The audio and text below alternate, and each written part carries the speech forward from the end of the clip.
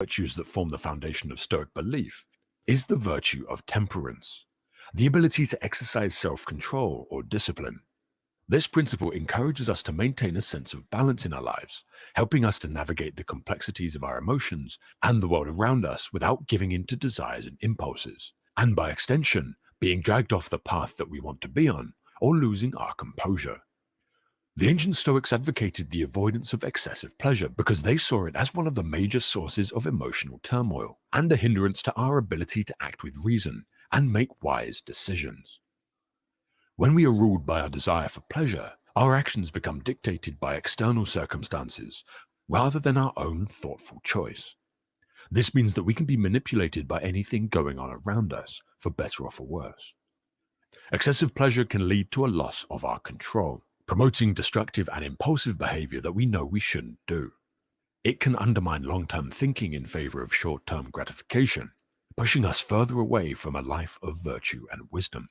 This unbalanced pursuit of pleasure can ultimately widen the gap between who we are and the person we aspire to be.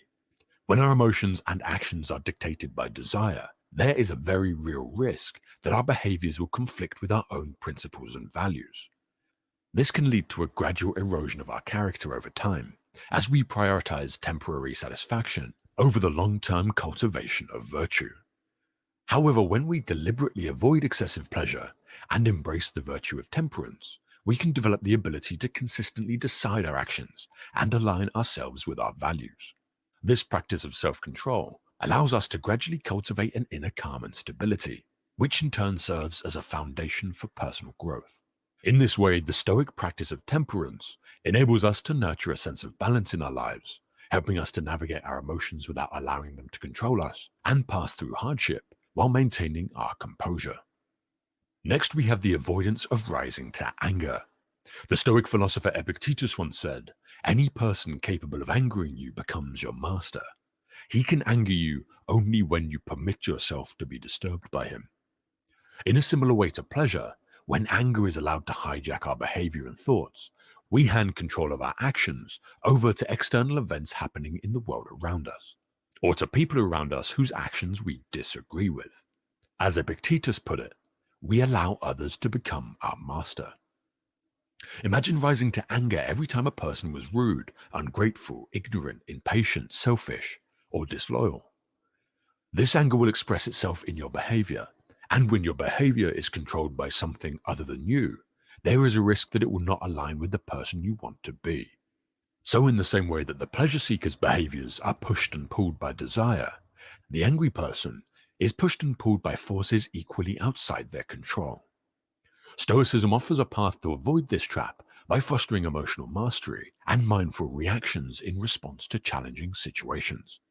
In order for us to adopt a Stoic approach to anger, we can consider the following steps.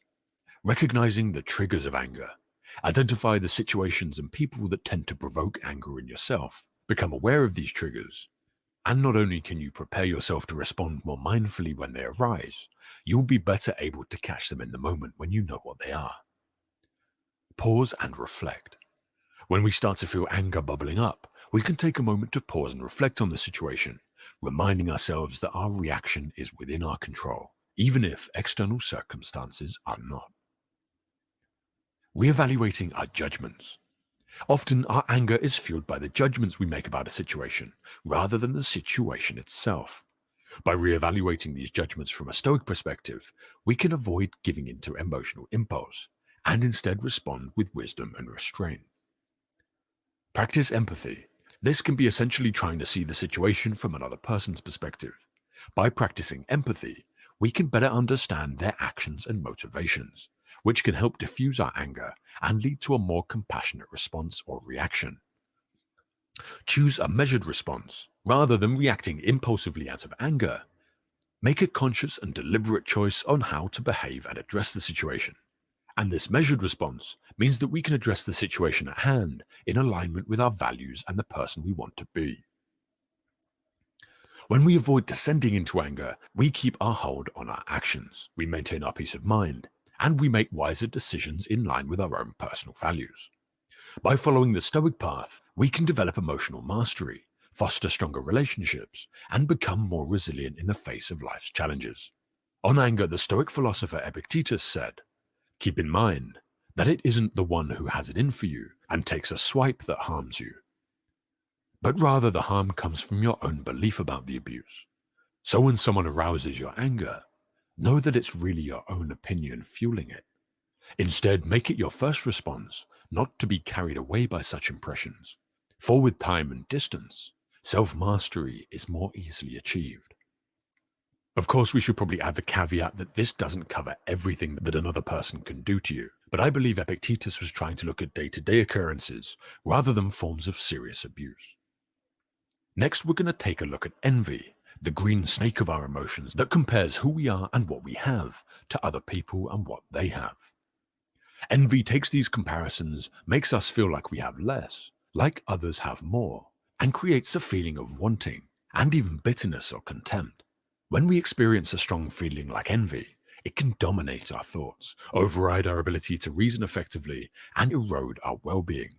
This feeling of envy often needs two things in order to survive: a focus on other people's accomplishments or belongings, and feeling inadequate or unsatisfied with our own lives. The more we do one or both of these, the stronger the feeling will get. However, instead of giving in to the destructive effects of envy, ancient Stoicism offers us an alternative strategy that encourages us to develop self-contentment and even applaud and celebrate the accomplishments of others. A core belief of the Stoics, which we cover over and over again, is to accept the areas of life that are outside our control and to concentrate on the things we can control, such as our own thoughts, deeds, and emotions. When we apply this theory to the experience of envy, we can start to see that our negative emotions have more to do with ourselves than with the situations that seem to have triggered them. In this case, the difference between our lives and the lives of other people. Rather than racing after money, possessions, or social status, Stoic thinkers like Seneca, Epictetus, and Marcus Aurelius believed that our ultimate objective should be to improve our character and live in accordance with our beliefs and values. Through the development of character, we can shift our attention from jealousy to personal development and self-improvement by concentrating on the cultivation of inner virtues. The more we grow and develop into the person we want to be, the more secure we become in ourselves, and the better able we are to congratulate others for their accomplishments, rather than looking at them with envy. As we shift into confidence about who we are, the achievements of others become less threatening to us. So let's have a look at these 5 Stoic practices that can help us with envy. Recognizing the fleeting nature of external success. The Stoics understood that material wealth, fame, and power are both transient and subject to the whims of fortune. This acknowledgement of the impermanent nature of things can loosen their hold on our emotions and allow us to find greater fulfillment in the pursuit of wisdom and virtue. Practicing gratitude. Gratitude is a powerful antidote to envy, and by regularly reflecting on the blessings and opportunities we have in our own lives, we can cultivate a sense of contentment and appreciation for our own circumstances. This shift in perspective can help neutralize feelings of envy and foster a more positive outlook. Focusing on self-improvement. Instead of comparing ourselves to others, we can channel our energy into becoming the best version of ourselves. Stoicism emphasizes the importance of personal growth and self-mastery, encouraging us to strive for excellence in our own thoughts, actions, and relationships. Embracing the success of others. Rather than feeling threatened or diminished by the accomplishments of others, we can encourage ourselves to celebrate their success and learn from their example. By adopting an attitude of goodwill and support, we can transform envy into inspiration, fostering a more harmonious and collaborative mindset. Reflect on the potential downsides of success. It's also important to remember that the people we envy are likely facing challenges and difficulties that we are not aware of. Success often comes with its own set of struggles, and by considering the potential drawbacks, we can gain a more balanced perspective on the lives of others that we envy, without looking at them through rose-tinted glasses. Next we have blame. And Marcus Aurelius once wrote, "If you can, correct the person who is responsible. If you cannot, repair the damage. If you can do neither, why blame others? It is pointless." There are nuggets of Stoic philosophy that offer us a unique perspective on the concept of blame, urging us to focus on our own thoughts and actions, rather than seeking to look for the failed responsibility in others. A lot of this comes back to the idea that we only have real control over our thoughts and actions, and that blame prevents us from using our time and energy to move forward and improve the situation. Blame even keeps us stuck in the past, focusing on the things outside the reach of our control. The Stoics believe that we should fundamentally concentrate on our own thoughts and actions, rather than those of others. By shifting our attention away from blame and the actions of other people, and towards our own actions, we can more effectively address the situation at hand, regardless of whether it was caused by someone else. In this way, we can actively work towards a resolution rather than getting caught up in the cycle of blame and wasting our time. Here are several ways we can look at blame in a different way. Acknowledging the good intentions of others. Stoic philosophy also teaches that most people are generally well-intentioned. We're all doing the best with what they have and the resources we have. And when someone makes a mistake or behaves in a destructive way, it is often due to their lack of understanding or inability to determine right from wrong, rather than malicious intent. Recognizing this can help us approach others with empathy and compassion, seeking to understand their perspective rather than jumping to blaming them without any context. Cultivating emotional resilience. Blaming others can be an easy way to deflect responsibility and avoid confronting our own shortcomings. However, this approach can undermine our own emotional resilience as we become more defensive and reactive to the actions of others, and therefore less capable of managing our own emotions. Stoicism encourages us to accept any given situation for what it is and move forward. In this case, it could be accepting that we may have been part of the problem and not getting defensive when people blame us, and similarly, not pointing fingers at other people when we feel we're being attacked. Encourage growth and learning. When we focus on blame, we may inadvertently be closing ourselves off to valuable learning opportunities. If we take the time to examine what we can do to improve a situation, we can grow and evolve both as individuals and as society. In this way, we can transform challenges into opportunities. On this subject, Marcus Aurelius wrote the following: "When you wake in the morning, tell yourself, the people I deal with today will be meddling, ungrateful, arrogant, dishonest, jealous, and surly. They are like this because they can't tell good from evil. But I have seen the beauty of good and the ugliness of evil, and have recognized that the wrongdoer has a nature related to my own, not of the same blood or birth, but the same mind, and possessing a share of the divine." So when stuff inevitably hits the fan, resist the urge to point fingers and assign blame. Instead, embrace the Stoic perspective of focusing on what you can do to improve the situation and maintain your peace of mind. In doing so, you'll not only be better equipped to navigate life's challenges, but you'll also have a better chance of cultivating stronger and more supportive relationships with those around you. At 5, we have allowing excessive fear. It's important to see fear as a natural emotion that we all experience, and one that kept our ancestors alive and safe in the wild, and that keeps us safe in our more modern world. Fear is a survival mechanism, yet Stoic philosophy teaches us that excessive fear can be detrimental to our well-being. Stoicism contains principles that help us learn to manage our fears more effectively, and as an alternative, embrace courage and rationality.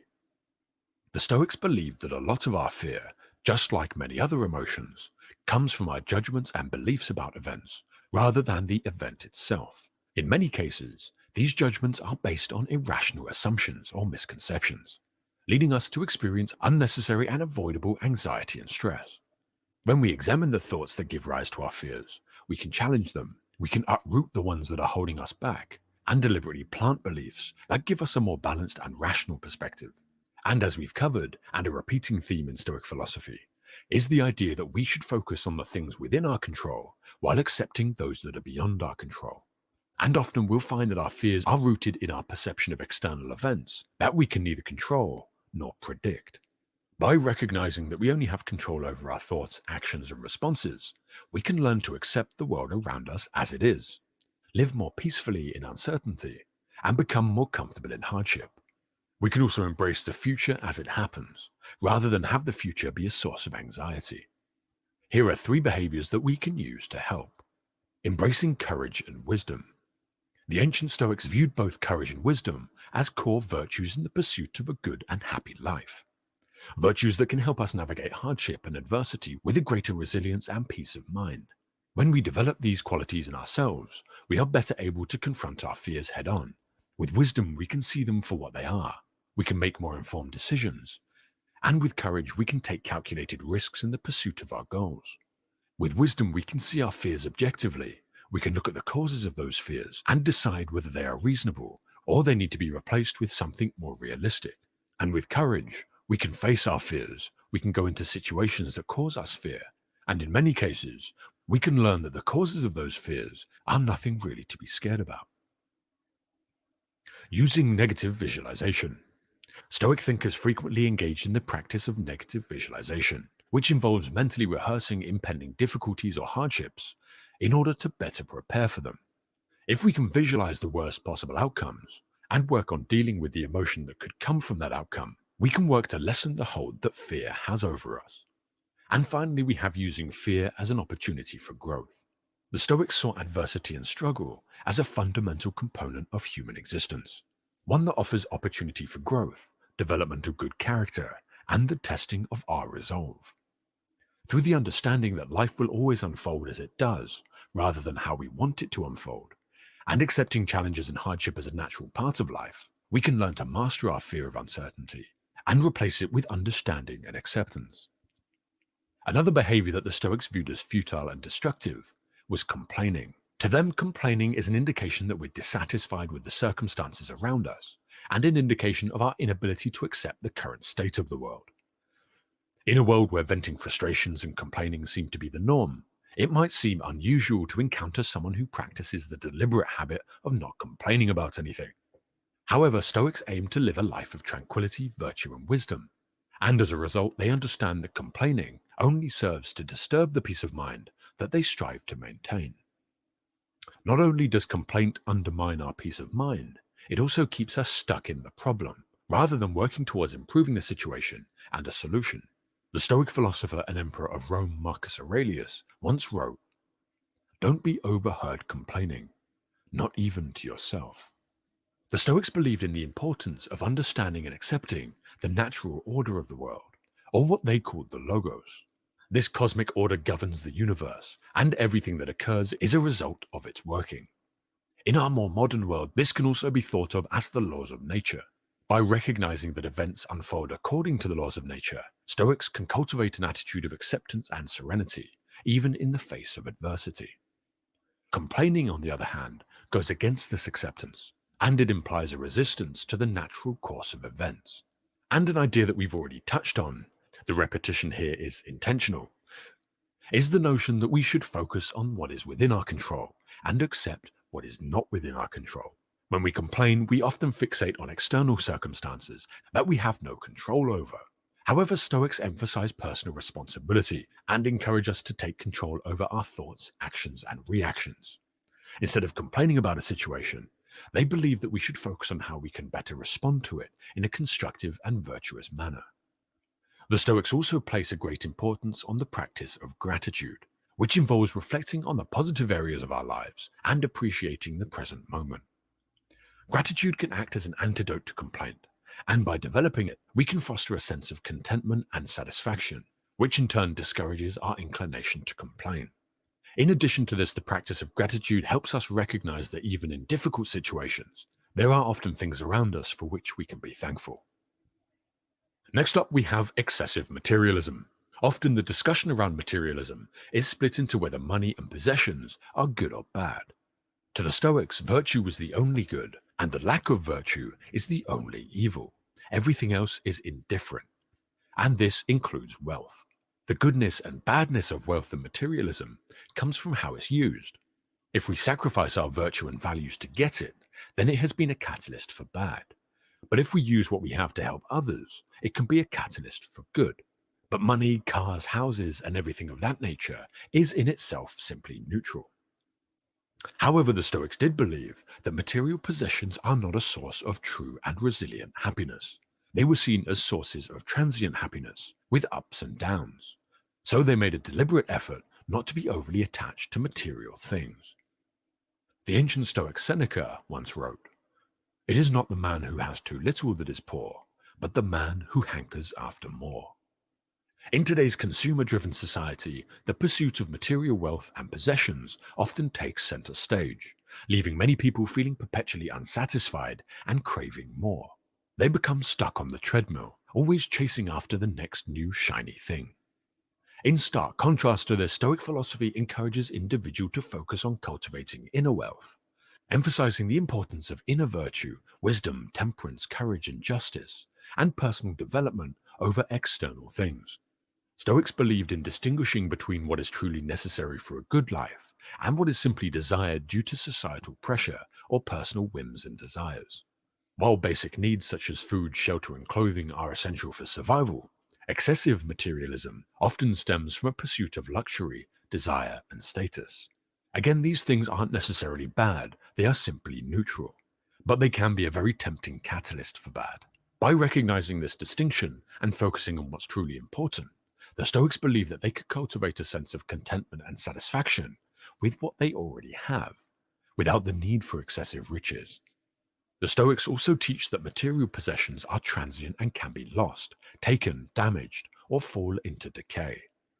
Recognizing the impermanent nature of worldly goods, Stoics can detach themselves from the constant desire to accumulate more, and instead focus internally. They even developed a way of thinking that suggests all we ever do is borrow things from the world, and the world will ultimately take it back after some time. People die and return to the earth. Things break, get stolen, or wear away. And to the Stoics, this impermanence led them to believe that you never really own anything. At best, you're borrowing what you have from the laws of nature. And lastly, we have self-pity. The Stoics believed self-pity to be a form of self-indulgence. Instead of feeding into it, they sought instead to focus on addressing the cause of the pity, the judgments they have of themselves that give rise to it, and then accepting responsibility for working on the root cause of the problem, rather than staying in the emotion. Epictetus once said, "A man asked me to write to Rome on his behalf, who, as most people thought, had met with misfortune. For having been wealthy and distinguished, he had afterwards lost all, and was living here. So I wrote about him in a humble style. He, however, on reading the letter, returned it to me with the words, 'I asked for your help, not for your pity. No evil has happened unto me.'" In the face of adversity or personal setback, it is all too common for individuals to fall into the trap of self-pity, focusing on their own suffering and lamenting their misfortune. However, Stoic philosophy encourages us to take a different approach, emphasizing resilience, rationality, and personal growth in the face of hardship. They believe that everything in the universe, including human experiences and emotions, unfold according to the laws of nature, the logos we spoke about earlier. And by accepting this fundamental principle, we can better understand that adversity and setback are an inherent part of life, part of a natural order, and not unique to any one person. This therefore prevents us from falling into the mindset of the victim. We are not being targeted. We're simply living in a world in which these things can happen to anyone, and hardship in some form or another happens to everyone. The rationality of the philosophy also teaches that our emotional reactions to events are often the result of our judgments and interpretations rather than the events themselves. This view of our thoughts and beliefs can take irrational or self-pitying thoughts, challenge them, and replace them with more rational and objective alternatives. Stoic philosophy also emphasizes the importance of taking responsibility for one's own thoughts, emotions, and actions. When we acknowledge their role in shaping our experience of life, Stoics can resist the temptation to indulge in self-pity and instead focus on what they can control, such as their response to adversity and the cultivation of virtue.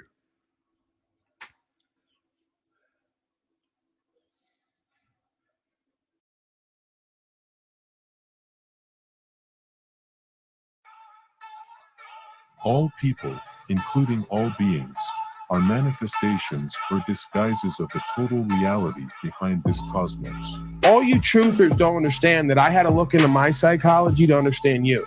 You're all belligerent combatives. You're all oppositional defiant. You all take up positions to find a cause to justify your meaningless existence. You'll fight anybody to act like you're self-righteous and true. And it doesn't get you good results, okay? When I see all these people who want to start all the interactions with everybody, not with God-given rights, not with the law of the land, not with freedom and principles, not with process on how to unslave ourselves, but let's argue over the shape of the planet. I start thinking you're a fucking agent. These people won't even listen to legal and lawful God-given rights, property, and freedom and principles. You're non-credible. You're fucking inept. You have no self-awareness and awareness of others. You're defiant, right, and resistant, and you're not received well when you're out in the public. And that's the difference between you and I. Write it down. You're a fucking moron. So I see right through all you motherfuckers. I don't give a fuck what comes out of your mouth. Love and light, ascension. We're all coming together for truth and freedom. You're full of shit. People in the middle of nowhere who have everything they need and can co-create with nature and are in touch with the Tao, the way to the way, they don't consider you wise. They consider you be a bunch of mentally and emotionally ill folks who have personality disorder. I know why you do what you do. I don't care if you won't tell anybody. I know me, so I know you. You're not the centric point of this universe. All right? At best, if you want to be, it's an I am that am presence. Confront the cause and effect. Bring the solution. You're a fucking slave. I and others have brought the solution. You won't embody it. You don't want to be a free man or woman. So don't come to me and tell me I'm raining on your parade because I'm doing what the fuck you won't. It's not that you can't. It's you won't because you're a fucking coward. Because if you don't stand for rights, freedom, and principles, you don't get them. That means you've taken mine. I don't accept that. Right? I don't respect that because you don't have a right to give up your rights. They're God-given. God can take them away. You have to embody them. If you don't, you've done wrong. You're unjust. You're an infidel. I'm talking into your spirit. I'm talking objective truth. I'm telling you what the fuck needs to happen or else. When the or else comes, I don't want to hear it. Don't you want personal choice? Don't you want property rights? Don't you want the ability to defend yourself? Don't you want the fascism to end? I want to vomit how easy it is to mind and heart control the majority of these fucking slaves. You got to put the work in. You got to put the time in. You got to show up for yourself and others. You got to have conviction. You got to live your information. You ain't doing that. They're not sitting in a fucking hole for a year, viewing themselves and reflecting and trying to find a space of peace and empowerment. They're not doing any of it. The court doesn't know you. Policy enforcement doesn't know you. The DA doesn't know you. The U.S. corporation doesn't know you. The feds don't know you. If they do know you, it's for being a loser failure and fucking up your own affairs and mismanaging it and having to go to jail at best. This is way deeper than rap. This ain't about no court. This is about taking your soul and keeping you here for thousands of years. I suspect. I can't prove it. Well, you can't be nice and kind and polite with these people. You got to be a godly, righteous man, and you can't be an infidel, and you can't be equally yoked with infidels. You got a duty to render aid. You got a duty to uphold God's law. You got a duty to exercise your rights. Why the fuck ain't you doing it? But we can get in our ego and compete with each other over bullshit, or we can really be honest with ourselves and each other about where the fuck we failed ourselves and our family and our future and our lineage. Greetings, folks. We're back at it. Brian O'Shea is in the back. How are you, Mr. O'Shea? Oh, I'm doing well. I have a beautiful black queen sitting in front of me. She's pretending she can't hear me, but whatever. I don't want to make it awkward for her, for you, for the audience. Right. You have to offer today. I would like to yell and scream, but I can't seem to get outside the Starbucks and still have Wi-Fi, so I'm gonna have to. Maybe I could go in the bathroom and do it. I don't know. I'd really like to yell because I think I'm better like that, but whatever. I'm gonna have to work what I've got. Right. All right. Well, if you want to do that, feel free. If not, I'm gonna move right into the docket. Right. We're gonna do the clip viewing together. This has become a clip viewing broadcast at times. It seems. I mean, how much can I talk, really? Oh man. Yeah, Mr. O'Shea. I might call it early today. I know I say that a lot and I never do it, but might do an hour or two, cut out, get back to me, you know, whatever my life has become as a life coach, non-life coach. Let's see here. Relationship advice from a Russian mafia boss. Let's listen to that, Brian O'Shea. I'm sure we can all use a little relationship advice, no? I have wife. I have children. They are beautiful and smart, and I love them. For safety, I don't show them in public. But I tell you my secrets, finding right partner. Number one, find person that have the same capacity of brain and soul, like you. Number two, find person not only attractive, but warm-hearted. Number three, always give more than you take. Always. Number four, do not spend too much time together. Make rare. Number five, remember, finding love is like playing a beautiful instrument. You need practice. Number six, become better, but do not ask for perfection. It will kill partner and you. Number seven, always know it will be hard. No matter who you find, there is no easy woman or man. So you have to be tough and with open heart at the same time. Good luck. Your thoughts on any of that, Mr. Brian O'Shea? Does any of that apply to you? Fuck, man. I kind of missed a lot of that. I was looking around tabs and shit. A lot going on in my head. What songs are they playing back there? What are they playing right now? Right now there's a beautiful woman singing some like classic, sounds like a lady from like the 20s, but modern. I don't know. Got some like old jazzy kind of slow, Christmassy kind of feel. Right. All right, I'm going to move on, Mr. O'Shea.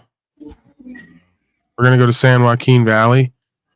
We got some auditing. You know, that's been real popular lately, to Castro and others. Folks have called me an auditor at times. I don't think that I was, but maybe I was and I wasn't aware of it. Last time I checked, putting my hands in my pocket wasn't illegal. And then also after this, we're going to view the tape that apparently came out. Yeah, that guy backstage it's not a real person. Can you hold up two fingers? Backstage? Mr. Dan? Mr. Dan backstage, can you hold up two fingers?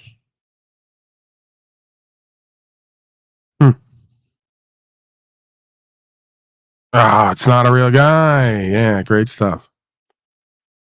Trucker Dan trying to porn bomb me. Trying to put a fake video backstage looping. It's not going to work, sir. Appreciate you. I'll probably be out of here early today, so you don't have to worry. You don't have to deal with me too long. So yeah, we had the police training video. Apparently came out. Turns out they're training all the cops to do unlawful shit, illegal shit. Turns out they're training all the cops to act like mafioso. And apparently the servants aren't happy about it. Governors, senators, whoever it is. I didn't even see it yet. I just saw the intro. Some guy in a suit saying he's very upset that he found out that all the cops are being trained to pretty much be the world's largest gang. So we're going to view that story. We're going to view the video, apparently, of what they're training all the policy enforcement to do and not do, and just completely trampling the Constitution. So this was not only in the stack, this was sent to me by a tipster. All right, I have tipsters, and a tipster sent this to me. So first, let's go to the San Joaquin Valley. Well, maybe we'll be getting a look at some of the training procedures up close in person. You gotta calm down. You can't treat the people. You can't treat the people like they're criminals. I'm not treating you. And they're all trying to hurt you. Officer safety. We don't pay you for that. I need you to keep your hand out of your pocket. What are you gonna do if I don't take it out? I'm gonna detain you. You're gonna detain me. Yes, That's gonna be keep your hand legal out of your detain. pocket. For officer safety, we've taught cops how to behave like the biggest cowards this world has ever known. Welcome back, folks. This video comes to you by way of a newer channel. His link will be provided for you in the description. It's a cold day out. You decide to record a police interaction on the side of the street. You're not doing anything illegal. You're not speaking to anyone. You're minding your own business. Next thing you know, a coward cop tells you to keep your hand out of your pocket. Last I checked, putting your hands in your pockets to keep warm is not a crime. But according to this fragile cop, who was in total fear of losing his life, it's an arrestable offense. We can't make this up, folks. Cops are not responsible for protecting the people. Case laws remind us of that. Castle Rock v. Gonzalez, DeShaney v. Winnebago, just to name a couple. So if they have no obligation to protect us, why do they pull us over for seatbelt violations? That's police hypocrisy 101. Rest in peace to all the kids in Uvalde. I would have risked my life to save them if I were there, uniform or no uniform. Shame on the cops who were too cowardly to protect the people from danger. And shame on this cop for either being a massive coward or abusing the officer safety nonsense to bully the free people. Let's watch this video. We'll pause for comments and I'll give you my final thoughts at the end. In this video, we're recording an investigation of a car that later on gets towed. Later on, when I'm interacting with one of the officers, it escalates to disorderly conduct. When the recording is stopped, when I was placed under handcuffs, the gentleman looked at me and grinned and said, "You're the one guy who had a problem with this other officer." This gentleman's motivations were purely retaliation. During the whole time of recording, I was not deemed a threat until when my hands were getting cold, I decided to put them in my jacket pocket while leaving the other one out to record. I believe this officer couldn't have gone me for anything, so he waited for a moment where he could try something. That being when I put my left hand inside my jacket and I left my other one out to record. This is to expose the pure tyranny that goes on in this county, especially when it comes to retaliation and how they back up other officers. Surprisingly enough, this is the same officer who took my complaint form when I was dealing with another officer. This goes to show you.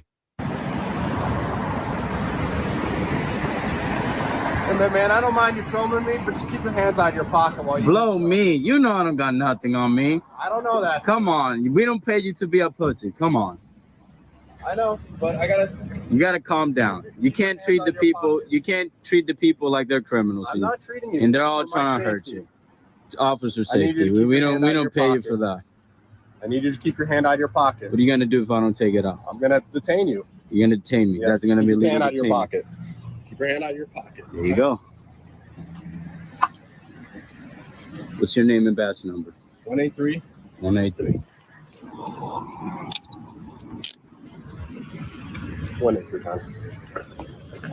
No weapons, no nothing, no knife, no apartment? I don't know that, man. All I'm asking is simple. Right here, I was detained and searched 6 times. Exaggerated. County alcohol. This officer was also disappointed to find nothing. It's for the late swimmage. Later on, I was cited with disorderly conduct for constitutional protected activity. This was all motivated by the retaliation. What's your name, sir? I was strongly believe that. What's your name, sir? Sir, what's your name? Do you have any ID on you, sir? Sir. Okay. For years now, we've been helping smaller channels grow. When I picked up the camera and started recording police, I realized that I personally was not going to be able to go out and record every police officer throughout the United States. So I started highlighting videos and I started encouraging you guys to pick up a camera and record. I reminded you guys that I would help your channels grow and you guys reach out to me. All right, that's pretty much it on that. I'm going to bring Mike up because he's in the back. And then we're going to get to the mobster cop training video that has apparently been exposed or leaked. Your thoughts, Mike Freeman? What do you got going on, man? I know you emailed me. I don't know what you're talking about. I'm not aware of whatever it was you just spoke on. So I don't know. Okay. Didn't you email me? No, I did email you, but I thought you were talking about something else. You were asking my thoughts on something else. I don't know what that is. Oh, yeah, no, I was saying, what do you got going on and what would you like to speak about? Well, I wasn't planning on coming up here and speaking in front of everybody, but I got arrested this morning doing DoorDash. I got pulled over for the equipment malfunction. It was a burned out tail light, and I actually think it was bullshit. I'm pretty sure it wasn't burnt out. And yeah, I mean, the guy wanted me to identify. I asked him. Well, I'm horrible at telling stories, by the way, so that's gonna be pretty obvious here. But he approached me and he's telling me that he pulled me over for the equipment malfunction, and he wanted to see my license and insurance. Asked if I had it on me. I said I did. And he asked if he could see it, and I said, I didn't commit a crime. What's the crime? And it's just back and forth like that. Him telling me that I committed a crime, me saying, what's the crime? There's no victim, there's no crime. And he kept escalating it a little bit, and they ultimately called out like 10 police cars. There's a ton of cops out For a there. I think burnt it's probably, taillight out. well, the license plate light, it wasn't even a tail light. And I'm pretty Not sure it even the was tail bullshit. light. So the license for the license plate light, they needed to identify you, call out 10 cops, and then eventually detain you, arrest you. Fascinating. And what did they charge you with? They ended up yanking me on the car. They charged me with the equipment What did they malfunction charge and the person obstruction. with? Excuse me. Yeah, the person was Malfunction. charged That with, obstruction's going around a lot lately, huh? We got O'Shea on obstruction. We got the Castro. They're really dealing that obstruction charge out a lot lately. So why did you obstruct? Because you didn't commit a crime and they required identification that you wouldn't produce? yeah, they were insistent that I committed a crime, and I kept asking them, where's the victim? And then when they're telling me they're going to arrest me, I said, you're going to do violence to me because I refuse to myself. You're going to do violence to me, for no cause. There's no victim. There's no crime. And it was just back and forth like that until they pulled me out of the car. Well, let's go to this video because I think this is a good segue, and then we'll touch back on this. You're breaking up. You might have to get close to wherever. I'm out in the country, man. I don't have very good signal out here for upload. My upload's super slow. Right. You were saying it didn't go up? It didn't go anything like how I wanted it to go. Like I froze up in the moment. I couldn't think of anything that I wanted to say. So I didn't say a lot of the things that I wanted to say. I didn't want to be one of those people who just sits there and says nothing because I believe in something here. I want to stand on my rights, and I can't stand on my rights and freedoms and, do what's true and what's correct and all that by sitting there being silent and ignoring him. Yeah, well, they rely on their coercion, duress, and the intimidation factor to get you to get off balance. That's why I suggest that folks not codify, but to put on record, right, and have documentation that they can present, in the event that they're pulled over.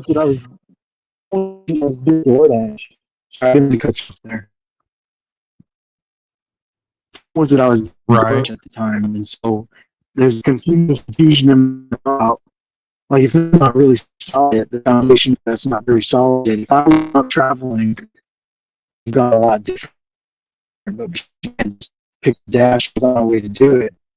Yeah, you're breaking up, Mike. Yeah, you're breaking up. Yeah, I mean, again, this is folks with beliefs using words and terms to try to corral man to be bound and latched by their belief systems and their feelings, and ultimately it's like, you can claim whatever you want. You can even have a chain of title with documentation, but ultimately it's your word against mine. It's your belief against mine. You can't compel me to believe something you believe. Right. And I know that this is counter to what most folks. Yeah. So again, if we live on a free land, if this is a voluntary land, right? If it's of the people, by the people, for the people, well, that means the individual man and woman. So ultimately, even their claims of commerce, having a monopoly on commerce and being able to regulate free trade amongst men and women is bizarre to me, right? There is no standing in that, and where they get their standing is U.S. corporation and its subsidiary corporations or corporate capacities, right? They know, like I know, they can't regulate the free movement of man and woman, and they can't regulate the free trade of man and woman. But that's not what we have going on here. They've taken words and terms to take back ownership of our movement and our activities in order to regulate them and generate revenue. It's completely a corporate takeover. It's an overthrow of America and American ideals and values for foreign corporate procedure, and parliamentary process. It's basically the United Kingdom, the sun never set, right? Whether folks want to accept it or not, the reason Big Daddy Donnie, I believe, goes over to the UK and bows in front of the Queen, which the American founders said we don't do here, is because they have a special relationship, as he says. And what that means is they're all under contract, right? They've all contracted their rights away. They've all contracted into a public safety, political venue, parliamentary process, which is, you could argue, not only anti-human but anti-American.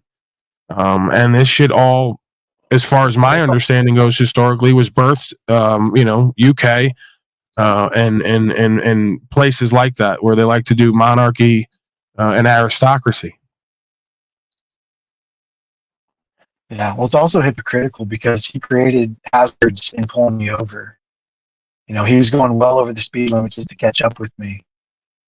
And then when I was banked up in the back of the car, he was going 15 over, and like I was like, oh, he's turning real fast, stopping real fast. He was doing it on purpose to rough me up, I think. Yeah, it looks like he got kicked. Yeah, you got weak signal there, Mike. But anything's possible. I don't know what they're up to individually, specifically. There's a pattern of behavior and plenty of evidence and facts here of where we're at. And how do you undo this at this point? Other than just, go forward, do what you believe is true and what's right, and surrender the outcome and be prepared to deal with consequences. You're deeply entrenched in fascism. I really, I'd love to give you a different rap that's kind of a bit more hopeful.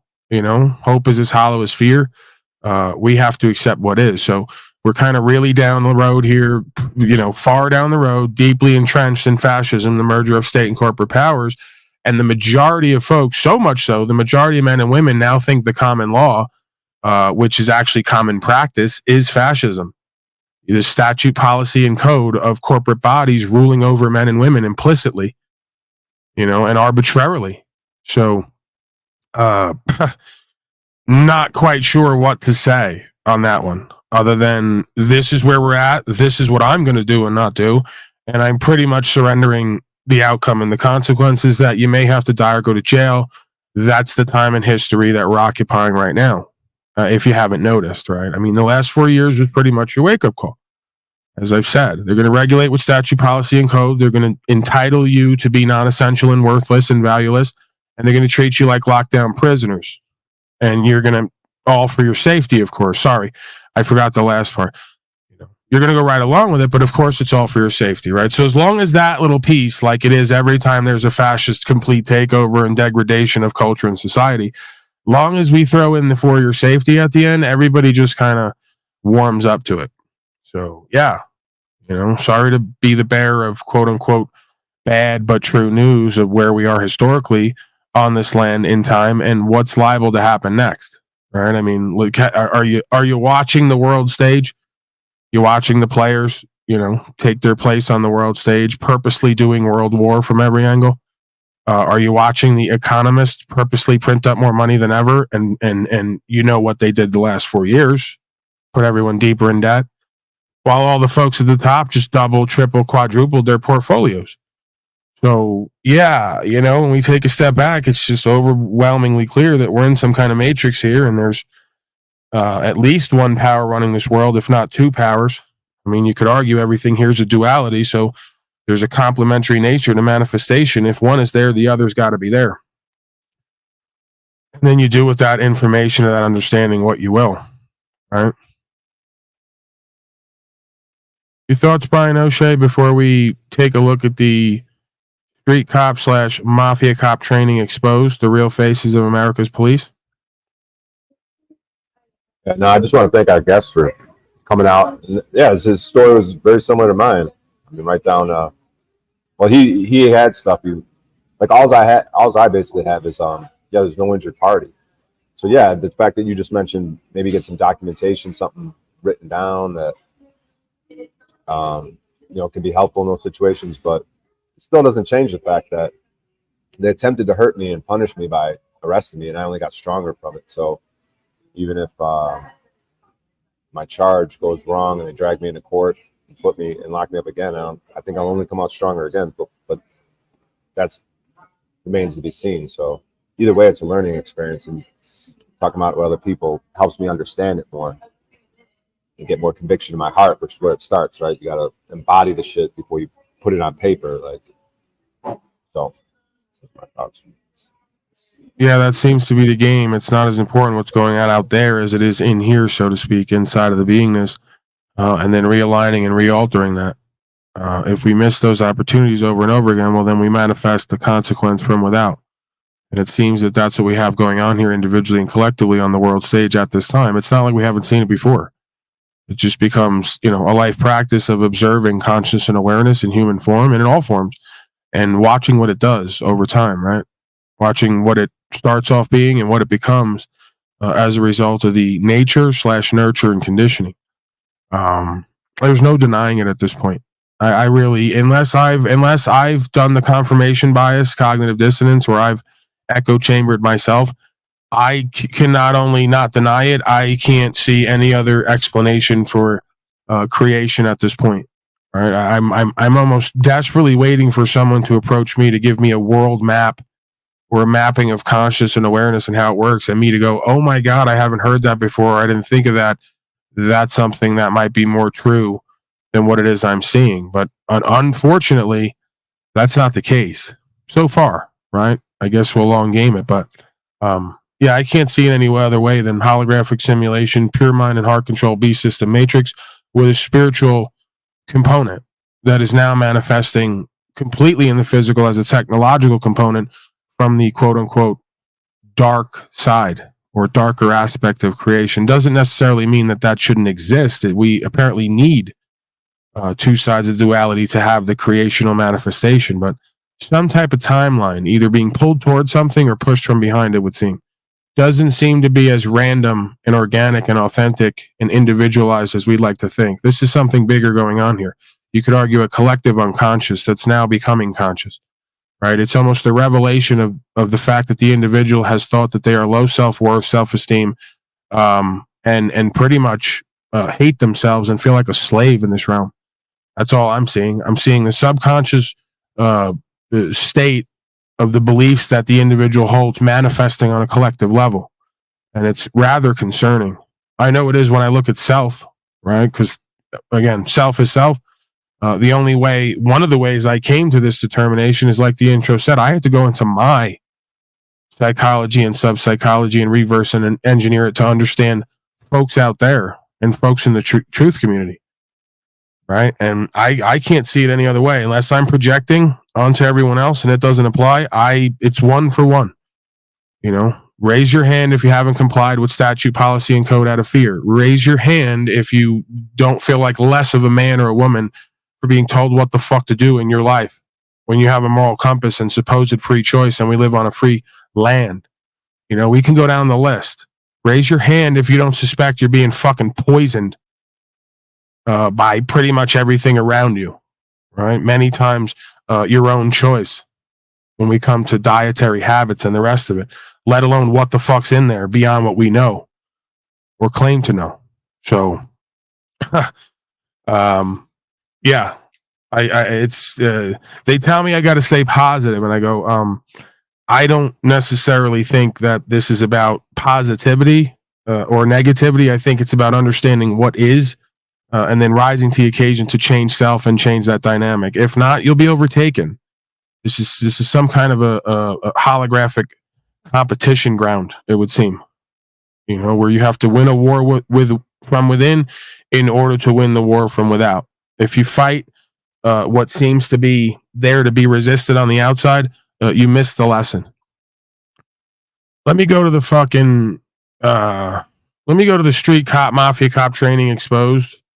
Rather lengthy. I don't know how much we'll get through, but this is what your servants are up to nowadays. This guy, boy, does he look upset. In October 2021, about 1,000 police officers attended a private police training conference in Atlantic City. About 240 of the officers were from New Jersey. We investigated this 6-day conference hosted by a private company called Street Cop Training. The training was held after New Jersey, as well as other states, had adopted safety initiatives and reforms to reduce bias and excessive force in policing. what we found was really disturbing. Instructors taught unconstitutional policing practices, teaching officers to stop motorists without a lawful basis and to illegally prolong traffic stops. They Interesting. denigrated women and racial and ethnic minorities. They promoted a warrior mentality and glorified violence. They belittled internal affairs. They dehumanized civilians. They made jokes about their genitalia and harassed members of the audience. And this training was paid for with public funds. Taxpayers paid for a training that normalized discriminatory and harassing There you go, behavior. folks. And there's all the folks who want to come against me and others. You heard what he just said there. You think it was an accident that he used the term lawful instead of legal? Yeah, they're stopping everyone based on legal bullshit that they're revising every few weeks. There's no lawful reasons for any of this. And yeah, their training is making a war on the people. We know that. Right? Oh, it's shocking, right? We're going to be shocked again.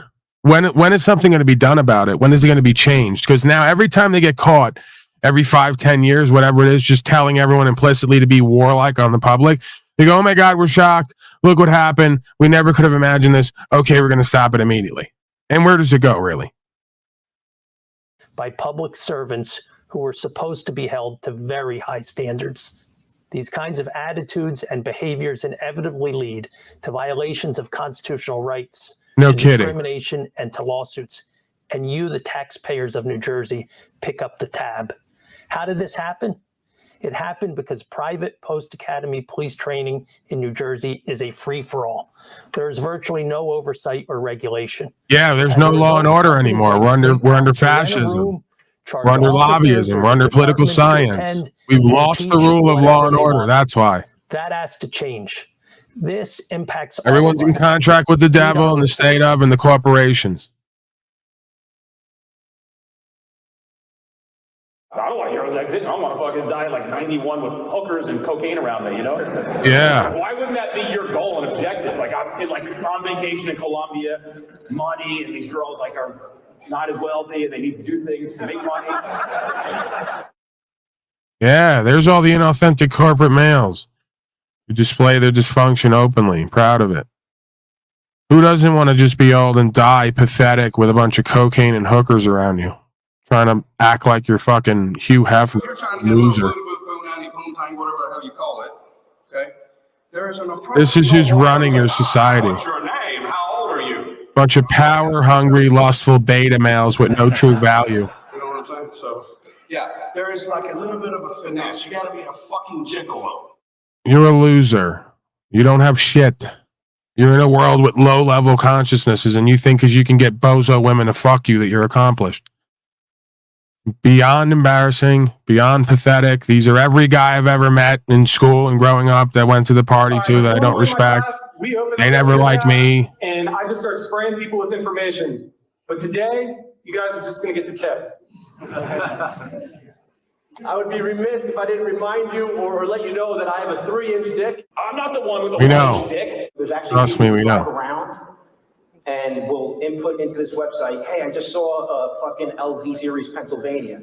You know, Murder or something like that? Hey, you got drugs in the car? I would never do anything like that. Yeah, okay. I watched this car come off the highway and I fucked the shit out of the female driver. She doesn't want to fuck me back though. It's gonna be the sneaky peek. And you all know the sneaky peek. Every guy in the room right now is like, what are you talking about? It's like when you're there and somebody walks by you and you're like, don't look. Just don't look. Don't look. Okay, oh, you know what? Hold on. Hey, what's up, buddy? Fake phone call. Okay, I looked. Understanding pain, both physically and physiologically, it's important. When we understand what it does and what purpose it serves, it's just another thing that we can harness and that we can leverage as a weapon. I like it. You know, like, not like, hey, will you whip me later? But maybe, you know, like, maybe.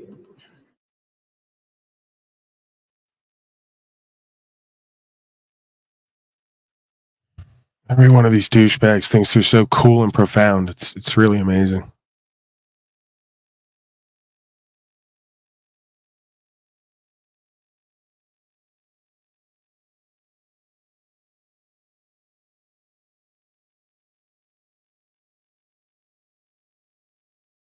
Next person that challenges you about how we need to keep reimagining, ask he or she, him, her, she, him, whatever the fuck you want to call people now. I'm from the Middle East. Everything is a business, even how we get married. You ever heard of the dowry shit? You know what a dowry is? I'd like your daughter. Can I have her? 150,000. You can have her all day long. You keep her. Don't bring her back. Middle Eastern folks in the class are like, dude, shut up.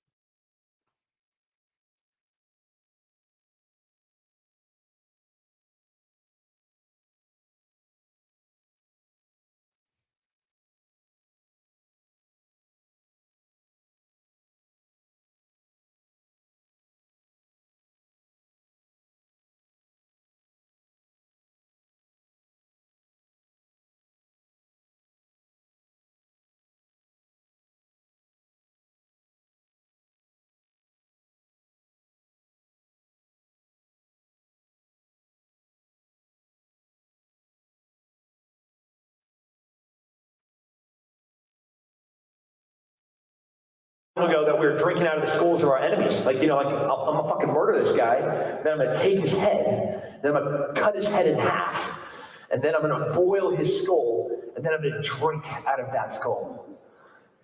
Fucking rad, right? I'm not sure the guy who's fucking recording you like, I am not a citizen of the United States under fucking Act 12, 6. Shut the fuck up, right? About to get pepper sprayed and fucking tased. Windows broke out, motherfucker.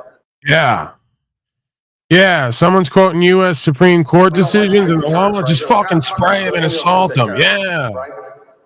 And I had a problem treating, you know, gangbangers and the people that were the pieces of shit. We're so powerful and attractive people. That told me, well, Sean, guess what? That's a lot of tissue lab, bro. Anytime you can come to one of these shitbags, absolutely do the best you can. Absolutely, because what if he gets hurt, right? Or she gets hurt, or he gets hurt?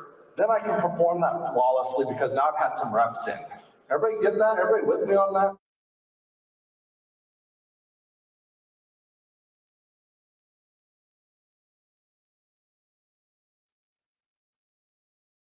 Yeah, these are a bunch of deviants and date rapists who got a uniform and got some power in their life. All the losers who you know, peaked in high school. In the South, it's the Wild Wild West, South, wherever. You don't believe me? Run from Georgia State Patrol. Y'all know what I'm talking about. Okay?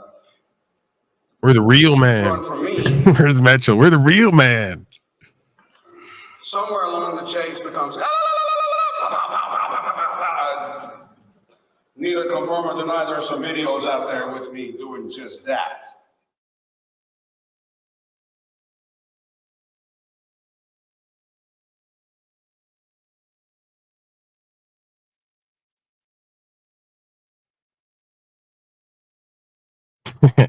Yeah, it's a tyrant bragging convention. They just get around and just expose and brag on all the tyrannical, deviant shit they're doing up to. This is where we're at. They just come out in the open with it. So yeah, we're great. Gas station, pops his hood up, gets out of his car. But yeah, in Jersey, we don't pump our own gas. They do it. Other people do it. So kind of like right from the beginning, I was a little concerned about it. That's your question. Small rubber band. See that rubber band? Yeah, let's Facial expressions. That's all I want. This was just a couple of rubber bands and driving to him. Look at his hand shaking. Do you have an ID, sir? Okay, can I see an ID? That's not an 18-year-old kid dressed like Jesus coming eastbound out of Trenton. It's a 75-year-old black man, a change in drive behavior, came into a gas station, and I'm like, oh, what the fuck? And you know what? Shame on me, because I look in there and I'm like, oh, got a couple small rubber bands. And all I'm doing is asking, hey, what's up with that?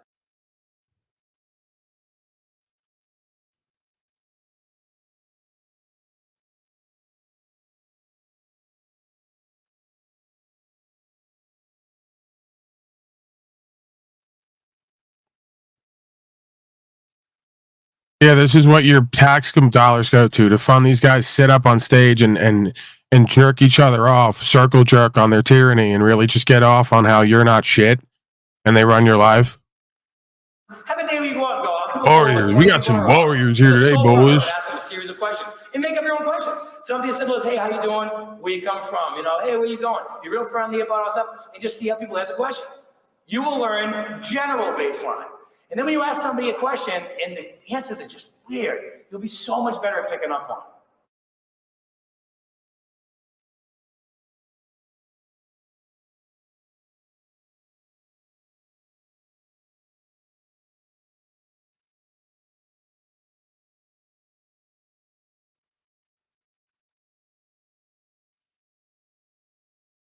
In Indiana, speed limit for trucks is 65, cars is 70. There's no fucking way that any car should ever be behind a semi if they have the ability to pass it. So when you do that, if you're coming through Indiana, I'm gonna fucking stop your ass. Like, he has the whole left lane to pass this fucking semi, but he's gonna sit right behind it. It makes zero sense. It's not logical. Now they're just pulling people over for what they determine to be logical about how you choose to drive. There's Kenny Williams, look, I'm sitting in the driver's seat. He's fingers fucking his computer, really just playing Tetris, not doing anything. And he's asking them very simple questions in the midst of, you know, his investigation. Oh, so who's that in the car again? Oh, where'd you guys say you're going? You're going for a long time? I have family out that way. Making up a story and trying to engage them in a casual conversation.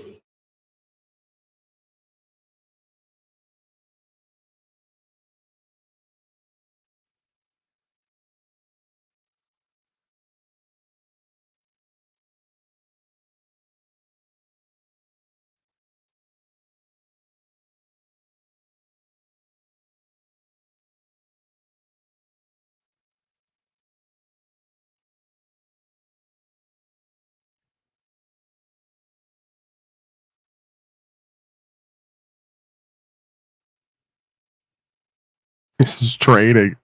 This is training. This is a training convention.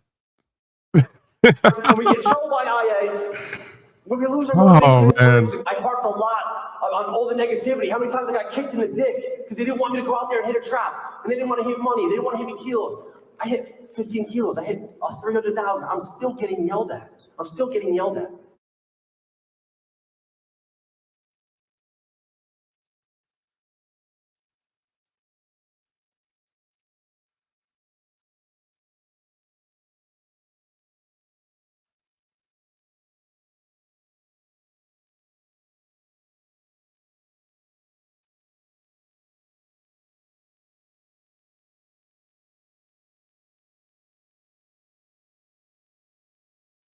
This is Some kind of fucking thing on their shoulders or neck collar or fucking whatever. So, hey, we watched your body cam videos. We don't think you got a voluntary consent. Yeah, here's 7 pieces of case law, fuckhead. Stop trying to back the 19-year-old dispatcher. Get a fucking life.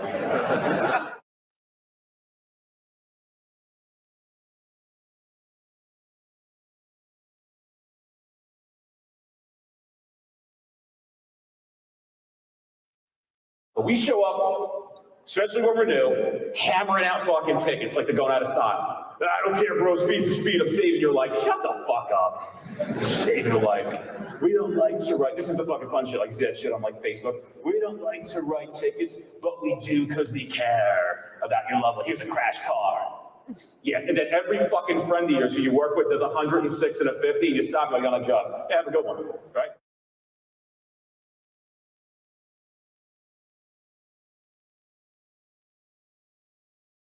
shocking. They don't actually care about other people.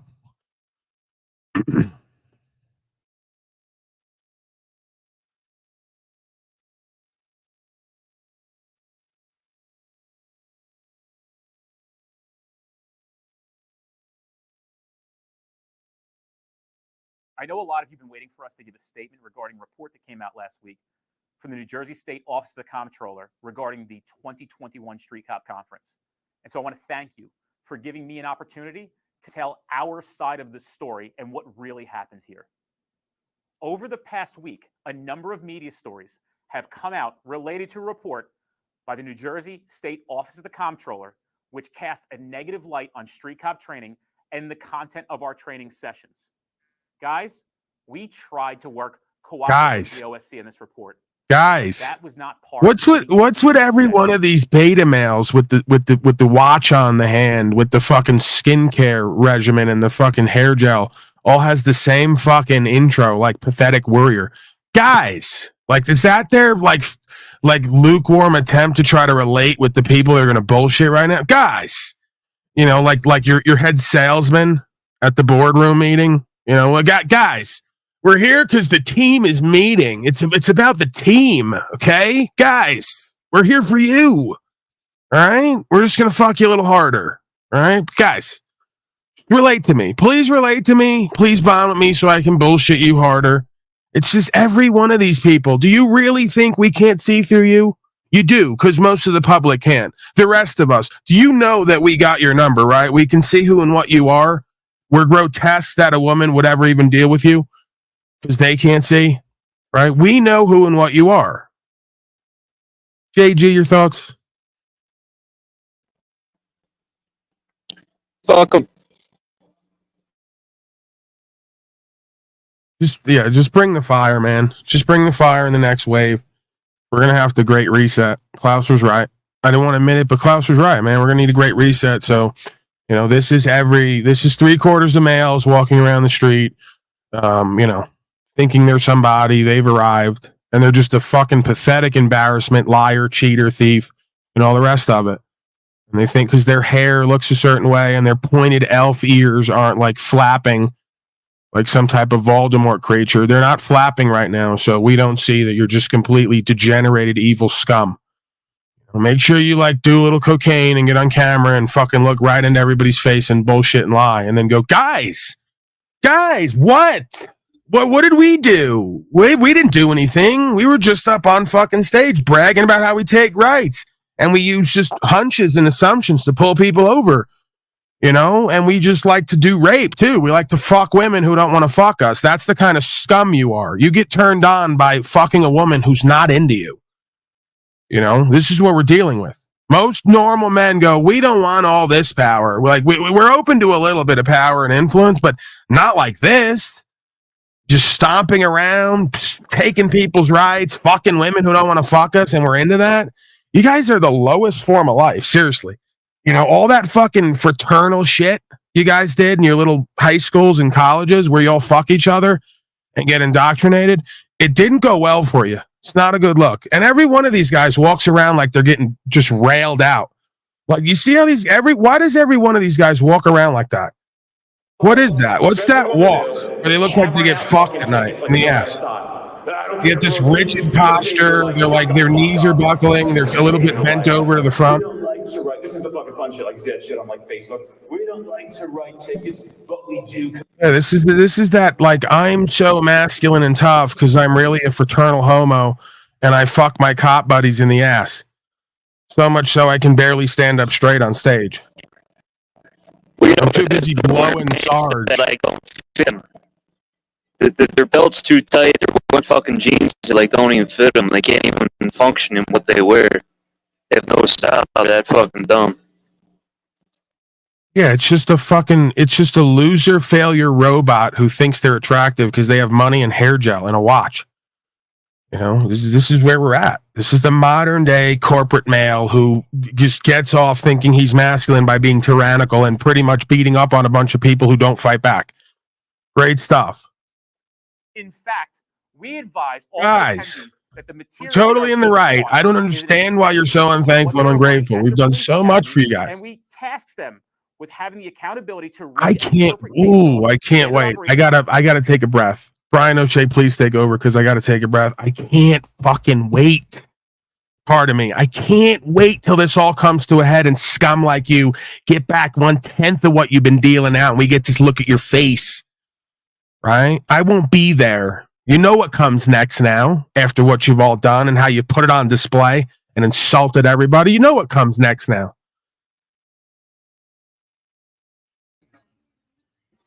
Yeah, absolutely, man. Nailing it. Yeah, fuck these idiots, dude.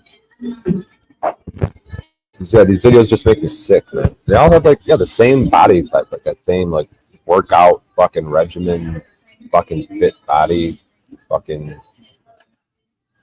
There's nothing more satisfying. I'll just put it like this, proverbially. There's nothing more satisfying than watching a tyrannical bully piece of garbage finally get their comeuppance, get what they deserve, right? Some might say. You know, like when you watch the videos of them come in and cut the uniform off one of these clowns, and all of a sudden that look comes over them. Oh, we're going to have to go to jail now. Yeah, you're going to have to live with everything you've been dealing out for your crimes and tyranny. Then they want to start crying. They're not so tough then. All this fake bravado, false strength bullshit. Beyond embarrassing. Yeah, that's the beauty of how God works. Like God's probably like a gangster like that. Dude, he's gonna love to watch these fuckers get. Oh yeah, it loves it, and that goes for all of us. It loves to watch the little boys get a little bit too big for their britches, pop shit they can't stand on, and then get checked and humbled. Fucking loves it. I'm only speaking about something I know about my walk consistently that I know is true for the rest of you. You're just too ignorant and arrogant to look at it. The time will come. Yeah, because it's ego one way or another. Like they're dealing with ego. You know what I mean? And everyone's ego may look different, but yeah, God deals with it probably the same way. Guys. Operating procedures and guidelines in order to adopt them in a way that is in alignment with their state agencies and their state for which they work. We want police officers to have the highest level of professionalism. Yeah, every one of the hairless men. Every one of these guys is bald and hairless across their whole body, but they're all worked out. I also want to say I'm so we wax our bodies and work out every day, hang around nothing but men, and relish in dominating women and children. We're the real men. We're ultra masculine. Can't you tell by our waxed bodies that are all built up and shimmering, shining? Can't you tell by our metrosexual subconscious desires that bleed out in tyranny? Law enforcement professionals be the very best they can be for themselves and for the communities they serve. That will be our goal as we review, reflect on the past, navigate the present, and enhance our plan for the future. The truth of the matter is, almost 1,000 police officers know exactly what happened during the 2021 conference, and not one ever complained that there was anything short of great training. That's all we heard that week. These are the guys that Slow State looks up to, right? Because he's one of them, but he's just he's a loser amongst losers. But these are the kind of guys Slow State looks up to, right? He goes, "That's a real man, just like my daddy." He's waxed his arms and his legs. He works out at the gym all day, hangs around other men, burping and farting and jerking off, right? And it's the pinnacle of masculinity and honorability. These guys, like they want to look real. They can't just see real. It's like you can tell this guy's trying to have this great performance. He's trying to, look cool and fucking like a cool, solid cop. But he's not real. And then it's wrong. Yeah, they've got the pretend to be real game down, right? Oh, we're just regular guys. We're hanging out. We're on the streets. We're one of the guys. And it's like you're not. You're not a man in any way. None of this shit is acceptable. It's deviant. It's grotesque. It's one thing to even do this and be this, to come out open and just flaunt it, and be prideful in it. It's just an example of their hubris, right? Joking about raping women on the side of the road as a police officer. You think that's cute and funny? You're the lowest form of life.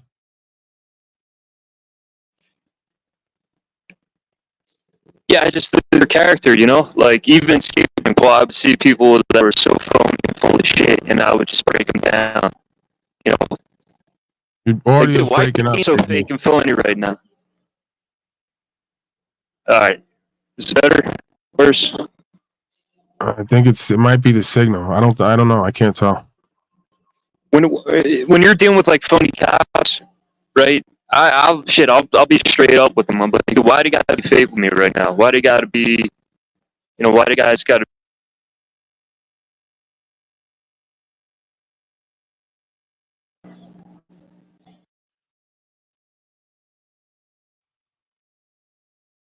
I don't know what's up with your audio, man.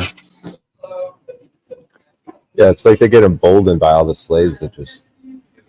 It's called falsely empowered codependence. These men wouldn't be shit if they didn't have their little fraternal order and the system backing them and all their little tools to make them feel like real men. right? And the ego, that's an extension of their tiny little dick. Yeah, so many things deal with false, like false shame, falsely empowered. Like it's the fake, the false, the faux, right? That's what they call Yeah, Jesus. what actually empowered, inspired, virtuous man would get up every day, put that crap on, and stomp around and pretend to be something in front of a bunch of other beta male losers with equipment? Who does that? Who does that other than a broken child who's desperate for validation and status and position? These aren't men. Who doesn't do it though? You know, who's not becoming a cop? People with fucking minds. We're on a different caliber. All these people becoming cops, they're so gung-ho about being a cop. Yeah, they're like distracted by insanity. Like you're lost. Yeah, these are a whole generation of men brought up by women in the household, right? And they're just supremely disempowered and insecure, so they act out to try to get their power back, right? On folks who are defenseless. They don't do it with people who are going to give shit back. They do it the majority of the time with defenseless folks who they know they can get over on. It's a toxic feminine archetype. Yeah, and they're molded, Paul. Like they're only getting worse. You become a cop, you're like, damn, this is crazy. 2 years later, you're the crazy cop. Yeah, they got devouring mama at home that made them feel like they were the biggest and best little boy ever, the most attractive, the most handsome. Devouring mama and tyrannical father at home. I guarantee it. It's every time. My dad was a cop. My mom was loving, right? But I didn't take the route everybody else was taking. All these dudes, they stand behind their police, stand behind their father that's a cop. You know, we stand behind the community. We stand behind this. Fuck that, man. Now you can take a hard route, which is what I took. I took the hard route. I took the route a lot of these guys with, you know, police family members can't take. And I'm not trying to sound, you know, I'm not trying to boost my ego. I'm just calling it how it is. I took the route where it's like, dude, Turn your video off, JG. The fuck, man? See if the audio gets better. You're cracking in and out, bro. You turn your camera off. Why are you saying this? Because it may help the audio.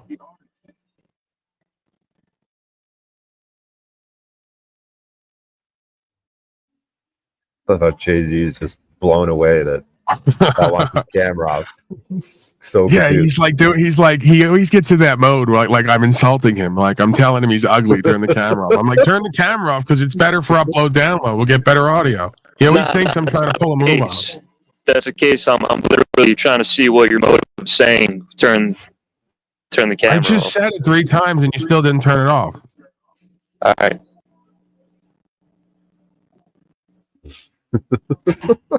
Wow.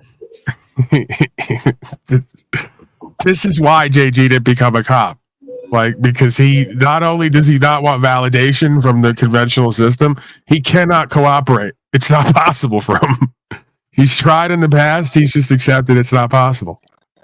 Well, to me, it's retarded. Like, turn your camera off. That's not going to do anything. Okay. You don't get the concept that it may improve the audio. You don't see how there could be a connection there. That it's using more data to show your fucking stupid face than it would be to just play the audio. Yo, Brian, fall back, dude. All right? We know you're retarded. Fall back, all right? Like, tighten the fuck up, man. Watch your mouth. You talk too much shit. Did you hear the last part there? Because he broke up again. If he would just turn his camera off, we might be able to hear him better because he'd get better upload. Yeah, you could insult me better, dude. I couldn't even hear your full insult. All right, you two cops carry on, cops. All right, you're acting like police now. Oh, here we go. Okay.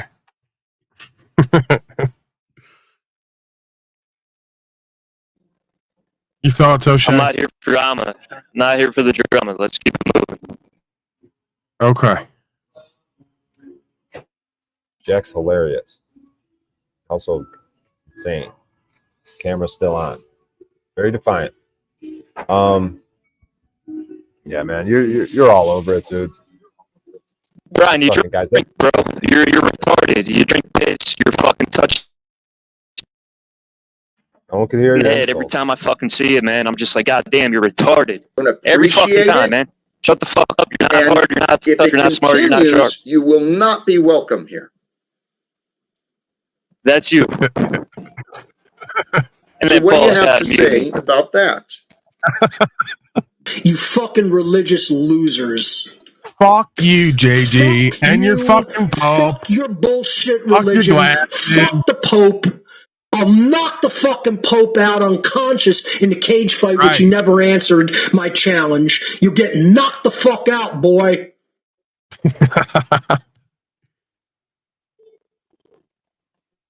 Why is your camera still on, dude? Like, what's the deal? Just try Why it. is the camera still on? Like, we asked him multiple times. Like, our camera's off, his is on. Why is your camera? Why is your camera still on? I can't Stop hear you. bitching, man. Can't hear you. You can hear me. It's in and out. Now I can. Guys are playing games. Want to let you know that sometimes you gotta shut the fuck up. And this current time is just one of those times you gotta shut the fuck up. I don't think you're a bad person. I just don't want to hear you talking anymore. Huh. All right.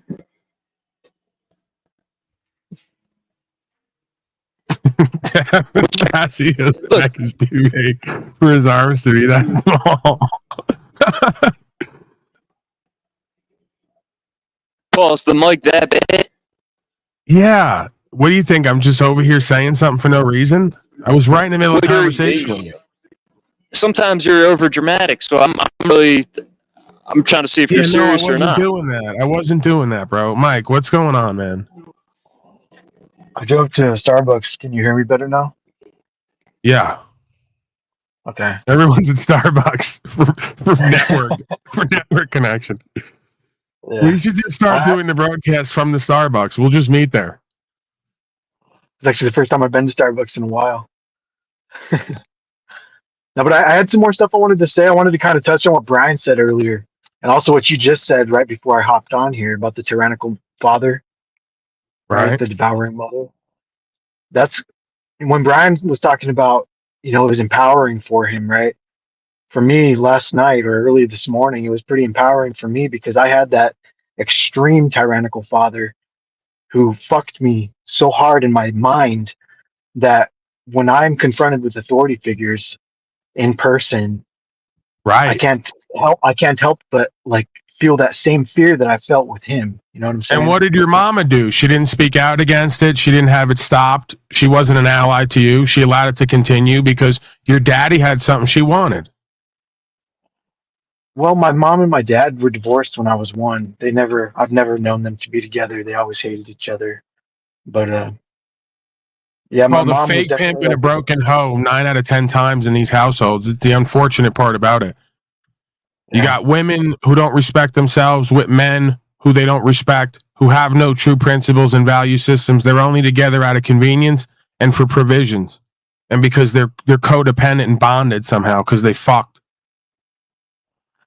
yeah, and then they all just separate and, who cares what happens with the kids, right? With those little baby goats.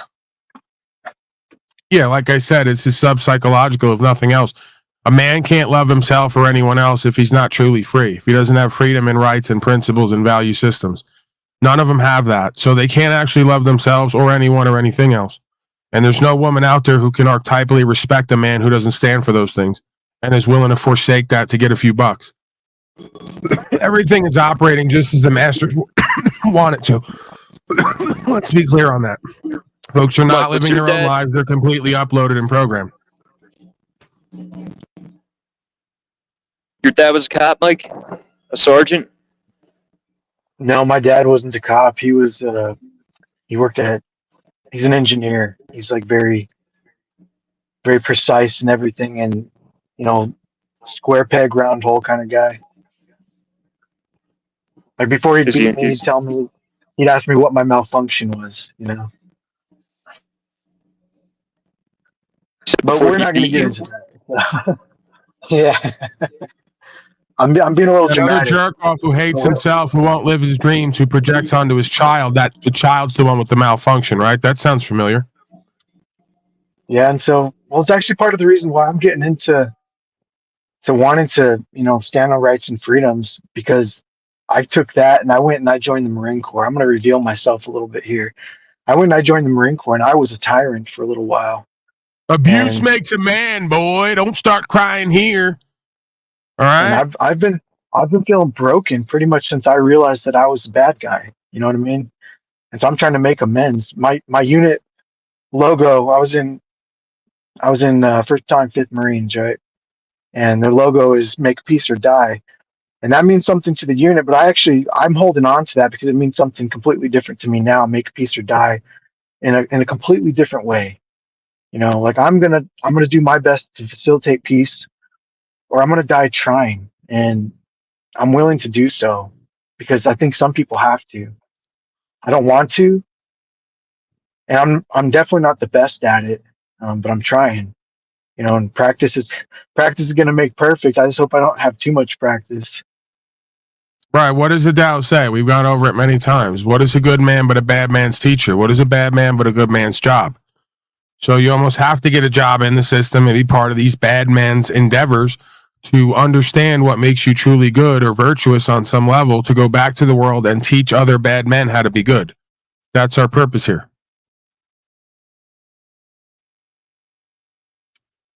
Yeah, I totally agree. Like this morning, I wasn't even supposed to be able to get out when I got out this morning. I had to pay the bond to get out because I had dogs locked in my garage at home. I had 3 dogs locked in the garage with no food or water. So I was only planning on being gone like 4 or 5 hours. So staying there for multiple days wasn't even an option for me. And for whatever reason, I got into the jailer's head. He was former military as well, and I got into his head, and he was like, you know what, I'm gonna help you get out right now. I'm not supposed to do this. I'm gonna call somebody down. And he was trembling in the end. He was trembling and fumbling over the paperwork. Because he knows they threw it all away. It doesn't matter if he felt guilty in that moment right there, because he had to look at you and his guilt got to him. They already know where they stand. They threw it all away. Everything they signed up for to put that uniform on to serve, they've thrown it all away. And now they want to do special privileges for special people, which is even more deplorable. Stand on your fucking tyranny. Lock everybody up. Don't let out Mikey Boy because he's ex-military and keep Paulie Boy in there because he ain't. That's not how justice works. You folks know you're not operating for justice. Then you want to let certain people out of the injustice you're all creating because you're guilty about it. How about just doing what's true and what's right? You ever think of that? No, of course not. They're too scared. Same fear they want to put on everyone else is the same fear that they experience day after day from their oppressors and their masters. Yeah, well, it's because society's been divided so many ways. You know what I mean? Mike, he couldn't justify it, so he got unnerved. He couldn't justify what he was doing, so it broke him down a bit.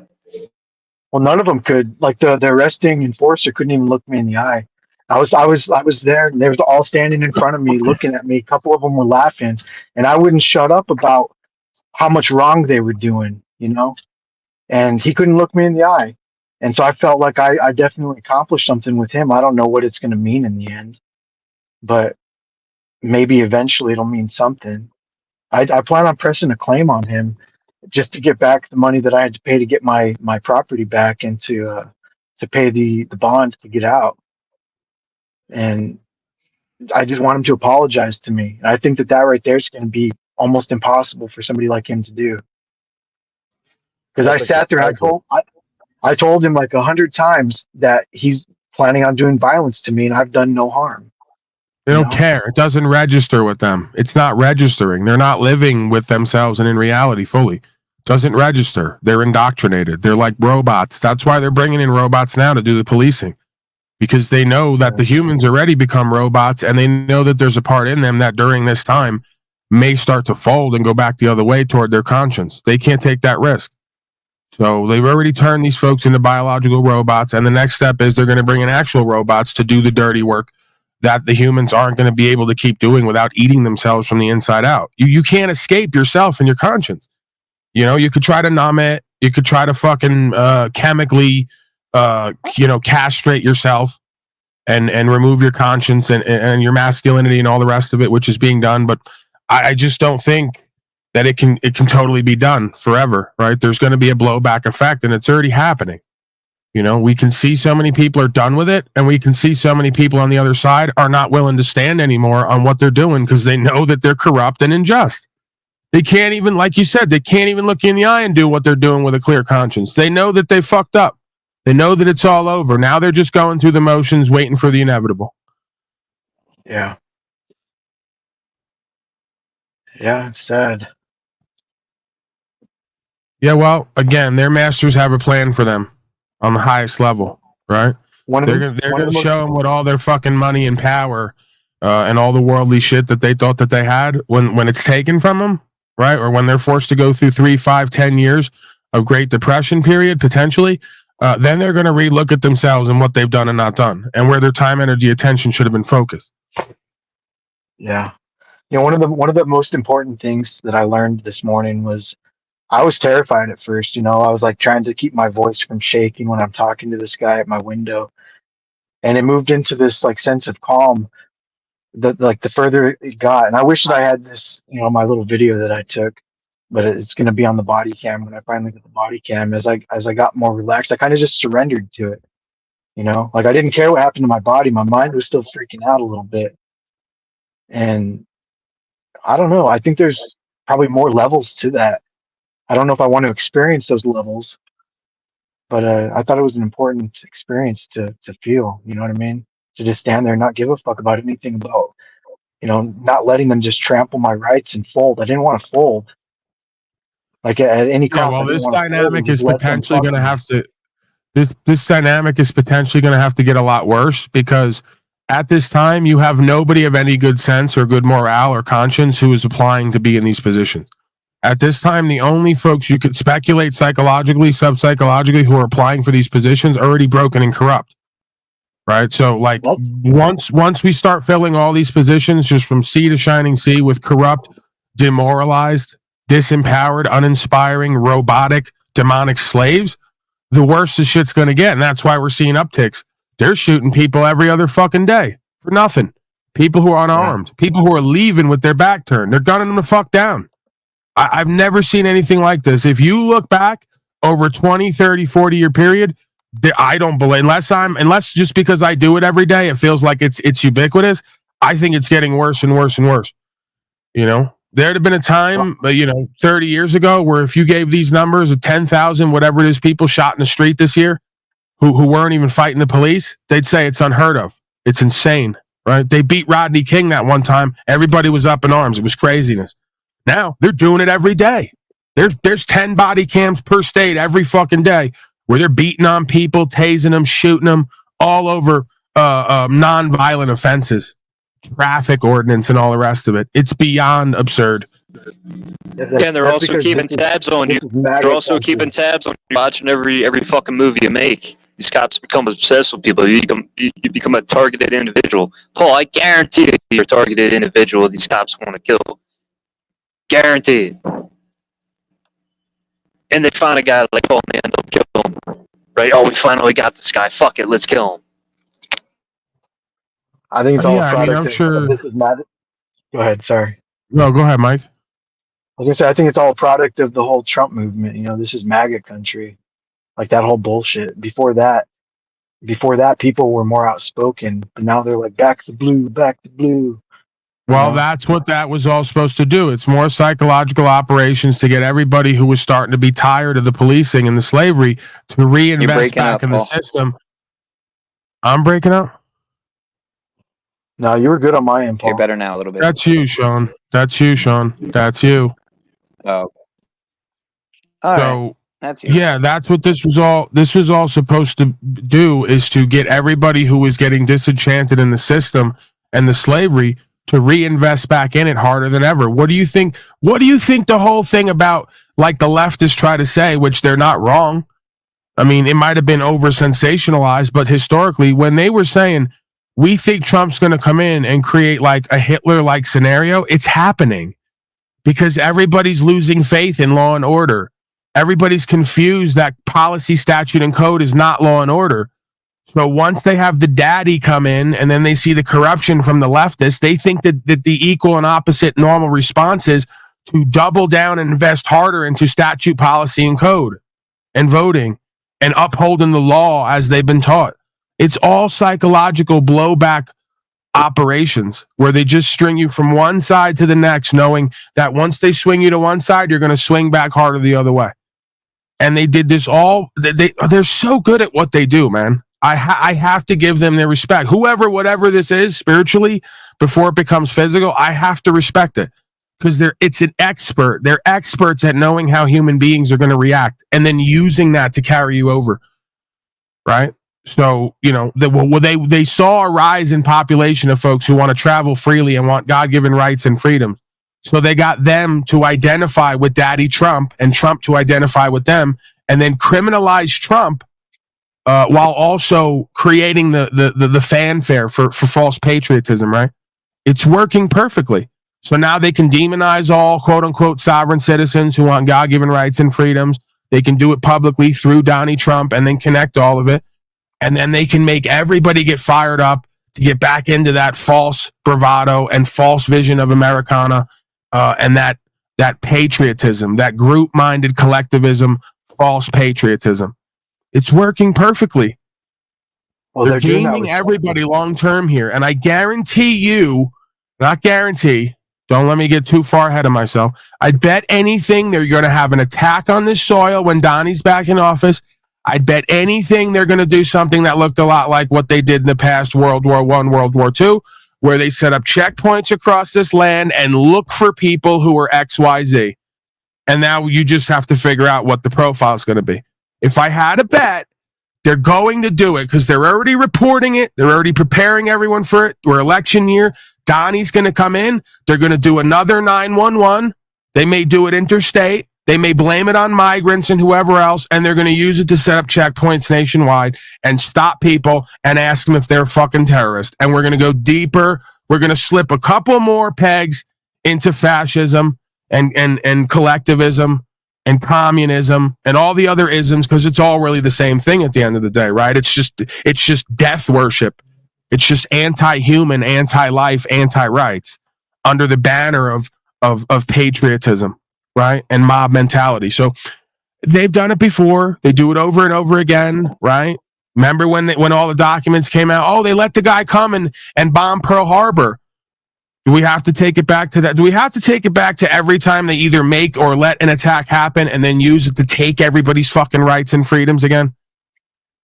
But the slaves won't see it. They won't get it. They'll say, Paulie Boy's theorizing, doing conspiracy again. And I go, you don't know history. You don't know yourself. You don't understand conscious and awareness and the aspects of it and where it goes traditionally, right? It's called light age, dark age. Where do you think we're at right now?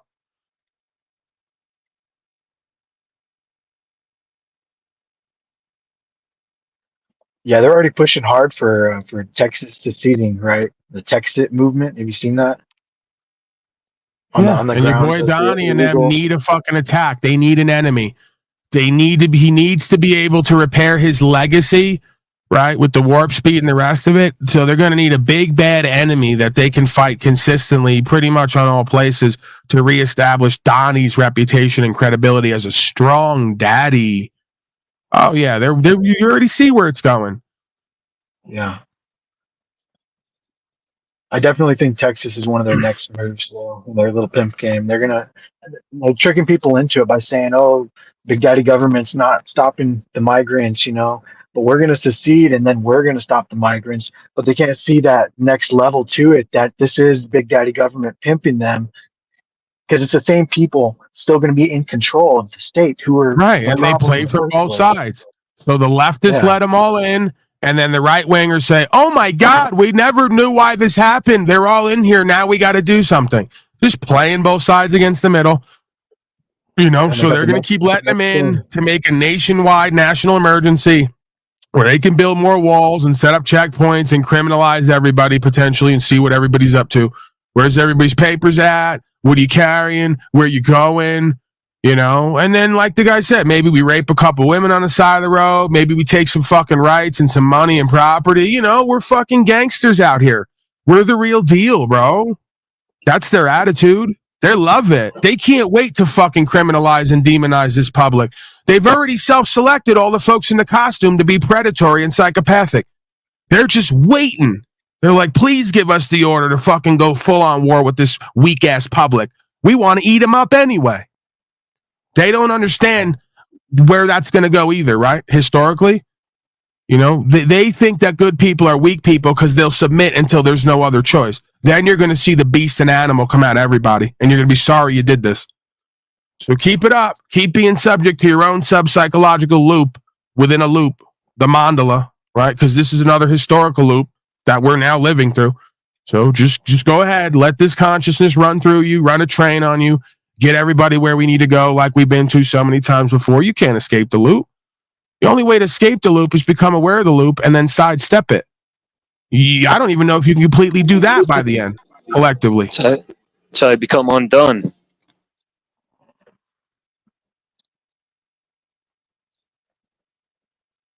I kind of like the idea of the whole non-combatant, non-belligerent approach to trying to facilitate peace with these people, you know? You have to, because the next step is war, bro. We have to be non-combative and non-belligerent and forgiving and faithful. Because the next fucking step after this is we're going to civil war. You're already at world war. And if you think that this world war isn't going to give these folks the cover, a political and economic cover to do more war on the ground, that's exactly why they're doing it. They're starting a world war so they can do their games in every nation locally on the ground. And they can use the fog of war to get it done. Exactly what the fuck they're doing. They're going to make political prisoners out of a whole bunch of people on every land who want rights and freedom and principles if they get their way. Yeah.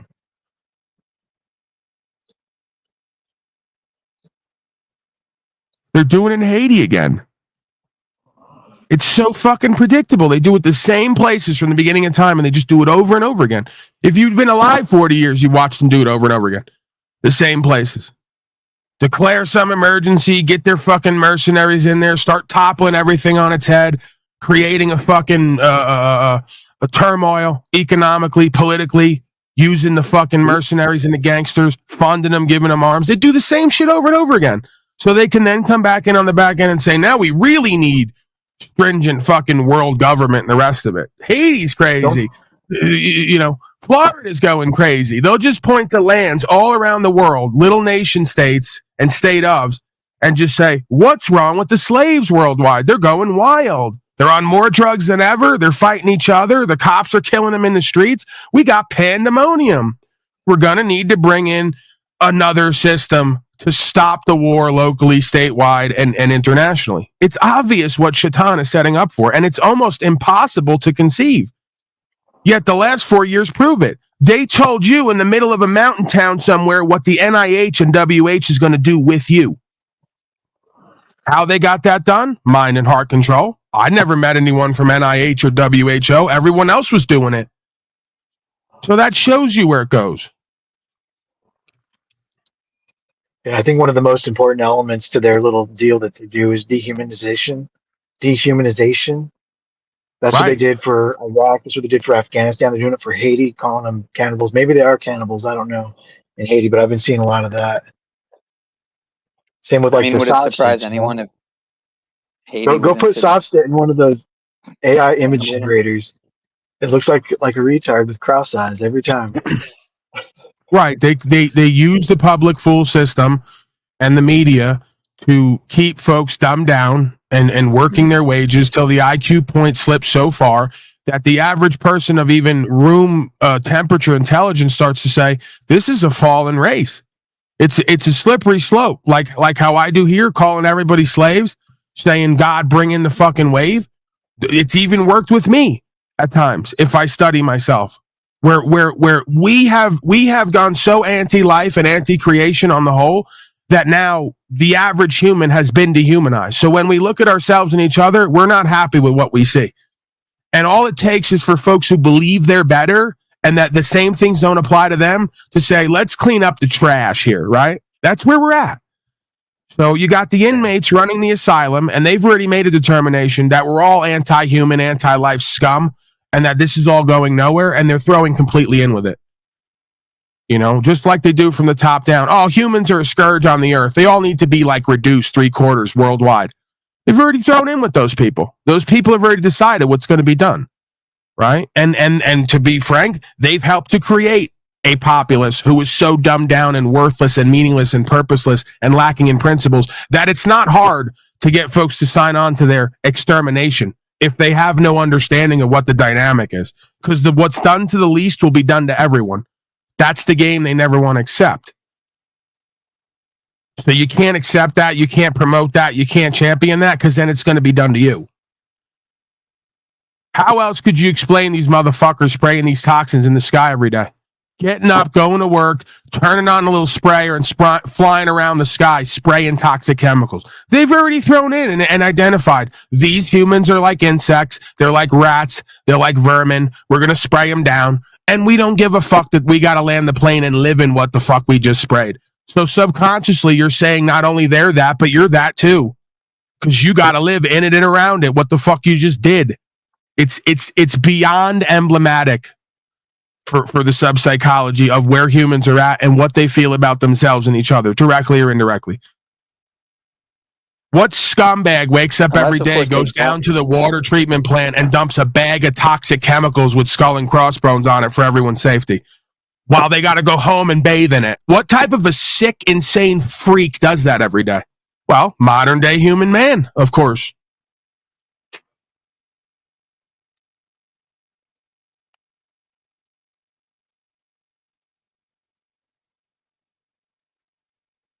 Yeah, it's interesting to consider the theory that like a lot of these people who seem to do terrible things with no qualms about it live in some type of possible literal underground bunker where they just kind of come out and do their dirt, get their upload for the day or the week or whatever, and then just go back to their dumb base underground, their deep underground military base. There's a lot of people out there who just don't give a shit if they hurt people. Some people like hurting people. I knew a lot of people like that at one point, where it was funny. Like the more you hurt somebody, the funnier it was. That's who we're dealing with here. Yeah, we all have that. We all have a mischievous kind of joker aspect to self.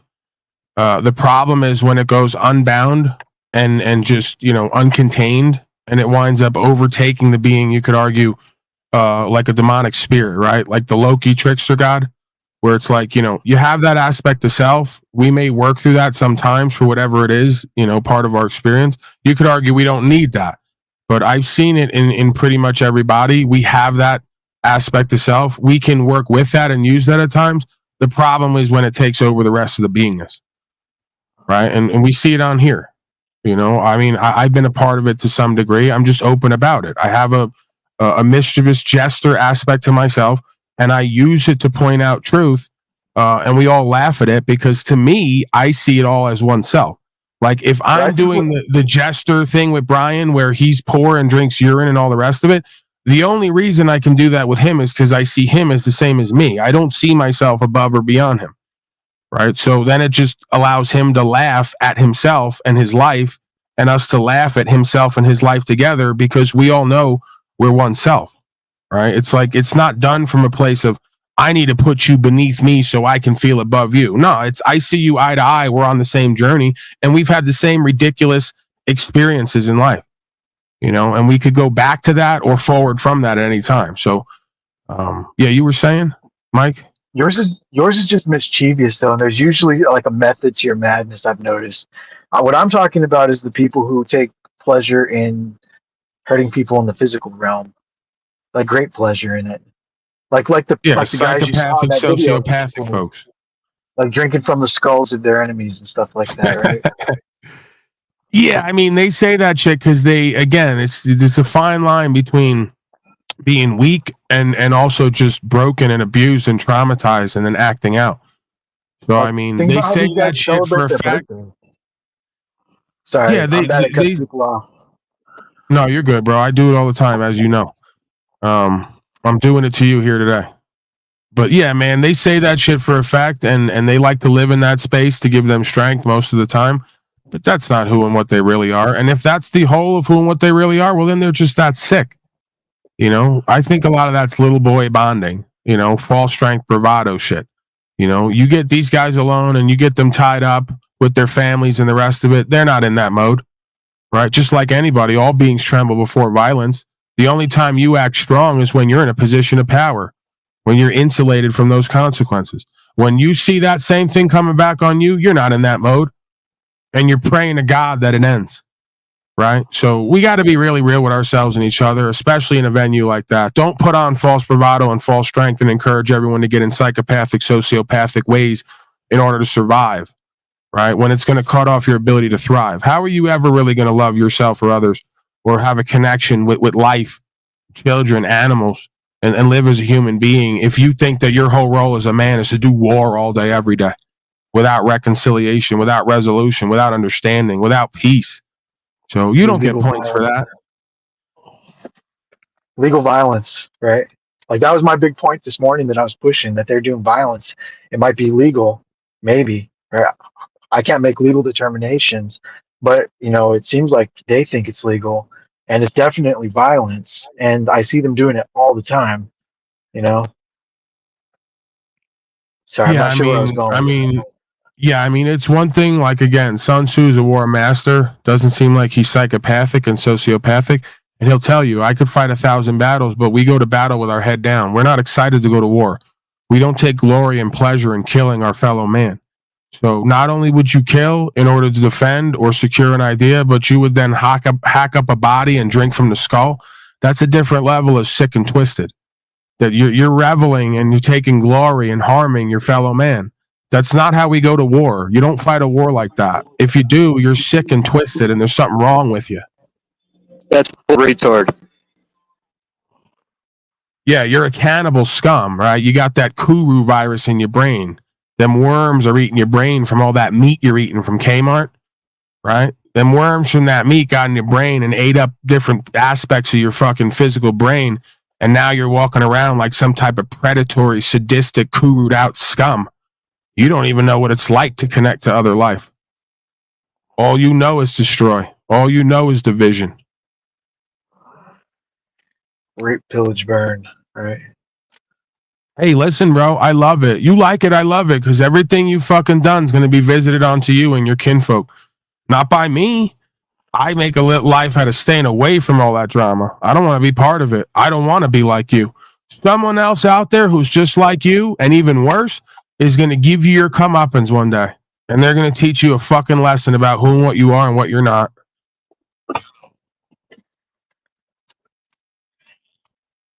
See, these folks don't meditate on their mortality. They're just caught up in the game and lost in the sauce, right? Little boys like you, all of them cry, right? You get them alone with the bad they've done at night when they're sitting there with God late in the night, they cry. You get them tied up, powerless, without all their control and their buddies, they fucking cry and beg. You're no different. None of yous are any different. You ain't fooling me.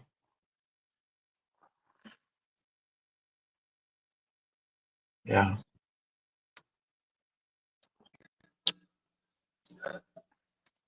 Yep.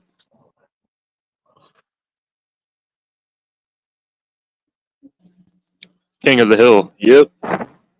Yep. Dang it, Bobby.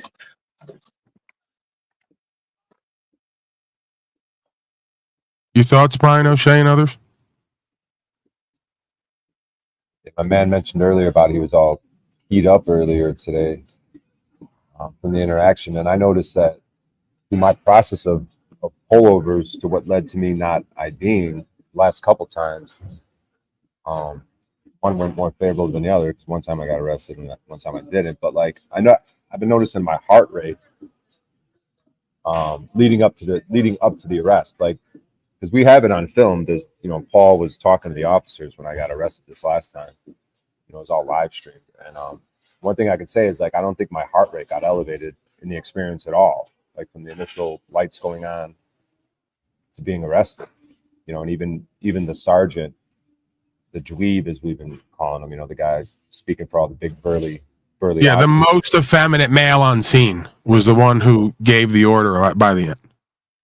Yeah, and when he's like, you know, he's trying to have a heart to heart me as he's putting me in the car, and he's like, "You see, man, next time just comply, man. It's all like he taught me a lesson." I'm like, "No, dude, you don't get it. Like you didn't teach me anything. Like I'm gonna be better off. You're the one that has something to think about. Sit, and you know, next time you might want to do something different." So I'm trying to tell him, but I don't know. Like I don't know how much it sunk in, or whatever. Like you were saying, like you talk to these guys and you don't know what sinks in and what doesn't. You know, and Yeah, next time a motherfucker runs up on you and your family in a back alley, just comply, right, bro? They'll say, "Are you threatening me?" No, I ain't gonna do it. I'm telling you, you're just too comfortable and happy in your false power structure, and the world's gonna teach you something at some point, and you're gonna see what the fuck you've been doing to others be done back onto you, and how the fuck it feels. And that's just gonna be that. That's gonna be your day of learning, right? So you know the betas wanna use the false alphas, right? The big burly guys, as you say, who are all misdirected and misled and broken. And then he wants to be the pimp. He wants to be pimp daddy. Oh, you see, Brian, you're a broken hoe. Next time, just comply. No, you don't understand. See, there's always one above the other. There's a chain of title here. So whatever you visit onto others will be visited onto you, and make sure you take your own advice when that time comes. Next time they tell you to cover your fucking face and take your treatments or lose your job, just fucking comply. Oh, wait, you already did. Right. And now you got to wait to see what happens. Now you got to sit to see and roll the dice over the next 3 to 5 years with your beingness and your livelihood. See how it works? That coercion and duress don't go one way. It goes all the way up the chain of title, and everybody's life is on the line in future. Good luck. yeah, and that's why it's going to be interesting to see what Chili de Castro gets out of this experience over the next few weeks, the next few months, whether he changes or not, or because I would like to think that if I have the same judge and same charge, the obstruction charge, if I get, a similar sentence or worse, like I would like Brian, to think do you see who's down there? your dad. Potentially. But Mr. Paul here says most of the costume creatures are there just for a check. Doesn't that apply to you and every other inauthentic corporate male here for the last 100 years? Stop me where I'm wrong. I'm not trying to insult you. I love when daddy's here, right? But let's just get right down to it. Isn't that precisely the problem? Remember how many times we had this argument? You'd say to me, Paul, like how Tom says to Pacino in the movie The Godfather, you're taking this very personal, Paul. The courts are filled with people who are just there for a check. I go, I know that's the problem. Is you and all of these males who are supposed to lead, guide, protect, and reveal and be godlike have all sold out for a check. You're not chasing your dreams. You're not activated in conscience. You're not co-creative. You're not becoming who and what God meant you to be. You've sold out your soul and your future and your destiny for a comfortable life that's also desperate, full of slavery and genocide and lack of awareness. So what's the difference? Again, I'm not insulting. I'm trying to bring awareness for all of us to what our problem is individually and collectively. There's so far and few men and women I meet who've not sold their soul and their future out just for a check and think that that's all of what life is about, right? First you get the money, then you get the power, then you get the respect. Turns out the respect never comes. They got you again. I get that, sir. Here we go. Now we're going to do the justifications. I'm not saying you're harassing people who are just trying to get by. I'm claiming that as within, so without. You can't expect to live a certain way and not be surrounded by folks living a certain way. That's not how this consciousness works. It's not how herd immunity works. I'll use one of their terms, right? There's a collective conscious and unconscious mind. We're all connected. So you're either going to root up the subconscious material, bring it to the conscious mind, create 100th monkey effect exponentially, change the folks around you directly, indirectly by changing yourself, or you're beaten and pointing to the mirror image of who and what you are and claiming that to be the problem is the ultimate foolishness. Because there's only one self here. There's only one consciousness and awareness. If you won't do it, don't expect them to do it. Until every inauthentic corporate beta male on this land, a preponderance of them, starts going toward conscience, what's true and what's right, living their purpose and some meaning outside of a corporate structure, we're going to get more of this and worse. So there's no difference between the government and the people. As above, so below, as within, so without. The government, the people get the government they deserve. The government is a reflection of the people. Bunch of bought off, code following slaves in a hierarchy who appeal to political positioning and profits. That's it. Yeah, and they live a life of pretend where they're in an illusion and they justify everything. Hey, my dad justifies this. He's delusional about this. That's all I saw growing up. Yeah, your dad's in the perfect position to experiment with some of this stuff. Like, if you took the plates off, if you drove around, got arrested and filmed He doesn't want any resistance in his life, so he continues to live in resistance. What you ignore persists. What you resist persists. He doesn't want any resistance or challenge in his life, so he's not going to get a level up as a man. He thinks that the purpose of life is to make money and then wait to die and try to keep yourself as safe as possible. That's what the modern day man has become. The antithesis of a man since the beginning of time. They've turned us into beyond women. Women didn't even used to be like this. Go back and listen to the Spartan women talk. They didn't used to be like this. There's something happened. There's an extreme domestication submission program that's taken place, and the men and women are under it, and they don't even know it. And their whole life purpose is the antithesis of what God put them here. They're evil. Live spelled backward. How would I know? Because I looked into me. Yeah, it's like, how you had that 1 minute video challenge? Like, how about like someone who has got money in the bank, they got a car, they could afford to get it got a tow, like do the one arrest challenge. Like take the plates off, film the arrest, and call us from jail like chili. These are people who've been brought up to think being a good man is being a good citizen. Being a good citizen means never being in resistance to your policy enforcement and your masters. They're not going to do it. They're too indoctrinated. Paulie's the black sheep. Paulie's the druggie. Paulie's the ghetto street urchin. Paulie. He's not a good citizen. He didn't vote this year. He didn't get income and revenue in public, so he's not subject to slave tax to fund all of our slavery and genocide. He's just not a civilized, domesticated, sophisticated, good citizen. They are. Right. They want to keep their perception skewed. That's right. In order to be a good citizen, you have to be a bad man. In order to be a good man, you have to become a bad citizen. They got you right where they want you, and you're not willing to rise to the occasion for God. So you're thrown in with the devil. That's how this works. Yeah, like, can we get one other phone call from like someone that doesn't act like chili? Like, can we get the phone call of the person who's like, yeah, Let's be clear, Brian.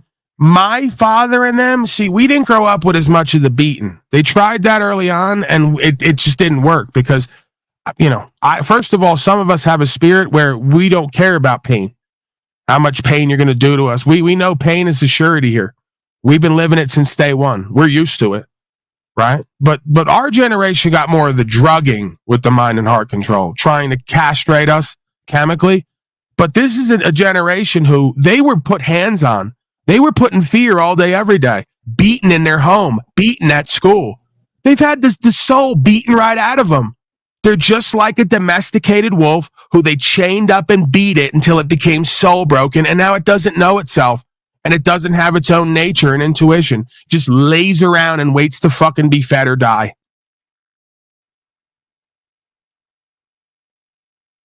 Yeah, I mean, when you put it like that, man, it fucking starts to irk me, dude. It's like, their own parents did it to them. That's how sick it is. Their own parents and teachers did it to them. Beat him and humiliate him into soul-broken submission for their state of masters. How can you eat your meat if you don't eat your pudding? How can you fuck that up? Yeah, and that's the... Either way it works. Well, this is all mind and behavior. And it's insane. And every fucking day, it's the same fucking shit. Listen, don't do the thing where you try to prove anything here. We were all there. We know what went on. This is a long game. This is a practice, right? You're not being condemned. You're not on trial. I'm talking about the journey of becoming a man, which we're all apparently still on. Doesn't matter how old we are or not. We're all on the journey of becoming men and women in this life, it would seem. You're not just born that. You're not made that. You have to become that. It's a coming of age story. So we're not here to give credit or discredit. I'm here to point out a dynamic that applies to all of us. You just happen to be one of my firsthand examples of someone I've lived with. So please don't take it personal. And I'm not discrediting you completely. It's not about crediting or discrediting. It's about the facts, what is, and then the solutions to the cause and effect, and then understanding why it's all happening.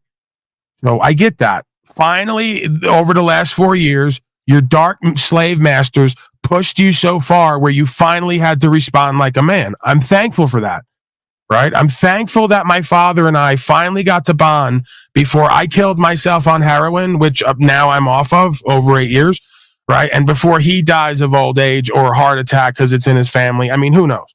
I could have a heart attack here. I'll die before him. You know, the point is, I'm so glad the last 4 years that the slave masters and the dark forces really went all in. So finally, my father and I could have our first real bonding moment as true men on what it's like to be oppressed, repressed, depressed, to be lost, confused, fearful, to be misled and misguided and corrupt, and to then decide enough is enough. We're going to do and be and have better. I'm so glad, Daddy, we got to live this simulation together after all we've been through. It's a coming of age story. We're finally coming into our own, coming into the light of truth, and putting back aside the horrible ways that we've been living and being because your daddy's forced you to. Now, imagine if we did that during times of peace when we weren't locked down, called non-essential, treated like trash, and forced to finally become men for a limited time, right? Imagine if we just lived that way all fucking day, every day, and said, let it be damned. Let the chips fall where it may. Wow, imagine what that would feel like.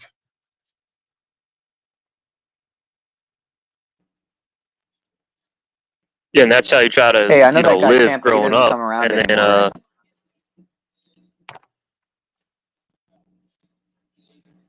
you try to be that way with everybody, Paul, and that's Yeah, what my you bad, want JG. growing up. I And was then, asking Paul with that guy. We're really going to do this now? yeah, he's a little faggot. I don't think he's doing it on purpose. I think you guys literally just had the same. How can you be on the panel if you don't same. fix your mic? That was a good one. That was a good one. Wait, you're now saying what you said was a good one? Yeah, he's a little faggot. No, what Scott said in the See, chat. He said, "How can you fucking be on panel if you don't fix your mic?" Mike's fine. Yeah, JG, you're basically Lubass today. So,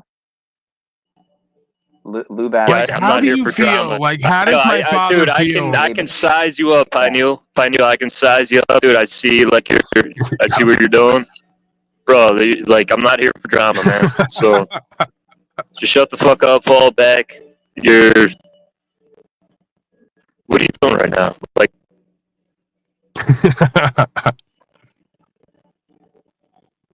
I think he's saying that you have minuscule genitals. tighten up with your little kid shit, man. It's just.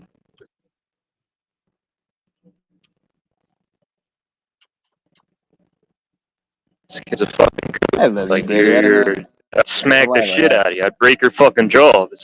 We need balance because there's kids out here like you that just fucking constantly play games. Ops, cops, dots, shots, knots, lop, nop, and dops. You know about that, man? Be careful, Pineal. I think I heard a train going past your house one day. So you live near train tracks, so. Oh fuck. JG will track your ass. Now, what if I had a small penis, right? Oh, what if I had a fucking really small penis? Like, the fuck, man? You guys care more than I do. My dick was half an inch hard. You guys care more Well, than that's I the do. thing. Is Pina was expecting more, right? How can you be on panel? How can you be on panel if you don't fix your mic? You guys constantly want to use shit against people and break them down. Oh, You're as bad as the police. All right. My Suppressor father just said it antagonist. down there. You could blame him. He just invoked Jack Talcott. Don't do it. Okay. No, he just did it. Don't He do already it. did it. He loves it. They love it. Welcome back to Jack. That's it. I'm calling it. Like I said, I'm calling it early. 2 hours and 15 in, and the rest of this broadcast is dedicated to Jack Talcott squatting day 8 of just no plan on changing himself in his life or getting it together and blaming everyone else. So there you go. This He life did it. is a trip, and All right, well, I'm getting down. Thanks for letting me talk, guys. Have a good one. This life, it can get away from you if you let it. Today, I am inspired. Brothers and sisters, I'm inspired and loved to do absolutely nothing and expect more. Oh, where do I even If you read it, start? You know, here, you know what? Let's just start at the beginning. Hey, dumbass. Hey, dumbass, Much open it up. alike. I'm going to go ahead and drop the link already for those who may be present and wish to join. I'll even drop it over Look here. at this retard. I'm telling you. You wonder why I'm the way I am? I got all the good qualities and genius, and the rest is like from my The father. invitation is set for You wonder why I'm so fucked up and retarded sometimes? This is where I got it from. to get through, though, really kind of consider The guy who idolizes Jack Talcott. My father says Jack is a life coach. He loves him and idolizes him. Now he's doing the poor Jack now. Poor Jack. So first he's a life coach. He's great. He's a good guy. Now it's poor Jack because, you know, he's insane and has no solutions for himself. Pick a side, man. Today, it's smooth sailing Saturday. So blessings to all of you. Thank you for joining me this Saturday afternoon, Saturday evening, wherever. Oh, is your dad big schmoozer? Would you say your dad's a schmoozer? Complete sales douche. To harness the Yeah. My father's that. He's exactly that. Just complete sales douche, right? Just likes to, you know, bullshit himself and everyone else. Just likes to go along to get along as much as possible. You know, tell everybody what they want to hear. And then he has the other side of him, right? Tell everybody what he wants them to hear, and then expect them to accept it. You know? So yeah, I mean, this is the world they come up in, moving and shaking, hustling, got to make money, got to be in the corporate world, got to deal with a bunch of other disrespectful jerk offs who have no principles and values. He'd come home every day. I go, Dad, why do you do this yourself? He goes, this is what it means to be a man in the world. This is what you got to do. Get up every day, go to work with a bunch of other jerk-offs. He would come home every day just miserable. Like I'd sit there and I'd have a burden for my father because he'd come home every day and go, another jerk-off that I had to work with and deal with, you know, is doing this, this, and this. And he can't figure out that he's in two worlds. Like his spirit cries out for him to be authentic and just chase his passion and be a man and not give a fuck. And he used that in sales, right? Because he seemed to not be as much like the other schmoozer, liar, douchebags to get sales. I want to believe that. That's what he says, and that's what I want to believe, right? But he just it's the middle grounding, right? They think moderation is good in this sense, and in this sense, I don't think it is. Right? You got to pick a side. You know, if you're lukewarm, you get spit out. So, yeah, I watched him day after day go to work. I went to work with him. You know, and I used to go to work with my father, and it would be the greatest thing ever for me at the time. Because, like, even though it was a burden to me to watch him suffer, it was tragic comedy. You know, it's 4 a.m. My father's bringing a box of chips in. There's some old guy at the back door. He won't let him in. So now he's giving me the eye. Like, this jerk off does this every day. He doesn't let us in. Now I got to stand out here. He lets him in. Now it's, hey, we got to go through the box and count every fucking bag of chips. And there's like 400 of them. So now my father's losing his mind. He's throwing the boxes around. He's pulling this shit out. And then you can tell he wants to do suicide or homicide badly, right? Like half his day is fueled by, I'm going to kill myself or someone else. You know, you could just feel it coming off of him, right? And then, you know, you got every other guy in there, just they hate themselves in their life. They hate the wife that they're with. They just make a whole life out of fucking everybody else over all day to get some kind of false power back. You know, like you could tell it's a double-sided equation. Like that old man loves making my father at 4 a.m. pull out each bag of chips because he gives him power. It's like you see him every day. It's the same shit every day. It's never been a problem. But every day we're going to pull out every bag of chips. Because I'm going to let you know that I have power over you. And I'm going to fuck you here today the way I'm not going to fuck my wife later. You know? And rather than like him learning and like transmuting and transcending, he thought the answer was, okay, stop delivering chips, go work for Yellow Book. And I go, no, I don't think that's it either. You know, we're trading pack of jerk offs here for another pack of jerk offs. We're trading another false purpose here that you don't align with for another false purpose you don't align with. We're trading another hierarchy and structure of folks who are more likely not as competent and capable as you. They just got more, I guess, pride and ego. You know, I'm sure I haven't been there all the time, but I'm sure my father, much like me, many times found himself in a position with a boss who was the biggest jerk off in the place. But because of the hierarchy, you got to listen to him, right? And more importantly, because you didn't take the initiative or don't believe in yourself enough to outcompete that motherfucker and take his position. There's a lot of that going around. You know, a lot of motherfuckers who are competent, capable, and intelligent, like my father, who really don't believe in themselves. Says in the back that your dad just punched a hole in the drywall. He's punching walls. Well, yeah, it's all happened. I mean, listen, you know, you grow up in an Italian house, there's holes all over the place at some point. No, they're saying he's doing it right now. They're saying he's doing it right now. He's doing it right now? All right. I just punched a hole. Never go along. Shit. Wait, is my father cursing me out? Oh no, my father's reliving the story. He's reliving the story about. He's going back to fucking Bill Greco, right? This guy. Should we get into this? I should bring my father. I see he won't come up here and have the talk. You know, we could talk about Billy. Is one of his favorite, but he flashes back with this guy like he will get like Jesse Ventura rocking and shaking, flashing back to war. Yeah, man. I mean, those were the days, huh? Just, you know, Entenmann's, Tasty Cake, all that. You know, showing up there, these guys, they're just all slaves being abused. Some Italian mafioso who just has more money than pretty much, I guess, he's supposed to have, because whatever he's involved in, he's just running everything, abusing everyone. When you're young, Paul, did you realize like with my dad, I realized my parents shouldn't have had kids. Did you realize that with your father? Oh, yeah. All right. Like, soon as I came out of the vagina, I go, what were you guys up to? Who was that? That wasn't for you. But here I am, right? I'm such a blessing to the world, and I'm so redeemable for this lineage that it's almost worth it.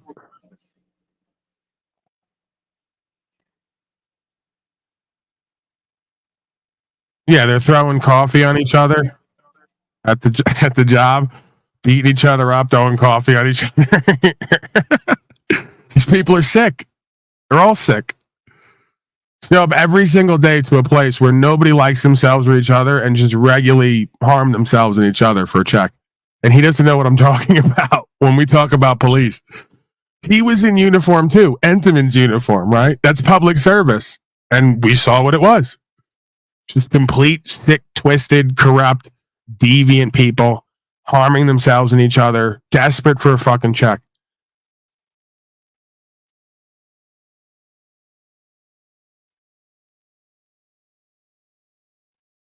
I mean, you got to respect it on one hand, the ethic of somebody who can get up every day early and do that over and over again. It's either a testament to their will and discipline or their insanity. I'm not too sure. Maybe a little bit of both. But, you know, you got to make a living at the end of the day, right? One way or the other. So, yeah. Somebody's got to bring the Entenmann's.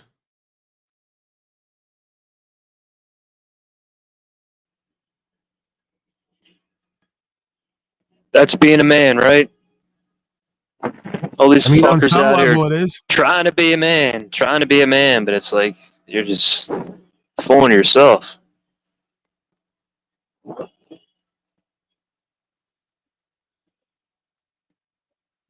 Yeah, I mean, on some level it is, right? You got to have an ethic to get up every day and make something out of yourself or make something out of the life that you're given. You know, produce something, create something, serve something. That is part of what it is, right? But, you know, the place where we kind of miss the mark is getting up every day, putting your time, energy, attention towards something that only really serves Bill Greco and gets you enough to fucking eat for your wife and children, right? It's like, that's cool, but it's not. That's like the rat race mentality. Yeah. That people are stuck in. Oh, this is being a man. It's being in the rat race mentality. Nah, it's not. Dude, you got guys who he'd show up and, the rap would be like, when you walk in, this guy's going to be there. He's going to have this look on his face. He's going to have this outfit on, and he's going to say this. And it would be every day, right? These are guys who you see 25 years later, they're still working in the back of a supermarket. And they still got the same one-liners, and they're wearing the same goofy outfit, and they still hate themselves in their life, and they're just trapped. They're caught up. They have no momentum and traction in their life. They're not going nowhere. Zombified.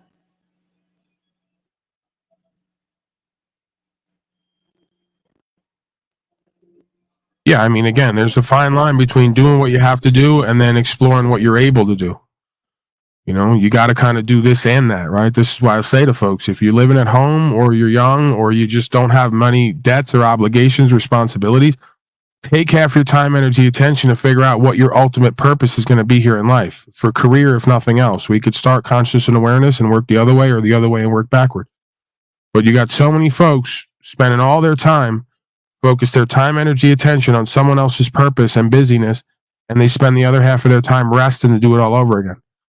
Right? So take the time, energy, attention you have, live within your means, do without, right? Work part-time because you got to make a living, and then take the other part of your time to develop your purpose, figure it out what it is, develop it, apply yourself, and mind your own business. That's the reality of what I see. If we're going to do the meet in the middle, rugged entrepreneurial Americana, not talcotted out with communism. You're going to have to make a living. You're going to have to serve something. You're going to have to create a product or a service. You're going to have to pay your bills, so to speak, earn your keep. So, oftentimes to me, it's like actualized and realized the way we do that matters the most. You only get a certain amount of credit in this game for performing a menial function that really drives you away from who and what you're meant to be. You could get the money back, right? We can't get our time, energy, attention back. So it would make sense we put our time, energy, attention on what we love to do, that we're good at, that makes the biggest impact, and also allows us to make a living, right? That's the win-win-win philosophy. We don't lose to win.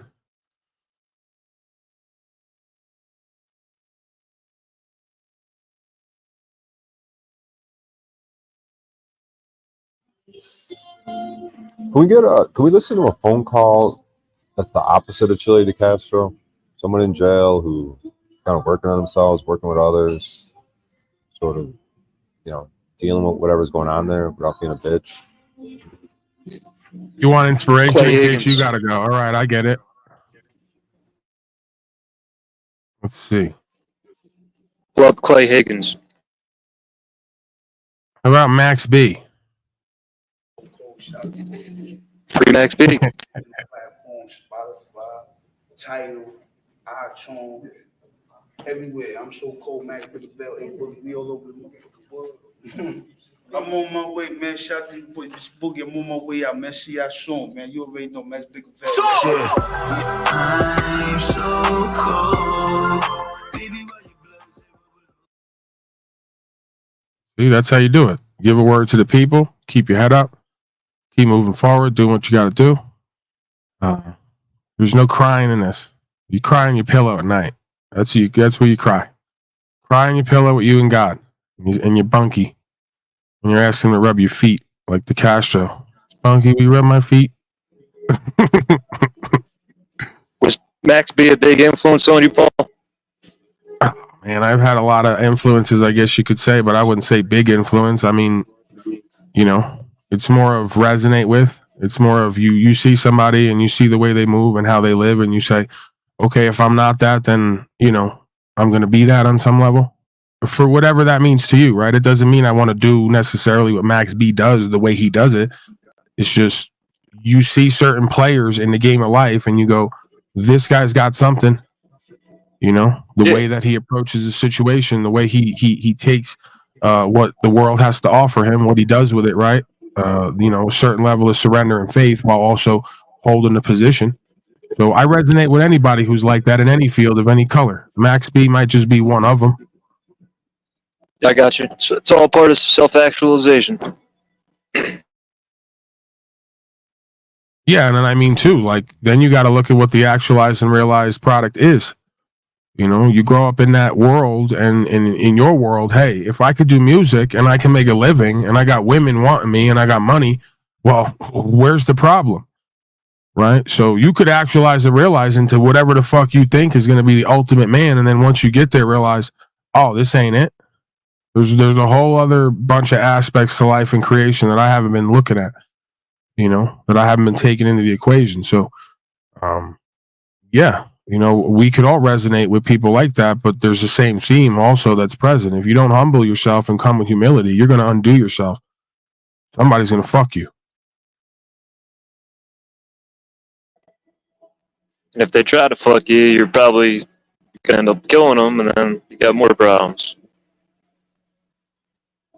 Yeah, I mean, the reality of it is, man, is with that psychology, the quote unquote ghetto mentality, it's hard to leave the block and then people behind. So the more you start getting successful on the radar, and the more you start having the old folks around you doing the same old activities, it's only a matter of time before they get you caught up. You know, so some folks will say, well, that's loyalty, that's authenticity. Maybe, maybe not. Because at a certain point, you know, the team has to establish who's the leader, right? Unless everybody's going to lead themselves and then share in that, which usually most things don't go that way.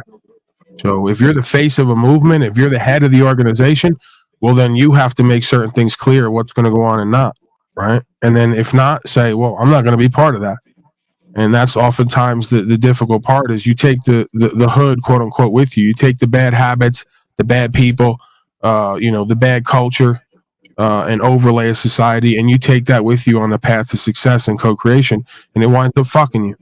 You know, 50 Cent made a whole paragraph about that in the book he wrote. I used to call it too hood for your own good. Well, yeah, because a lot of times they think that their credibility and their credit lies with those folks from those streets. And in those areas, on those streets and in those venues, maybe it does. But again, the world is bigger than that, right? That's where you start to get pigeonholed to those streets, those kind of people, those blocks, those venues. You think that's what your identity as a man is. So now you got to play to that. You got to keep those folks around. You got to pay them. You got to keep them in good humor. If not, then they're going to turn on you, right? So let's be clear. A lot of folks who do that, part of their reason of not leaving it behind is fear, because they feel like if they give up their homies and the block and all the usual shit, well, then people are going to start hating and they're going to come do something to them for just leveling up and saying, I don't want this life no more. I don't want to be part of this. It ain't good for me. Even if I want it, it ain't good for me. It's part of maturing and growing, right?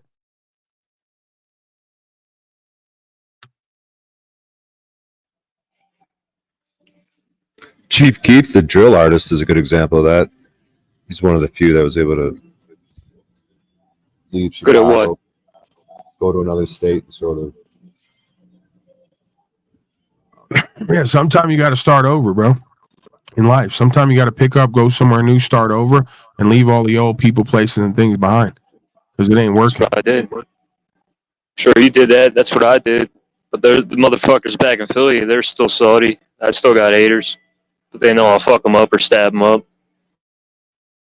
I mean, it doesn't matter. If you're not around them and you're not a part of what they're doing, then they can't access you anyway. You know, you're not in their world at that point. I'm still in their head, though, mortgage free. Well, listen, you know, that's how it's supposed to be. If that's the way it really is, that's how it's supposed to be. They're supposed to be in the same place you left them, doing the same shit that hasn't worked yet, and you're supposed to expand and move on, and they're supposed to hate on you because you're a representation of what can be done that they haven't done yet. Success is the best teacher. It's not about revenge. Success is the best teacher for everybody. Yeah, but everybody's perception of success is skewed or, you know, profound. You got these people with this skewed view, and they look at you like, oh, this guy's not successful. It's like, your perception's skewed. Right, it's subjective, right? For some folks like myself, if I woke up today, I'm not in jail. Even if I was in jail, I'd have a different set of conditions on what success would be. But I'm not in jail, right? I have my health, you know, for whatever that's worth. You know, like I could still walk around, move around, do what I need to do. You know, I have a pretty good mouthpiece on me, you know, fairly good brain and heart and all the rest of it. So yeah, man. I mean, if you could just get up every day, do what you love to do, that you're good at, make a living, stay out of trouble, and then when trouble comes, know why you're there and be able to get through it and onto the other side, you're in a good position. I'm talking about really leveling up, like really stepping your game up. Like you said to your dad, you said, Dad, you never stepped your game up. That's what I'm saying, is when you really level your shit up, that's success. Well, yeah, when you got folks like ex-root singers and NFL players and, big time truther commentators and a whole bunch of other folks who show up to listen and watch and talk with Paulie Boy, that's success on some level. Who's the guy from the Roots? Yeah, I the regret lady not from the hopping up Roots. on panel, man, because I hope she comes back. You think she's going to come back, Brian? You think Oh, who are Jaguar's you gonna talking be about back? from the Roots? He just told you, and I just told you. It was some Talking woman about over Jaguar, here the right? other day, Jaguar. You must have missed it. Part of the band The Roots. It's funny because I met Questlove. Years ago at a club in downtown Miami, Brickell or whatever. Yeah, I hope she comes back. I had a lot of questions. I was just so busy at the time. And then the other time I was behind on the panel. I was behind like an hour on the stream, I mean. And then by the time I got caught up, she was already gone. But yeah, you think she's going to come back, Brian? Yeah, that's the thing. Okay, you're asking him. Yeah, I mean, Yeah, he would know, right? He said he was in contact or something with her. Yeah, I feel like she'll be back. Can I make it? Do you want me to influence it? I mean, yeah, you got the nads, right? So, by the way, speaking of the Chief Keef stuff, I think it'd be a cool next Talcott clip collection. These bitches love O'Shea. Bitches love O'Shea, Piz, Jugsin, and Piss too, or something like that. Make it work. He's a genius. So We need to get him a pimp Piz cup, like one of those gold cups with diamonds all over it that he can drink his urine out of. MC. Cat Williams style, but it's O'Shea. Oh yeah, dude, golden. Yeah, because then I got the gold particles.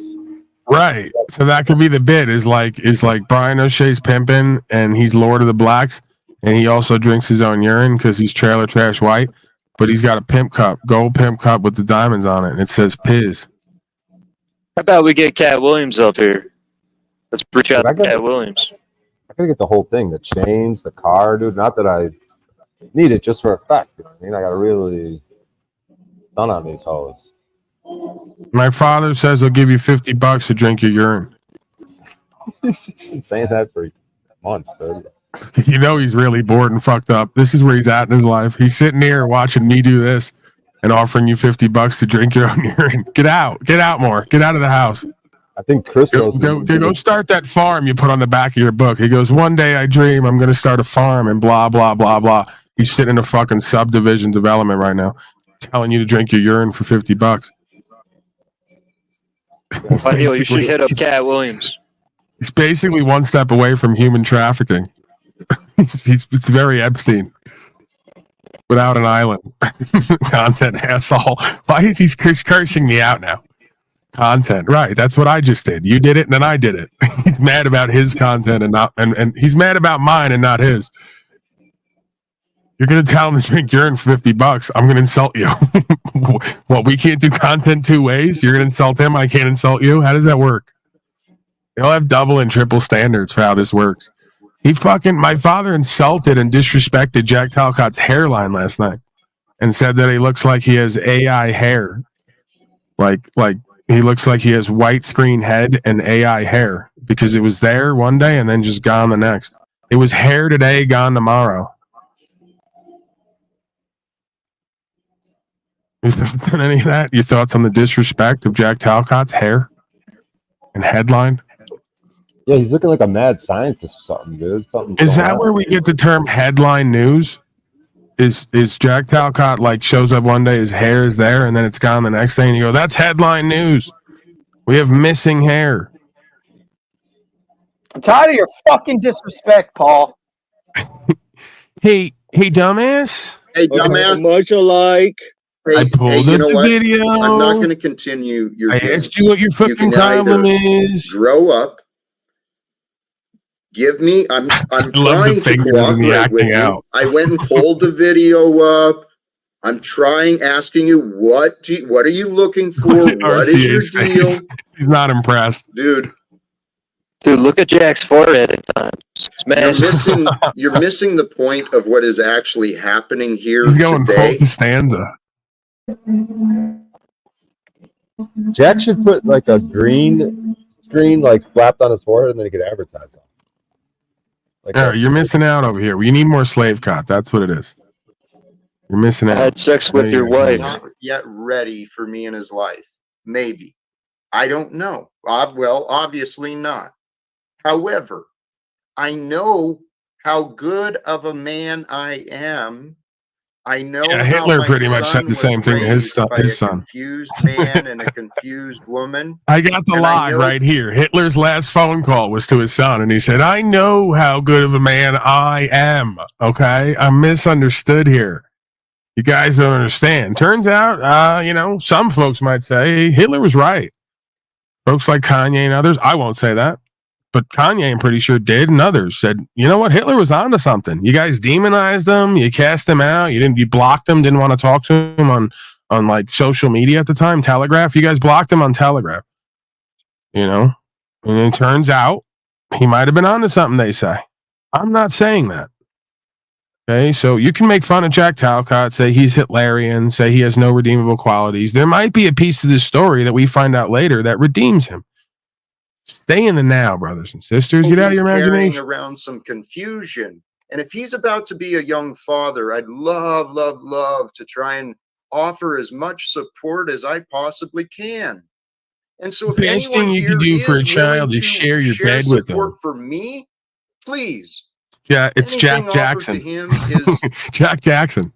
Yeah, I think it's coming from a good place, Jack, in my personal opinion. And, I think you just want to let everybody know that you're proud and that you want people to support them if they're willing. It's up to them. You're not forcing anybody. You're not really pushing this hard or whatever. But my question to you, Jack, if you don't mind me asking, is that how did you come across finding this information? If John St. Julian find sent me a the book. site? I Googled my son's name. Did you Oh, ask okay. him It's been a first? while since I've done that. Did you What's that? did you attempt to contact him Today? No. since you saw that? Since before you doxed him? What's up, Flo? Hi. I'm up here to try to convince Jack, maybe not to continue to shit on his relationship.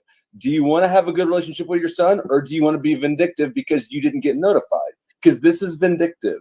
Right. Thank you, Slow State, for a year and a half in, finally pointing out what I pointed out to you a year and a half ago, that you emulate some of the same qualities Jack Talcott does to an extreme, because you both had the same kind of father and responded the same way to it, with ignorance and arrogance, rather than just looking for virtue and solution.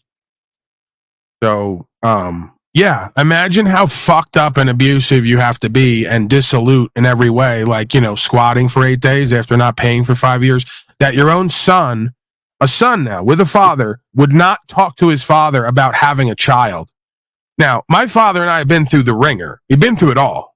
There's probably nothing we haven't been through. He never fucked me like Joe Biden did his daughter, that I'm aware of. He might have when I was younger. I don't know. These are twisted people. You never know with these people. But I have no memory of that. I have no reason to believe that. Possibly the gay man he left me with. My father was a real genius. He left me with a drunk gay man when I was too young to probably remember what would have happened. And I'm pretty sure he might have fucked me. Okay? So not my father. My father didn't do it. It's not his fault. I think he fucked me. The gay guy who wound up getting AIDS later, who was a drunk. Yeah, my father left me with him to babysit, right? Real genius.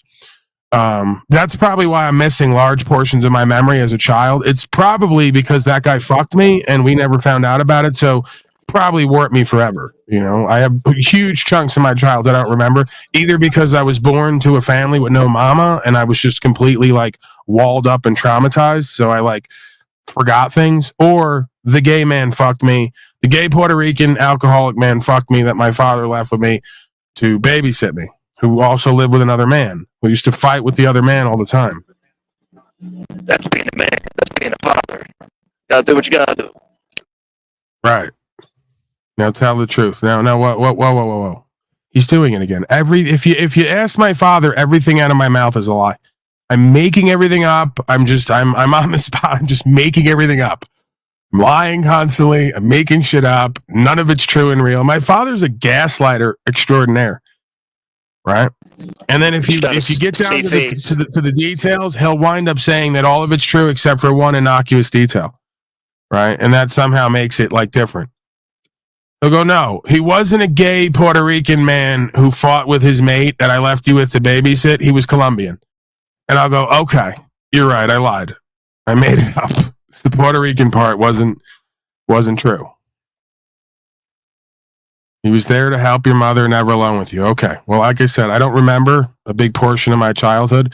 I just remember videos of apparently a gay man and another gay man being around the house drinking and being up to just deviant activities, beating each other up, stun gunning each other. And I go, if I had to guess, my father is just so fucking ignorant in some ways that he would leave me around these two or this guy and potentially get me fucked. He says it didn't happen. I want to believe it didn't happen. He was there to help my mother. Right. So you brought a gay, angry, suicidal, drunken, AIDS-infested man in to help my disabled, drunken mother. Okay, I see why. I see that logic. He goes, what's better than one alcoholic, disabled person's? Two of them. I got that. I got it. See, I was lying about that. He wasn't there to watch me. He was there to help my mother. Sick. I'm sick. He's calling me sick now. Gotta do what you have to do.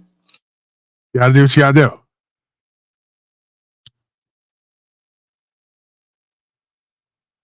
I think the gay Puerto Rican man fucked my father. Now that I'm looking at it again. My father's always in his feelers. He's always acting effeminate. I'm pretty sure that guy fucked my father sad. He's down there. He's just going down the list, right? I'm sick and I'm sad, right? This is what he used to do to me growing up. You're a very sick child, Polly boy, and it's very sad that we can't achieve a communication here. Oh man, you can't make this up.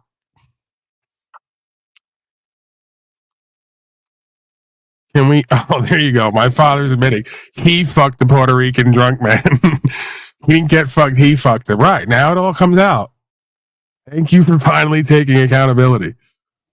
So Paul, we're in a Lucky Pierre threesome.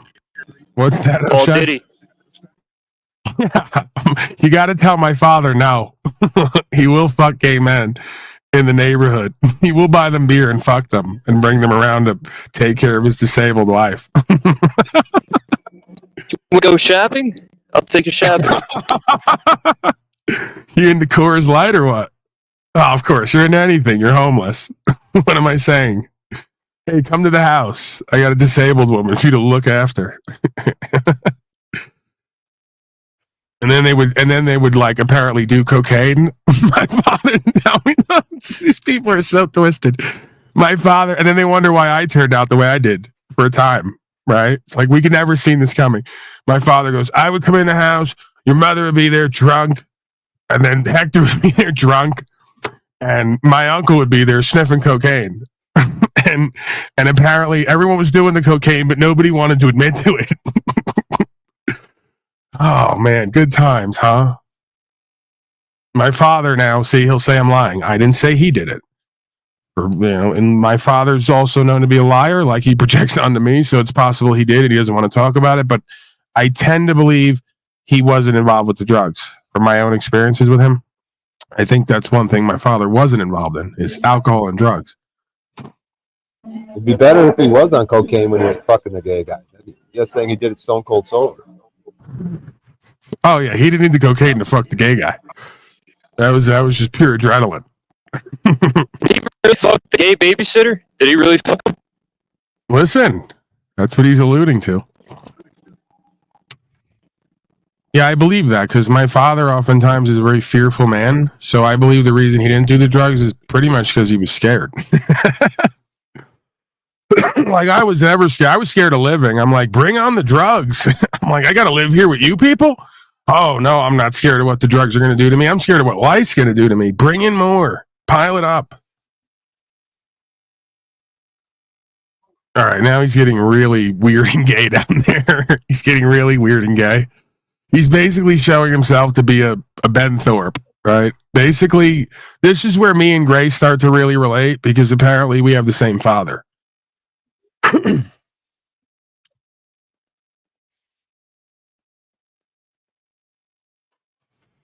My father's probably worse than Ben Thorpe. Is that a rhetorical? My mother used to say Is that that he a was pretty rhetorical much question? Tommy from Goodfellas. She was also insane, to be clear.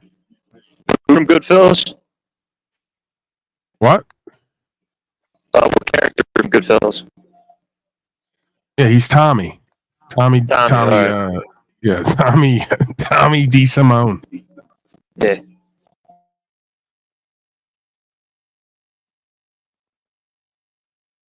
Yeah, well, I don't think it was quite that bad. My father did have a bit of an anger problem. He was a bit frustrated at times. I mean, come on. He had a drunk, disabled woman for a wife and me as a son. How could he not be frustrated? But, you know, he had a bit of an anger problem, but it wasn't quite to the level of Tom DeSimone from Goodfellas. Like, I don't think anybody got killed officially.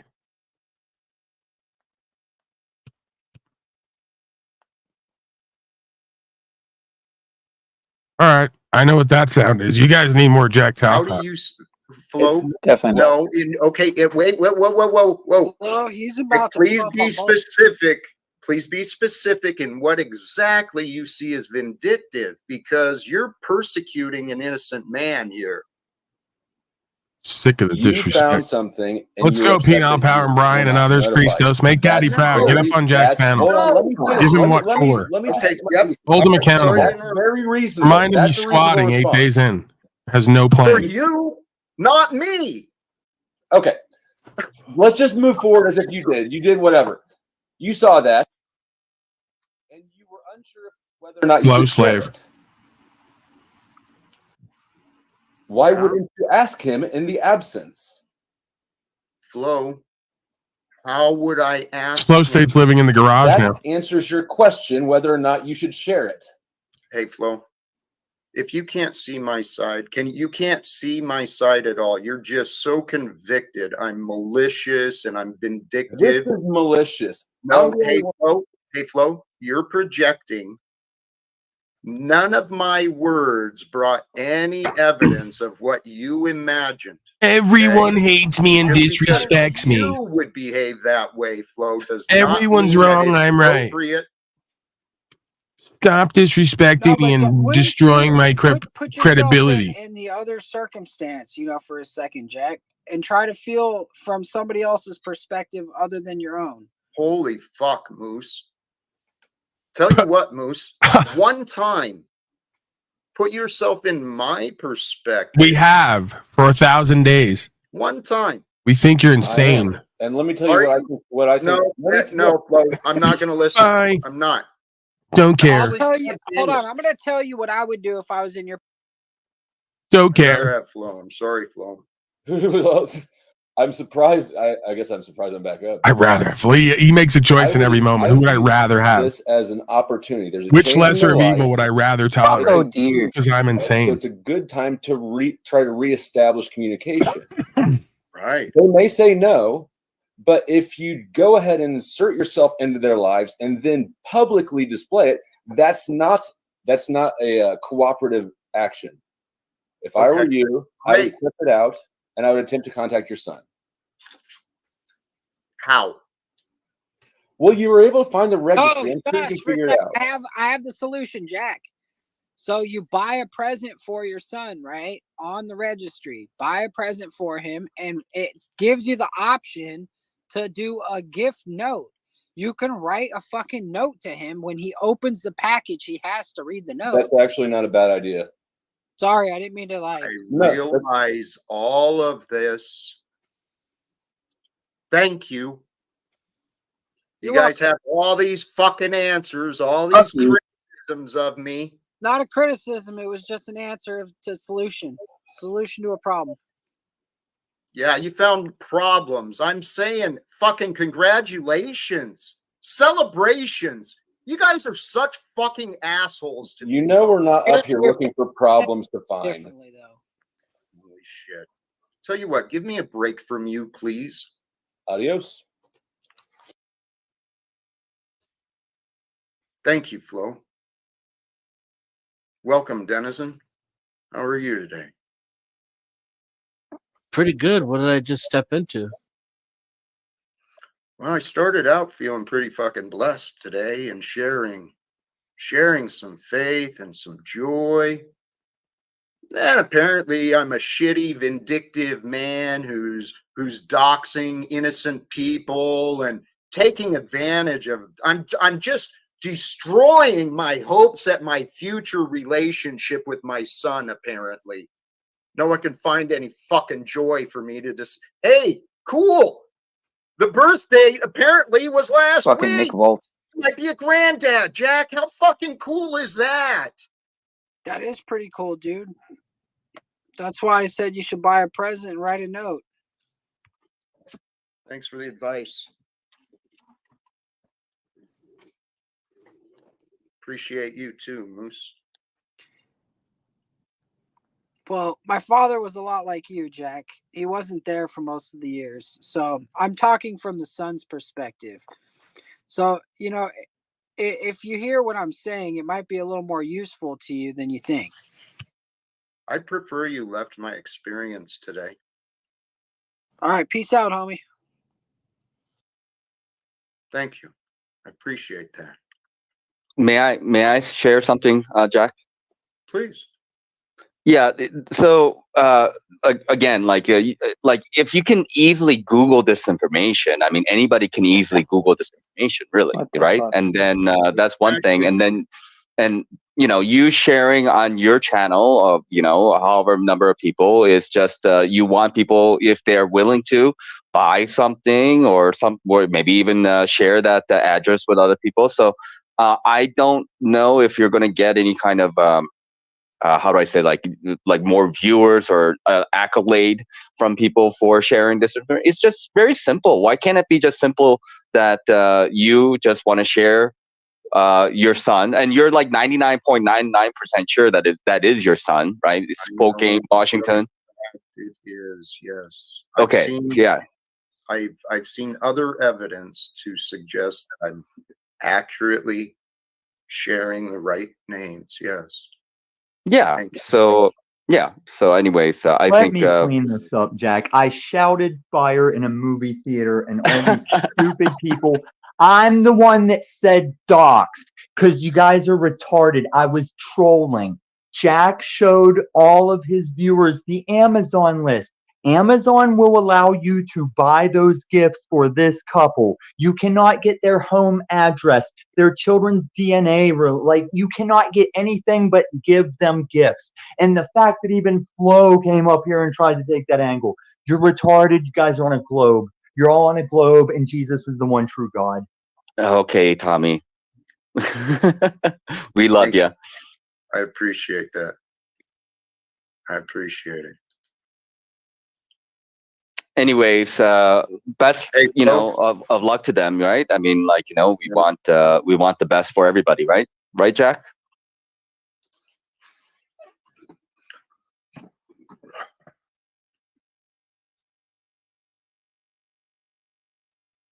Flo, you've got nothing positive to offer me. I'm confident of that. You can leave for the day like I asked.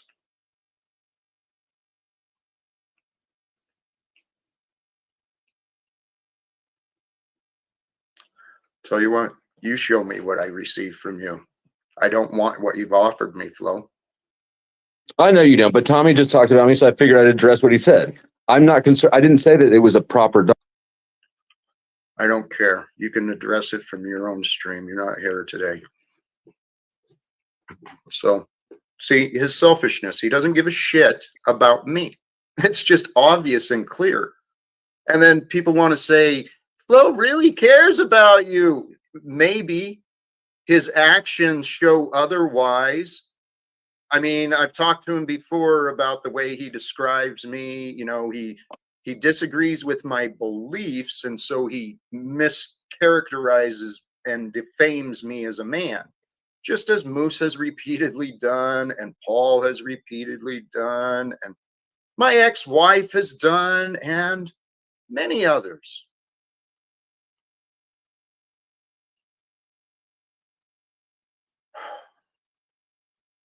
Fascinating. Why do you let them get to you though? You know, like, I mean, if you know your intentions and you know where you're coming from, and if people are like, you know, questioning you, why does it bother you so much? Just out of curiosity. That's a great question.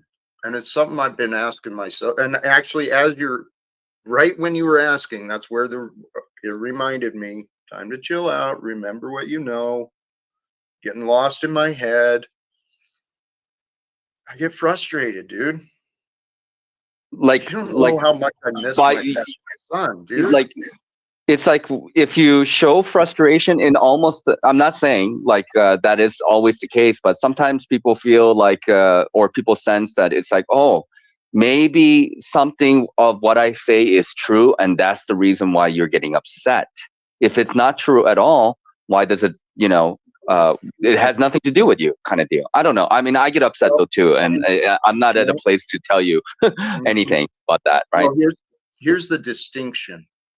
People assume it's over what I'm hearing, and it's not. What I'm seeing and what I'm experiencing has been quite frustrating. It's been quite insulting and disrespectful. For the way that people to immediately assume the worst of me repeatedly. I didn't think of you as After everything that I continue to say, continue to offer, it's like the moment any imperfection jumps into anyone's thoughts, they want to rush to convict me. And I've had enough.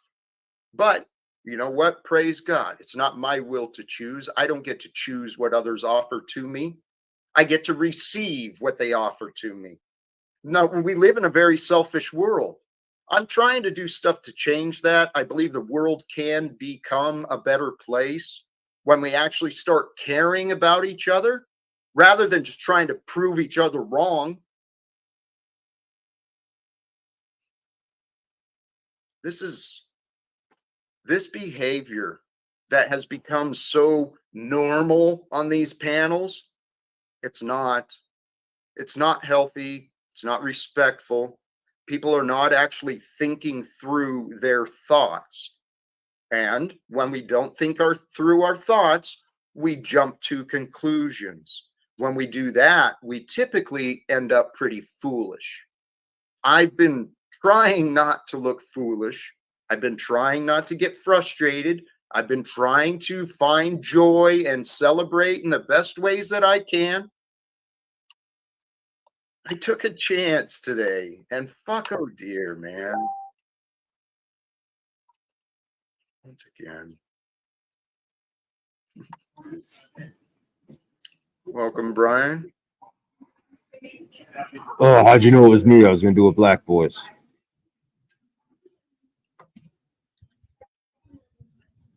I'm pretty sure Donnie Yell. I don't think you have any place here, but I'm not sure.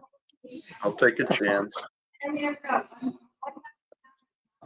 Well, I don't know why you would say that. I never did anything to you.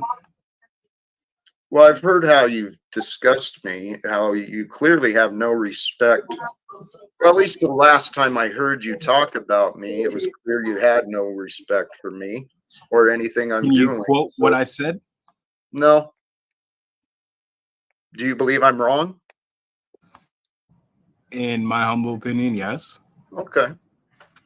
So maybe you can tell me how do you talk? How do you talk about me? How do you describe Jack Talcott and what he does? I haven't seen you over here, but I know I've heard you talk about me. So how would you say Not you in a negative way. Okay. Also, not in a positive way. I just gave my thoughts on a situation. Well, I know you've offered conclusions, but you're not on trial. Welcome. Good to see you. Yeah. Yes, brother. So what's going on with your hair, man?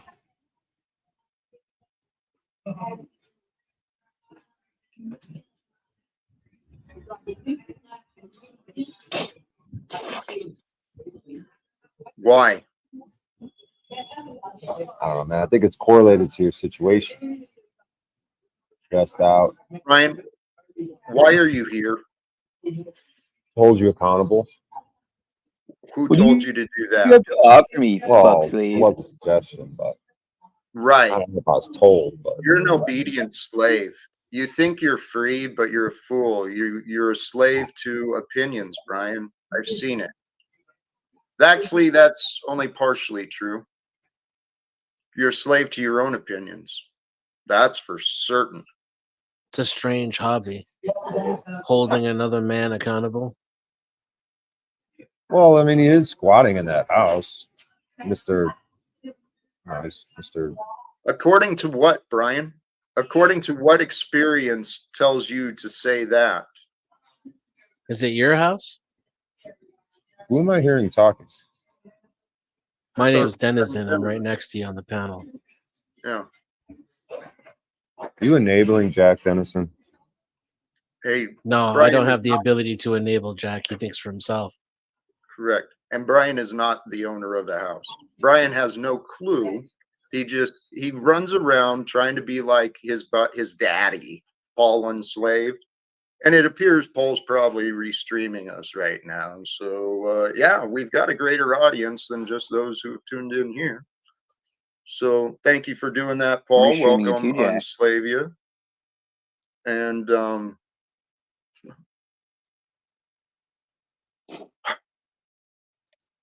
so I'm confident Brian and Danielle were encouraged to show up over here to, I don't know, play their stupid egoic games.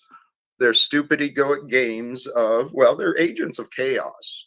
That's what the flying monkeys. See, I love how you just make accusations about me when I have yet said nothing negative about you. The only Not thing here. that, and you're just making wild That's accusations you. without even Danielle, without any proof. At well, least on my side, appreciate it. without any proof.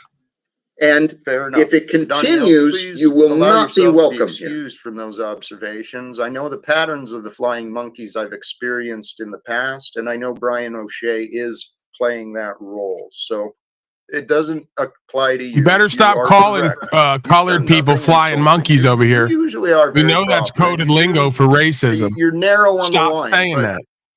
Maybe my Stop the disappointment racism and has hate. been so many of the enablers to Paulie's nonsense. You know, he'll go on and on, just absolutely destroying my name, my character with his false narratives, and you guys just lap it up. It's like, That's you. holy shit, man. That's Do sad. you know where you are right now?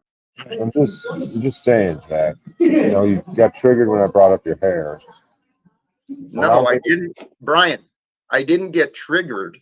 The point is you're bringing up irrelevant questions. I asked you to explain the relevance. You offered nothing. Stop blaming. Start paying attention. Why are you here, Brian? I mean, actually, I know why you are here, Brian. Hey, You dumbass. are actually in a perfect place for you to learn. You could transform your life starting today very easily. If you wanted to, I could help you.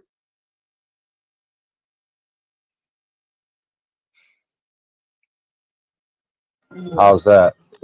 You life coaching? Just simply helping you better understand you. And then, yes, I could coach you through some tips and techniques to help you totally transform your future. Today could be a starting point. Do you have that life coach assessment that you handy that you took before? You mean the idiotic game that Paul played?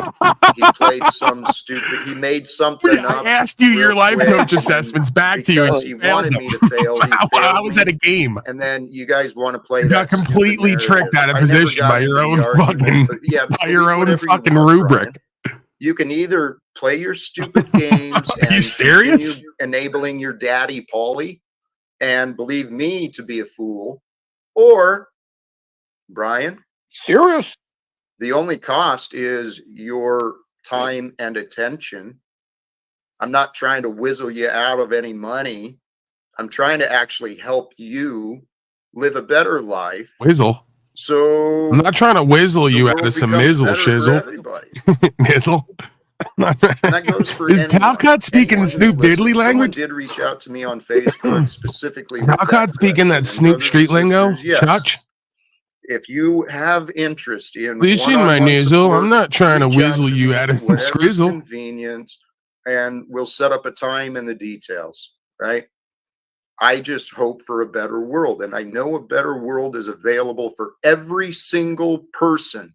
Every single one of us has room to improve, and as we improve, we create a better Yo, world. Jake Tizzle. Good to see you, my man. It all starts in Yo, your Jake mind. Tizzle, come do an album with me. Most people I'm in the studio with Dre. are controlled. They lack Rolling down to Spokane in my 6'4". Jake Tizzle on my left. Brian. Nowhere to go.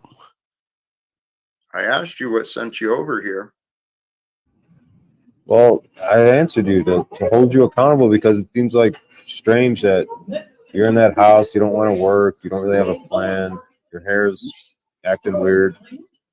Mm-hmm. Your confusion is your problem. You can resolve it. All the answers are right there. And the answers that resolve your confusion, Brian, are Somebody found get in what you Clippers. chose His to hair is ignore. weird. See, and that's what I would help you with. I'm not sure every one of us who's not living the life of our dreams. Your hair's if you doing don't weird wake up shit. every Your morning fucking confusion is your ecstatic and problem. excited to be who you are, how you are. I'm not completely there, but I'm pretty damn close, and I got nothing. Right? I'm an illegal squatter. I'm Hairpiece is homeless, available. Blah, blah, blah, blah, blah. My son doesn't like me, and nobody likes you, Jack, and that's why you're all alone. That's true. Fucking clown. That's actually true, though. Your daddy's in my mind. That's why I'm acting so foolish there, Brian. Hey, Tommy. Hey, Jack, I've got a great idea. The rumor back in the day of Tau stock was it pulled 2,700.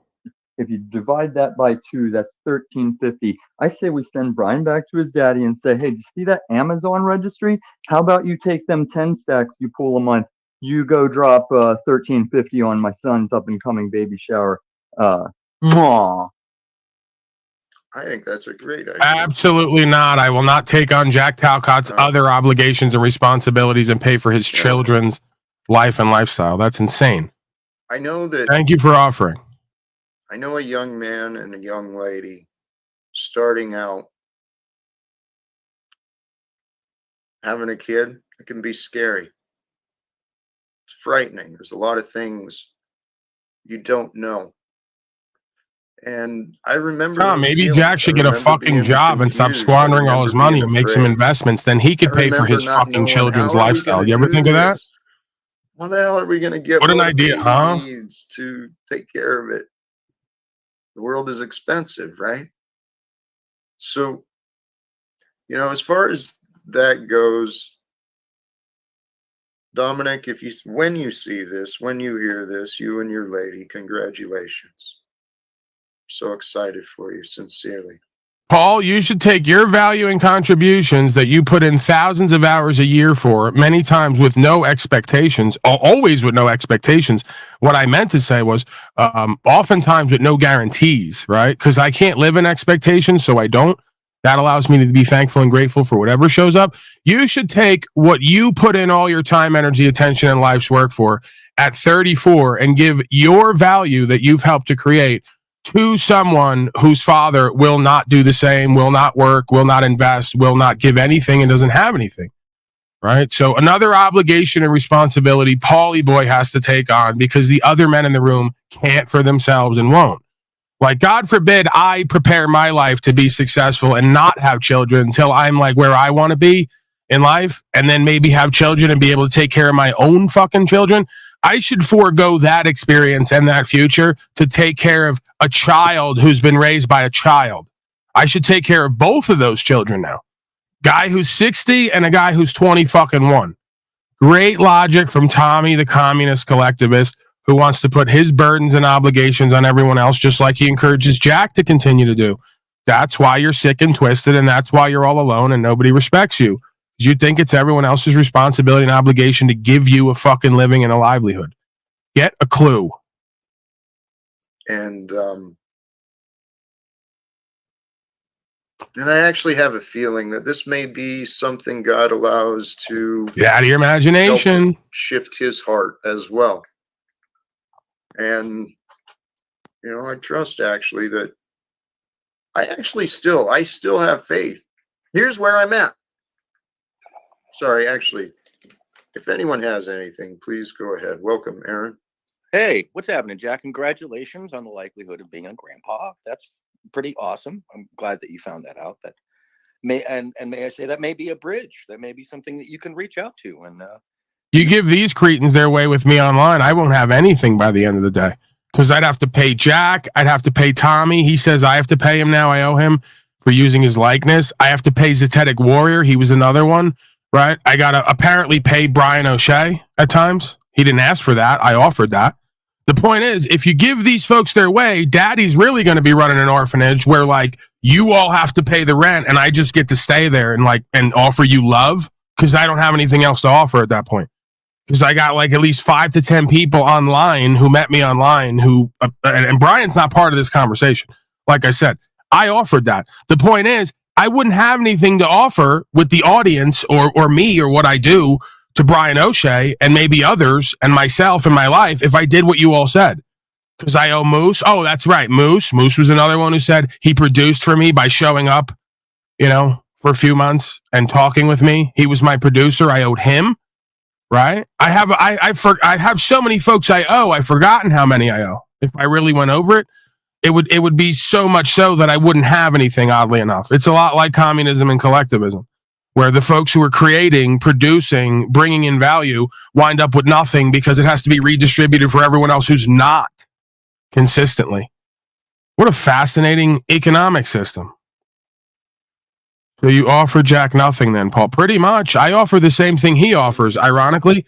When you offer him back the only thing he offers, which is himself and his love, which his wife and child don't even want, he says, well, what do you have to offer me? Oh, the same thing back, myself and my love.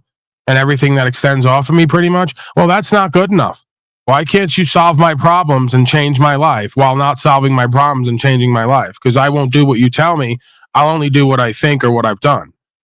Very bizarre. I can't get over this dynamic. It's fascinating to watch these cretins come out of the woodwork and show who and what they are and how they live. You wonder why this nation is fucked. None of them can make a living. None of them can produce value regularly. And then they want to count on everyone else who maybe can, who learned how to on some level, to provide for them, to create a livelihood and a position and a life for them, that even their own women and children don't respect them enough in their life to create or work with them. But somehow Paulie Boy and others online are going to do it. utilize as a, something that can, soften whatever the issue is. I think that happens a lot. So whatever these other folks are saying, it's pretty much out of ignorance. And may I also ask you, Jack, something very important. I think we've had this discussion, and I don't want to be, and I don't want you to feel like I'm criticizing you, but I do want to ask you something that's important. Why do you allow these people to poison your wine in front of you? Another douche. Another douche who wants to pretend Jack's on some momentum and movement here. He's got something profound to say. He's got solutions. It's kind of a continuation from our conversation. From more bullshit. More padding of egos. Scripture, in my opinion. More yes manning. More ignorance and arrogance. More foolishness. Jack, that's your question. living it the way does of and it Jesus does not. Christ, brothers and Because I sisters. have struggled and I've been wondering, where Why are is you this letting these line? people detract from your Where is the message of line everyone between hating being you in your real demonstrating life and grace, getting nothing of value regularly accepting and being a charity foolishness, case? and Why are you fools letting for who them they are, detract how from that God chose powerful them to experience? be? There's a line though, and I also, within myself, I carry the egoic responsibility of the stream. I feel responsible for what is being shared with those who choose to sacrifice their time and attention with Right. this. So I have been feeling kind of guilty about allowing so much chaos. And it is a good question about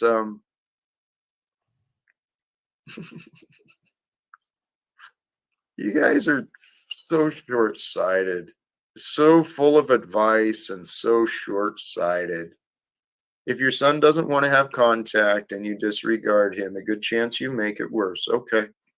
Yep. Yeah, I can I mention something about this, Don't Jack? care about anyone else's wishes and boundaries. Don't care about anyone else's Invested, peace. I'm going to project myself building into his own everyone's home, life because I finished got building the his own answers. home. Same answers that got me Spent his life excommunicated trying to everywhere. achieve thing after thing after you finish an achievement, and a lot of it to do with other people and stuff like that, man. I think a lot of this attitude is of those people who are just criminal mind. They Yeah, you're become sick, genius. they have fear You're a states. They're genius. concerned about what somebody's going to hurt them with. When that's kind of indicative to me. No. This is your even again. I'm head narcissist in charge over here, and I'll tell you, your failure to do what other people wish and to observe their lack of wanting contact with you shows why they left to begin with.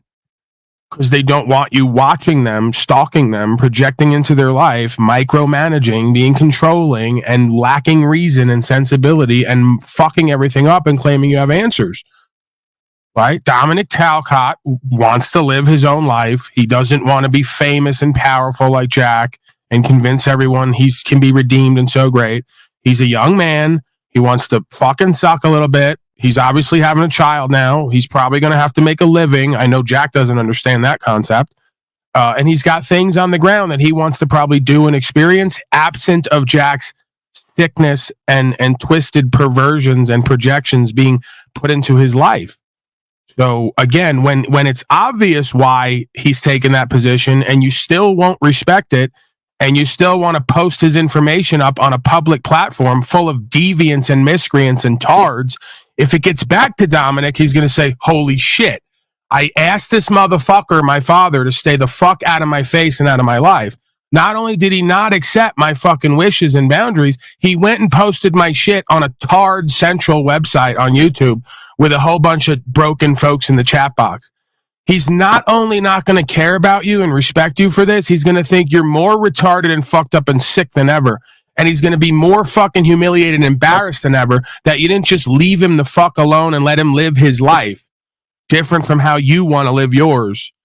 See? That's a problem with a lot of parents who don't have their own value system and their own sense of worth and validation. They're constantly trying to live through their children, and it doesn't work for anyone. So you got to let go at some point. You got to let go and let God, and you got to focus on yourself and go get a fucking hobby. Go knit something, go play bingo, shuffleboard, go on cruises. Whatever you got to do, just fucking respect a motherfucker's wishes and boundaries so they can somehow, someday respect you and value you and care for you back authentically without it being a forced value system or an authoritarian hierarchy. Get it? Right. It's called the way to the way, but you wouldn't know that. So you'll just keep doing whatever you want, getting horrible results and blaming everyone else for not understanding you. Well, the only common denominator is them. And Aaron's going to support it because he's another ignorant, arrogant, narcissistic hard like belittle you. people or think less, not belittle, but think less of people who use particular vocabulary words just because they have a smaller understanding of how words are pronounced and so on and so forth doesn't mean they're bad. I know people who are very good-hearted and never done anything wrong and use the word snitch. That doesn't mean they're a bad person, but your analogy. No. That's not exactly what I was suggesting at all. No, it was the connection to what was being said on the panel here. So I understand your extrapolation of that, but that's not a real earnest response. It's actually kind of a disingenuous response because I think you know better. I think you know that I'm not. Right, we totally trust a guy who talks like this. I understand your tribulation, but yeah, we totally respect a guy who has this put on salesman, stockbroker, affect type voice that's totally passive aggressive and arrogant, as if you're always in the know in the power position and you're going to talk down to everyone else. Mr. Radio voice guy, we don't know if he's going to sell us an OxyClean bucket for 3 times over the markup price. Or if he's going to give us some enlightenment here today as he pads Jack's insecure, narcissistic, twisted ego, because he probably aligns with him and doesn't see what the problem is. He goes, I don't see what the problem is. Why my wife and child and your wife and child will not deal with us or even talk to us at all. Right? It's everyone else. You're bonding over your dysfunction. Wait this out. We're not debate growing here. So now you understand how my mind works? Everyone's dumber than me. I'm the smartest one in the room, but I make no sense. I haven't can't even communicate a common ethic or common sense. Give me an example. We'll move on for this because you can't actually engage with what's being said. You're just not smart enough to engage with me. Truthfully, League I'm being calm. I'm not raising my voice. This is my natural speaking voice. Also, to point out, I also have Asperger's. So how about you take the time and look up how they think and how they operate, and maybe you might come back to me and speak with a little more. Please, if I may, Aaron. Yeah, that's the thing. You may have Asperger's, and Aaron has ass bangers. He's so effeminate and deceptive and manipulative. I could just picture him there, like when he had his face up on that screen, his grotesque face with the little glasses, sticking his tongue out. Another effeminate, broken child who's so arrogant and ignorant. They're going to tell everyone else how to live and how to perceive and what their responsibility is. Beyond embarrassing. It's slow. Another freak show today. It's another fucking freak show. What else is new? How much longer is this? I've reached a point in my life because of circumstances, I believe. Well, I'm confident God is using all of us, right? Absolutely. I just happen to have this message that inspired me along the way. God's using all of us to create one big fucking circus show. Live without fear is we can sit back and watch and enjoy. Live with love as a man is the way Jesus showed us. Willing to die for that which is true, and not call people in to battle for us and with us, but to do what we got to do. Where I'm at now, guys, brothers and sisters, all of us, guys, there is an amazing future waiting for us. I truly trust that when we start to have faith in God, God is that which is true. When we pay attention to that which is true, pay attention to the truth, and we fall in love with the truth. What does that even mean? Right? That's the way of Jesus. You love the truth. If God is that which is true, then God is also the devil and everything in between. What does that mean? Where's the clarity and conciseness in that statement? Where's the boil down? Where's the succinct commentary? God is that which is true. By default, making God also the devil and everything in between. No. That's why we say the all that is all. So what's your point? Where does this go? Sorry, I'm now looking for clarity and qualification with unqualified people who think they're overqualified for a job they cannot do, which is any job at this point. Sorry, that was me. I did that. That's Not me. just your truth. I'm everything I'm describing right now. That's all I'm learning. I'm the biggest fool here. What am I doing here, Pino? How did this happen? We are. You think both of us could catch a shift at Applebee's tonight? Here, go ahead. Be more productive? Anybody. I could go on and on. You were cooking, Jack. No. I seriously think there's a correlation between he's your hair cooking and right. your His hands. brain is fried. There could be. I His came to brain this is baked realization Alaska. recently, right? I'm confident that God is using me similarly to the story of Jesus. Similar and Christ different. almighty. Someone stop this. Stop it. You really do not pay attention. But hey, actually, O'Shea. Well, no, I shouldn't offer that. Just gonna say, well, you still got the shelter. You're welcome, but I don't know. So if there is some remote possibility that, God could take a schmuck like me and then use me for a greater purpose, right? And that what greater purpose could there be than following the way of Jesus, willing to die in order for peace on this world to be known? And I certainly am. I mean, I'm not focused on saving my house. I'm not even focused on trying to have conversations with my son. I know those two things would be very helpful, but my focus has always been on veterans for peace, right? Ending wars, a ceasefire, like complete reform of the banking and political systems. So does your son come before or after all that? You and God, I mean, the people in this world decide. He decides. Yeah, am I I don't know. tripping? I hate to like lean on the subject, but it is your hairline receding quicker as lately or what? Yeah, it looks like it. I mean, stress could cause that, right? If you're stressed out about the situation. Yeah. There's a number of factors, and it could be a number of things, but it's not something I care about. See, Brian, I mean, look at you. See, the Bible is right. What comes out of us, that's what reveals what's within us. And Brian, I'm sitting here talking about bringing peace to the world, ending wars, ending slavery, and also my family issues in this. And you want to talk about my hair? Are you friggin' Brian? Hello, where are you, Dumbass. dude? I don't know why you're so angry today, Jack. What makes you say I'm angry? I mean, I'm asking Brian, you don't find that absurd? Or do you think that's normal? You do think it's normal because you think like him, Moose. You guys are nuts. It's fucking crazy. You don't even know that you're confused.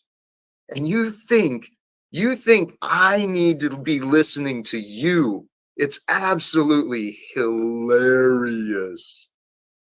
Except it's not that funny. That's funny when you said that. I don't mean to laugh. But. I love you too, Brian. No, but Jack, man.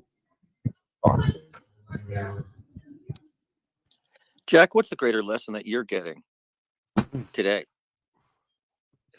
Probably needs to bring lube next time. It's more patience. It's more patience.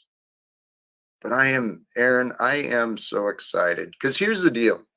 Whether anyone helps me or not, the reality is God moves all of us. The thing is, most people will ignore ideas to help people. They'll find excuses or reasons not to help someone. It's the way the egoic mind works. But I know that God is that which God allows it. And eventually the heart will be moved. And I'm confident my son will remember the days of how close we used to be. Jack, can I see that? Do you have a rat tail, I heard? Is it true? You have like a longer piece of hair in the back? Or no? No, that's untrue. Oh. I used to have one of those when I was a teenager. You remember where I was, Brian? What we were talking about? Yeah. Said your son. Mm-hmm. You don't really care about my son? Look back, and then you got cut off. I mean, Well, why would anybody care about your son other than you?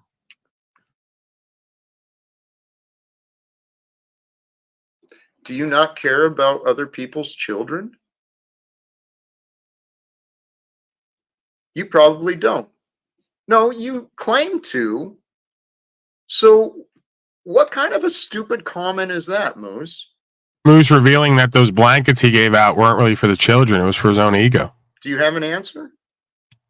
I gave blankets to the right. freezing You're children. totally Who right. gives a fuck about That was everyone kind else's of- kids? That was ignorant. Yeah, you showed yourself again. No, that's who you are. Thank you. Holy cows, Man, man. and to think I thought you were You don't even angry care about today. your I own mean, child, Moose. Let's be real about it. None of you beta males do. If you really cared about yourselves and that child, you'd be better men. And here you are with this fucking crap playing games. You don't even have your status and standing together on record. It's like you don't care about what I want, and yet I still allow you to be around. And it's fascinating. Jack, are you maybe trying to slay demons in front of you that otherwise you aren't? Is that what's going on, man? I mean, I think we've had this discussion before where you described it, but is that what's up? Yeah, sometimes I'm well, I'm trying to figure out what is going on. Because you know what's going on? There's something, it must be a full moon or something. Things are getting weird. I was being deliberately, intentionally He's whispering disruptive. again. That means that woman's mad at him. That's where He's not I allowed to keep talk in the house. He's outside I think whispering. something's in the air. Something's in the air. Yeah, estrogen. Well, I've witnessed this quite a bit, and I've encouraged people around me to please consider increasing your self-awareness. There is a reason that we have met each other. This is the path to the way. The path to the way taught by Jesus, taught by the Buddhas. The path to the way is through inner work. The inner work is found through self-awareness, paying attention to you in relationship to everything else. Everything else. Because there's really no separation. Perfection amongst us all. Sacrifice. You think it's going to be like at the But all right, I'm gonna go read Matthew. What is it? 35. Chapter 5, verse 35 through 36. All right, cool. I'll be back. I'm gonna go read That's how I won my Get me court out of case. here. Someone get me out of here. I'm with a beta that's the one male. that says, what is it again? I want to watch Paulie's In a broadcast. nutshell, I it don't want to teaches be with you not to Michael. make any promises Get me away from or Moose. swear on anything, not even on God's name itself, because it's a sin. It is you giving your free will away. I love that we brought this here. This is what I've been observing and considering in this world that we live in, this realm of contract. Everyone's so fixed on contracts and oaths and allegiance and obligations. We're missing out on what life is all about. But mic check. Speaking of life, mic check, mic check. Sounded How we beautiful, doing? brother. Welcome. Thank you, Mr. JT. London man about to shoot up the club. The beta What's male going on, party Moose? now. Salutes It's to the panel. official. Salutes to the chat room. Jack, did I hear you say you're going to be a grandfather? It appears that way. It appears. Okay. Talk me through it, man. It's only information I've seen online, social media, and today I found a online baby registry with Bump or Amazon. I saw a picture around his birthday. It was in November. A picture with him and a young lady with his hand on her belly, and her belly looked a little swollen, so made me wonder. So prayerfully, hopefully everything works out with them health wise, and at some point, communication will eventually have to be restored. I can't believe it's gone on this long. I cannot believe it's been this long since people around me have refused to even have a conversation with me. But praise God, my thoughts keep growing in the thoughts of God's love. That's what love is. That's what life is about. There is a God who loves us, and the more you spend time thinking about the love that God has for you, the more loyal you will be to that God. And that God that creates each day, brings the sun, the moon, the stars, everything, the rain, the seasons, everything is perfectly ordered and shown for us. That God that shows us the truth of each moment of each day is always with us. And so is the love that Jesus showed, right? The love that he found, it's capable. We are all capable of love like that. Welcome, Tark. How you doing, Jack? What's up, Tarek? Hey. Hey, what's up, buddy? Jack, I know you're very bright. I don't. Yeah, no, yeah. He is. Here we go. You 30 guys don't minutes understand. later. Shit sandwich. No. No, Jack. Not only he's bright, he's very patient, man. He's super patient. Because I'll be honest with you, like he sees through you, Moose. He sees the tactics. He sees where he's saying, like, "Oh, there's 6 people on the panel. How do you think your son's gonna approach this stuff?" That's kind of like to me the way you're saying it, and you're saying it how you're saying it because you're good at what you do in terms of mocking and doing that. So I'm just shocked that so much patience I'm from just shocked Jack. that you would come up here and you No, would cause a scene. there's so much patience from Jack It's not that even. he hasn't He actually doesn't kicked you need out of you this to protect thing. him. He doesn't need you to defend him. He doesn't need you. Hey, I'm not defending him. I'm not defending most, but Moose, you he's all. offering you Yeah. some feedback, is what he's doing. I'm rejecting the feedback. He's in his Why? confusion, and I don't agree with it. Which part? Which part do you not The agree with? entire part about everything. The entire. Right. Well, see, Moose, here's the thing. You're mistaken. You're choosing to ignore things you could be paying attention to. This has been my personal experience with you as well, my friend. I mean, it's why we haven't had real productive conversations, I think. And I would bet you're probably doing it with others in your life too. You're not actually paying attention to them, and then you're just thinking you're playing along like you are.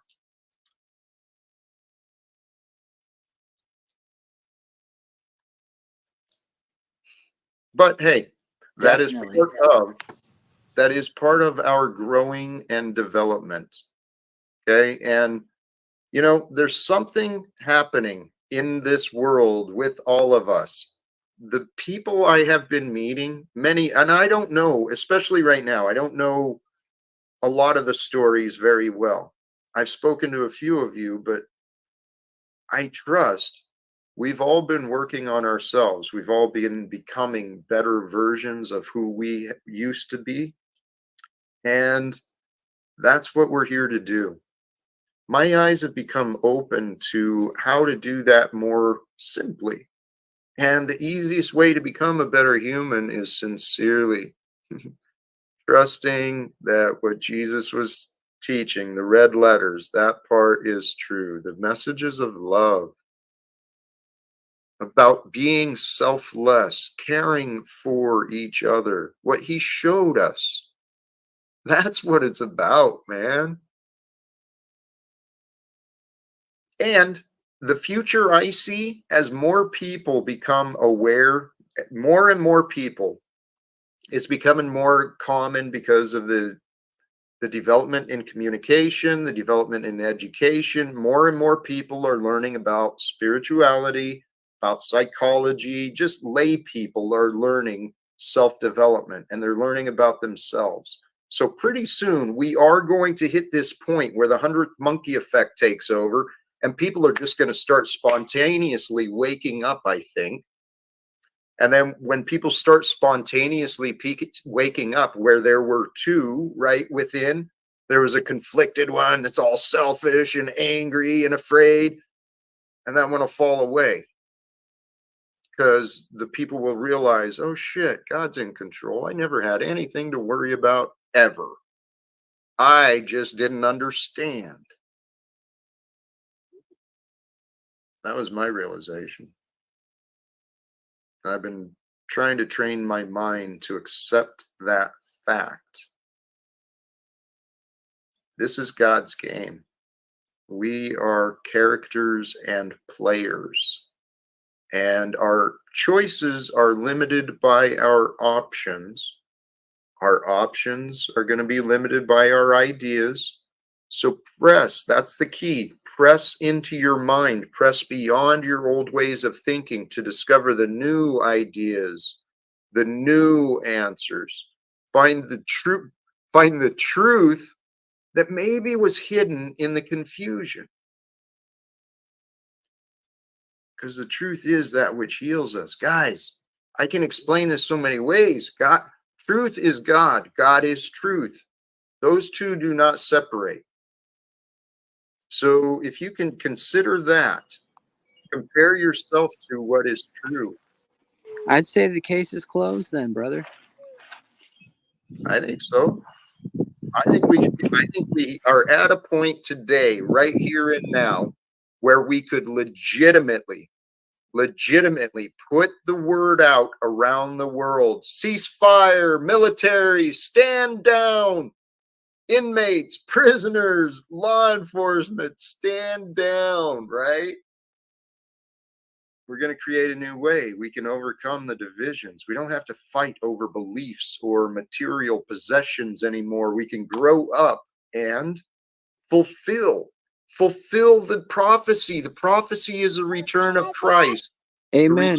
But respectfully, the prisoners already have to stand down because they're in cells. Thank you for pointing out my misspeak. Sorry, we'll work on that. I'll get you a better script writer.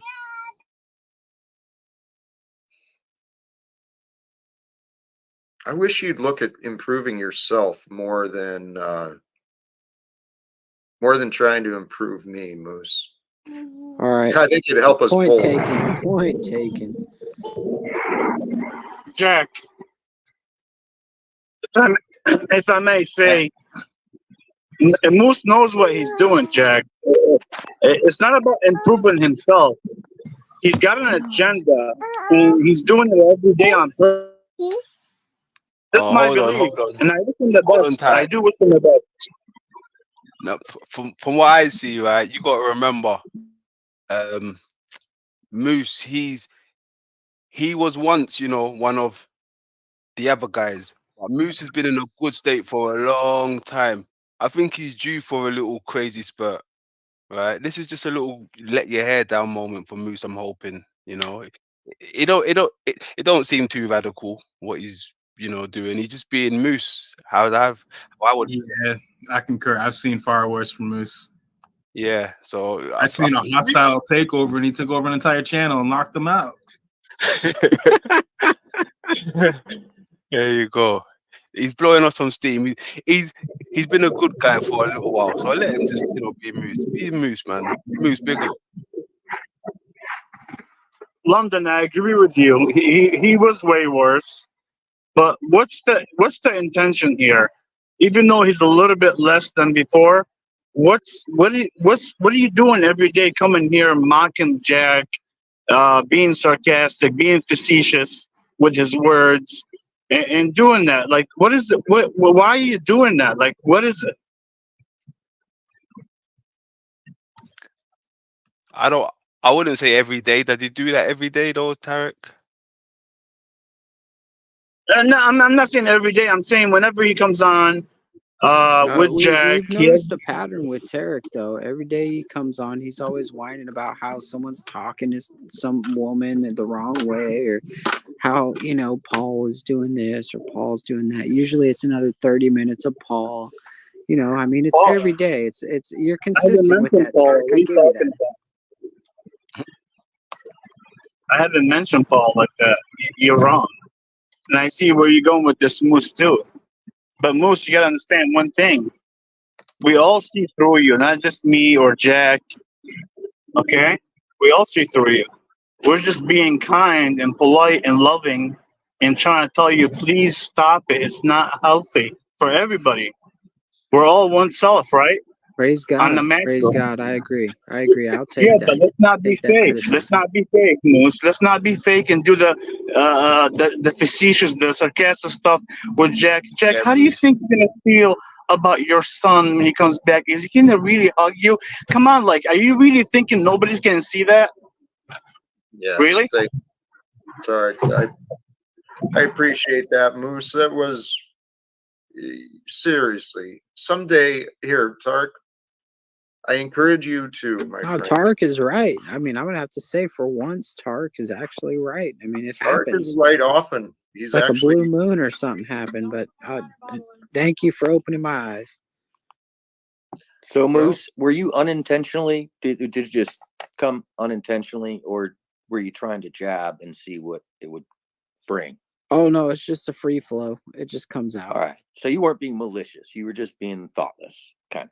I mean, I'm sorry to put it that way, but it's or less conscious. No, of- full of thought. Actually, I was full of thought, and they were flowing. All right. I hear you. Hey, really quick message here. Can you hear me? Yes, we can hear you. 5 out of 5, 10 out of 10. CBC. Okay, thanks. Over and out.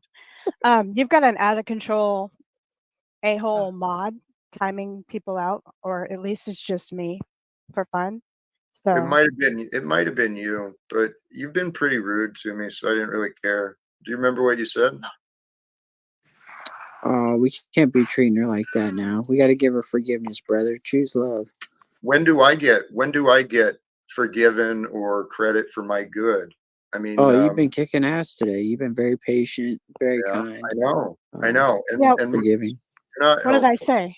What did I I don't say? know. I don't know, but I know the patterns, so I don't know.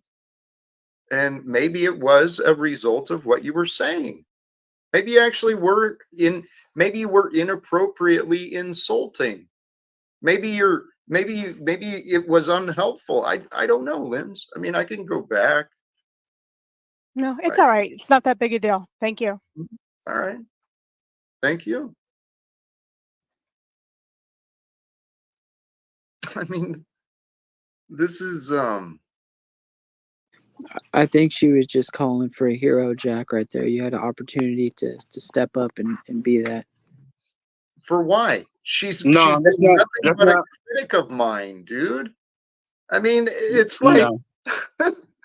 Moose, you're such an idiot, dude. Go ahead and leave, please. I asked you to leave earlier, and you came back. All right, I'll be right back. Yeah. No, okay. I'll be right back. Wow. All right, Jack. You know why. And nothing against Lindsay. She has some times where she says really good things and she's upfront, right? But you have to understand the tactics here too, as well. And I know you do. Flow State lately, just Flow State and Lindsay and Chuck been coming here pretty much every day, and they're taking little jabs here and there. Not much Lindsay, but it's like a jabs here and there. So that's what they're doing on purpose. And Margot, Margot, like yesterday says, she's loves God and all that. Margot, what were you saying on the other panels about me and Jack? I mean, it's just the hypocrisy. It's unbelievable. But it is what it is. We'll leave it at that. Jack, I yield. What? Well, hey, Tarek, this is something I've been learning. You're right. There's a lot of hypocrisy. There's a lot of unhelpful, hurtful comments, and people don't think through what they're saying or doing. And trust in God, Tarek. Trust in God that people are revealing their own characters, and that includes ourselves. So how we react, how we respond is important. Okay. That's what I'm learning from I you. agree, Jack, and I thank you. I thank you for that advice. I do 100% agree.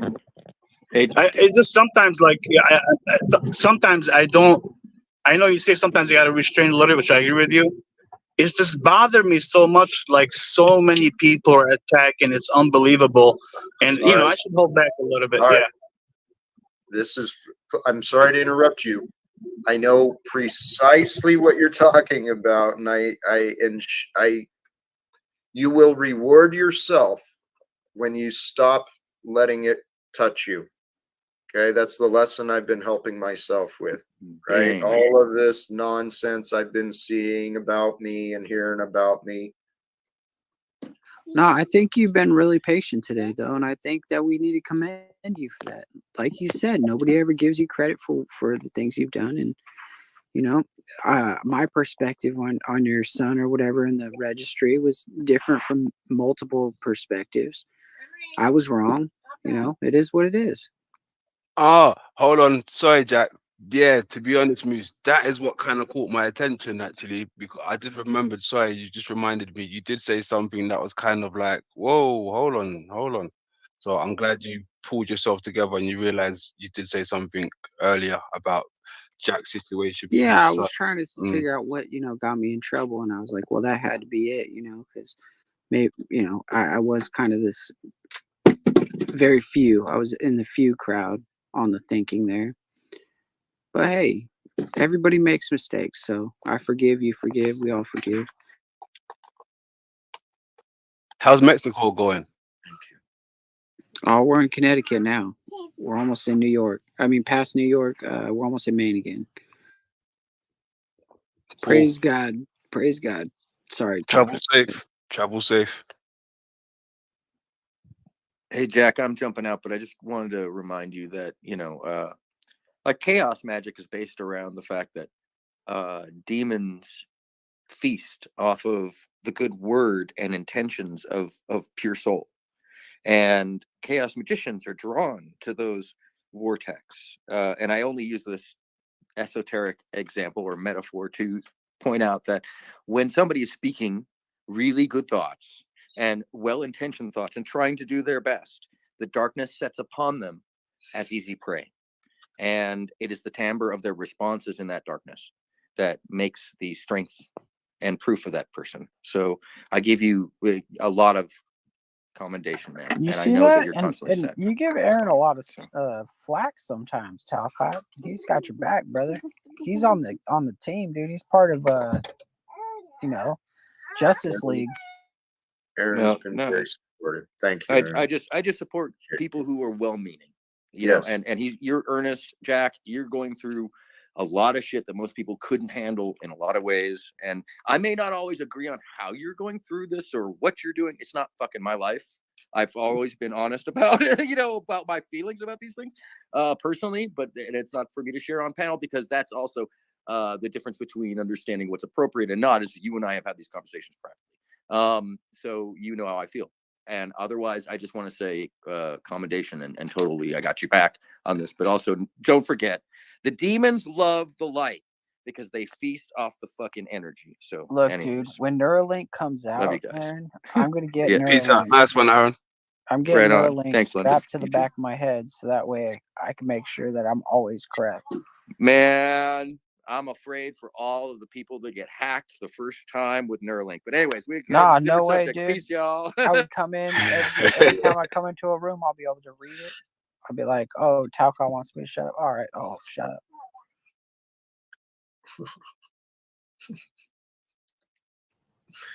Hey, Melanie, blessings. Thank you for the contributions. Yeah, that $3 from the cold old Melanie. Hey, many people, guys. Every one of us We're all is fighting playing each other for something. Every one of us is playing a special part in the experience of each other. And Melanie has been very inspiring, very encouraging. I chased her idea that through her participation, I found my way to the Kendra G show, right? Which it's probably time to go on there again. Uh-oh. But we'll see what the future brings. Uh-oh. I'm digging it. I'm digging it. I think that your future is going to bring some great things. I think you're going to lose it all to gain it all. Moose, I'm actually, it's no lie.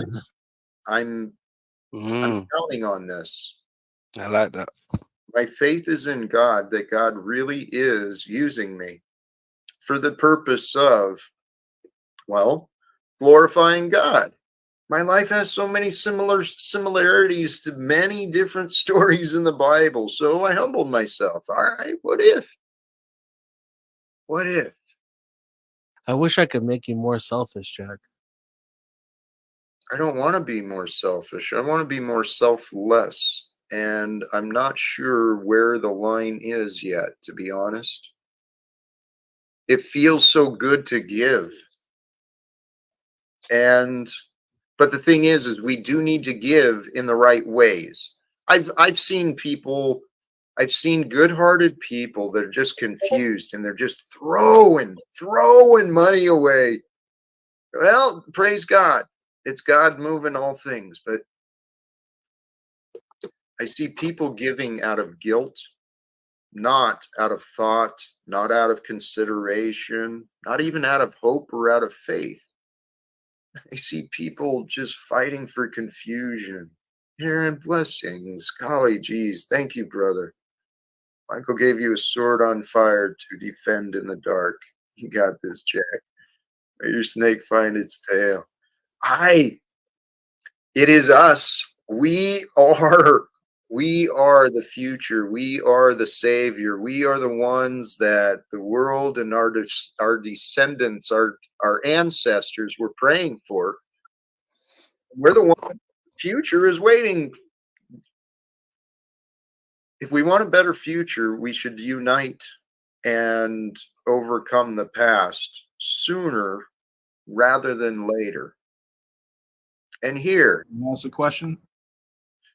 Unite and overcome the past sooner rather than later.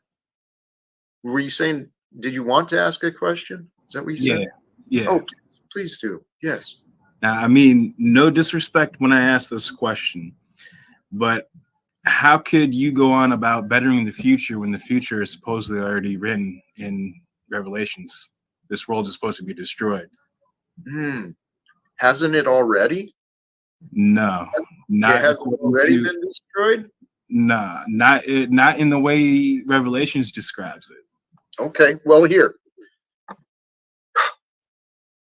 I do understand that, and I don't speak against the words, but I do speak against many of the interpretations, because these were dreams, these were visions. Many of the things are intended to be taken allegorically, right? To be understood, maybe conceptually. Who knows? What I do know is that according to the book, God gave us the will to choose. We get to learn we get to learn from the tree of knowledge, and we get to learn from good and evil. So we get to choose. And Jesus showed us the way to choose. And the way to choose to live is through love, the way of God. I think, well, every way I look at things, it all comes back Jack, to the Michael perfection of gave you a sword of fire to defend yourself in the dark. $9.99 donation from Aaron Sound. I saw that and I shared it earlier. Thank you. I just wanted to reiterate it because it says, hopefully your snake finds its tail. So do you think that what he means by that is that the journey will end? Because like once you've defeated evil, doesn't that mean it's over? No, the next adventures begin. This is God's game. This is what's so amazing is we get to create the life we want. Took me a lifetime to realize that. And then it also took me quite a bit of inner work and focus to realize that I actually did not know what I wanted.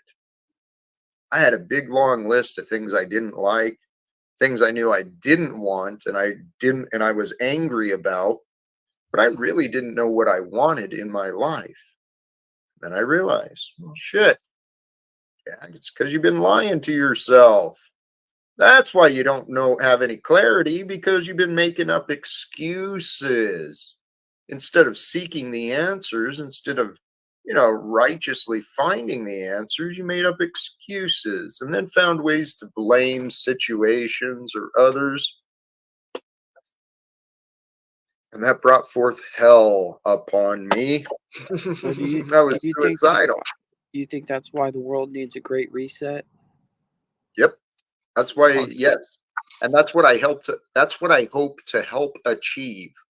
I hope to help here in America, help humility come forth through many of the egoic driven people in Congress, in the White House, in boardrooms and executive rooms, right? These people are out of their minds with ego, delusions of grandeur, as though they're some friggin' important, like Donald Trump and all these other people. They're playing games. We don't have to play these stupid games. We can grow up. When we grow up, we will take life seriously, because life is kind of serious, especially when, truth or lies are on the line.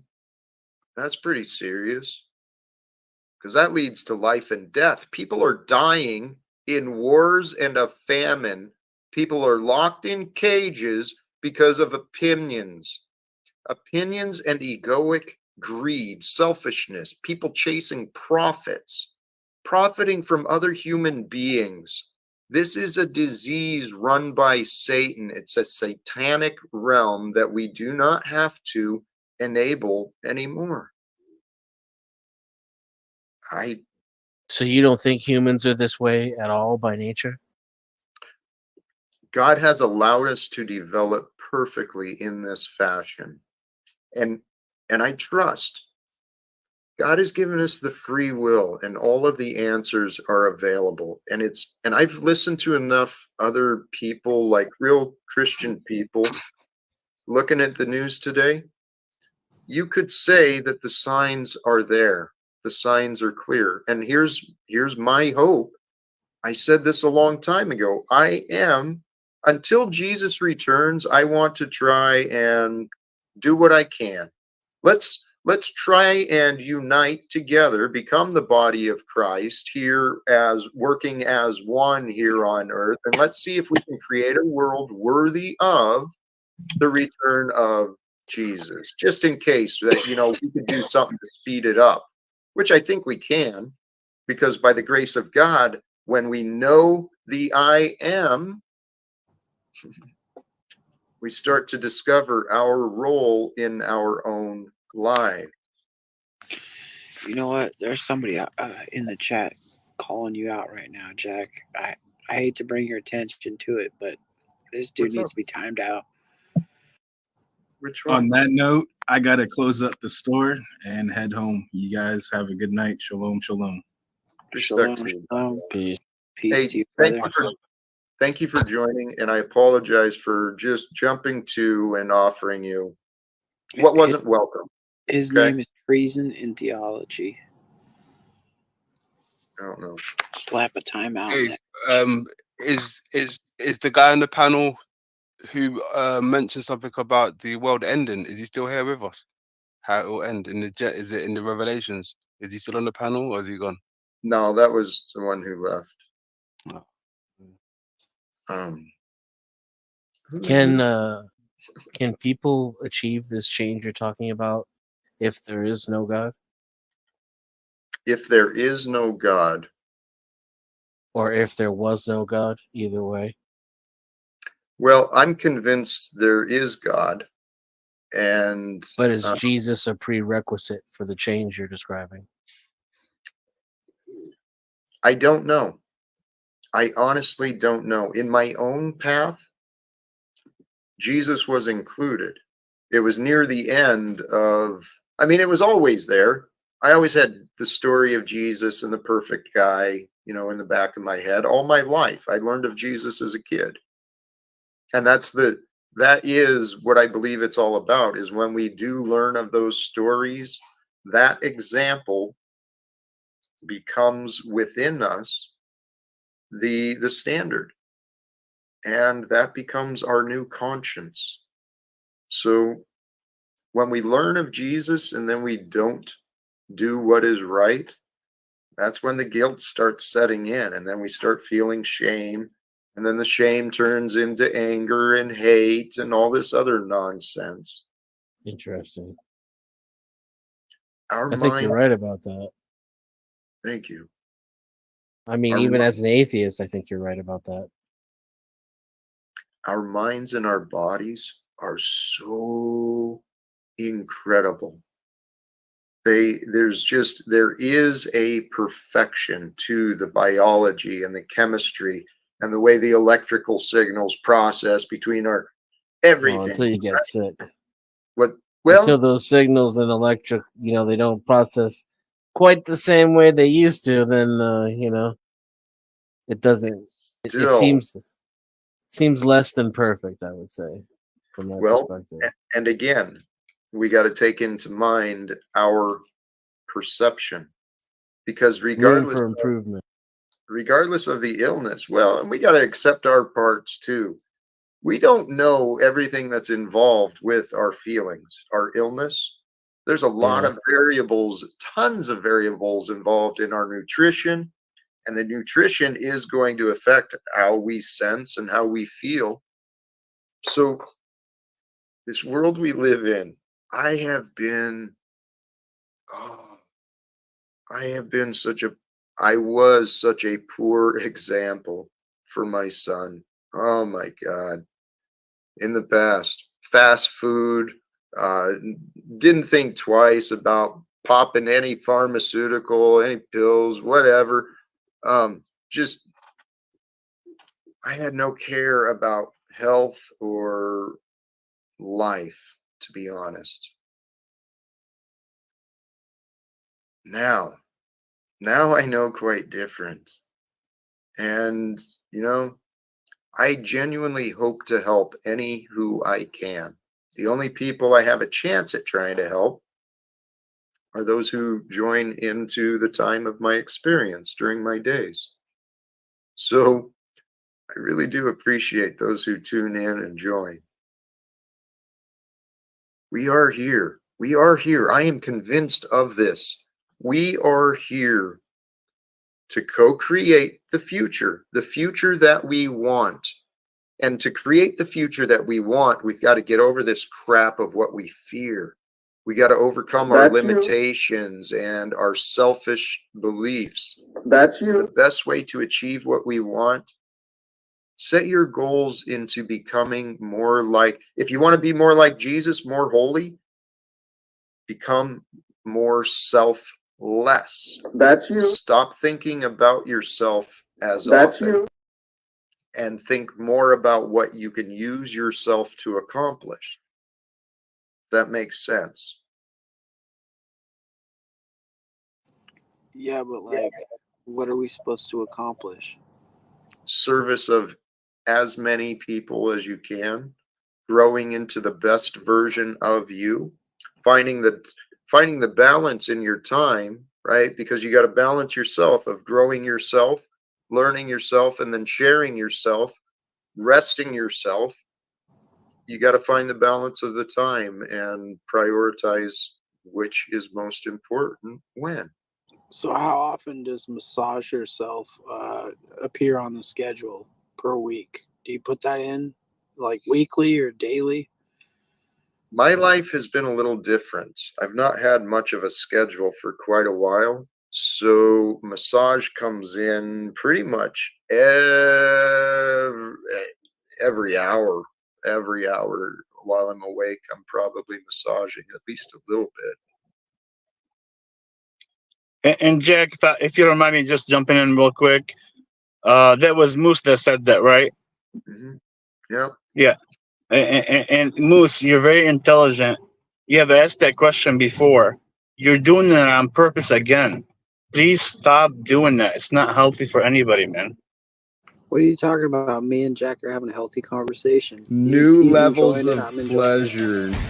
I'm not saying you're not enjoying it. I'm just saying stop with the New facetious levels statements. of release. Hey Jack, will you help me do my laundry, man? I mean, dude, I didn't say anything like that. No, Why are you making shit up? I'm asking Jack if he'll help me do my laundry. Do you imagine a way I that fucking do it? love 'Cause I my don't. Patriot hydration Well, pack. if you let him drive his car. Yeah, Oh, yeah. yes, dude. Luckily, if the washing machines accept debit cards, so if you hit up my Cash App, I don't have to put quarters in. And why do you come to me for this? Because you said you want to help everyone. I just ask if you can help. I could. Do you really need the help from me though? Or are you just being selfish and short-sighted? Mocking. Yeah, he's Because if you being want mocking. me, He's I'll mocking. give. Yeah. I mean, if What's Eric that? would pay his debt, I would. Hey, would not. Mitch. See, Mitch, you're missing the point too, my friend. You lost me when you said you humbled yourself to being Jesus. So I mean, you lost me at that point. That was a while ago. So, all right. So, out of all the things I said, you found that to focus on. No, that's just where Why? you lost me. Why did that lose you? What part you either rejected or what? What did you reject or get confused I about? think that would be quite possibly the most arrogant claim you could make. So, Yep. So what? so it was confusing to me. Okay. So if we get past your opinion that it would be an arrogant claim, and then and please, I try to be careful about how I say it. I say there's similarities, right? I'm not saying I'm anything special. I'm saying that based on the facts of my life and the evidence, there are a lot of similarities, and I can see the distinctions. So, despite even if you find me explaining my life to be arrogant, No, It's I'm not. quintessentially Christian, that's for sure. It was Regardless just of whether it's arrogant or not, like to identify your experience with that of Christ kind of seems to be the fucking point. that's the whole point. Christians are supposed to follow Christ, not put him on a pedestal and worship a damn book. This is what I don't. Thank you for seeing it, Denizen. And you know, I love you guys sincerely. I just Thank you, saw Jack. that. We appreciate that, man. Here's something though. There is greater opportunities available for us all. Every single one of us has a better life, a greater life, a more fulfilling life waiting for us. And I want to get there. But first, we got to help Mitchell do laundry. Hashtag or Cash App Mitchell IQ. Help him with his laundry. And we also got to get some toys for Tots. We got to get some toys for those kids. I want to see if everybody in the stream can buy everything on that list, Jack. I don't want to digress, but on a side note, I do only have one pair of underwear, so. All right, so back to helping Mitchell with the laundry. I gave those up a number of years ago. Makes less laundry. What about the zipper?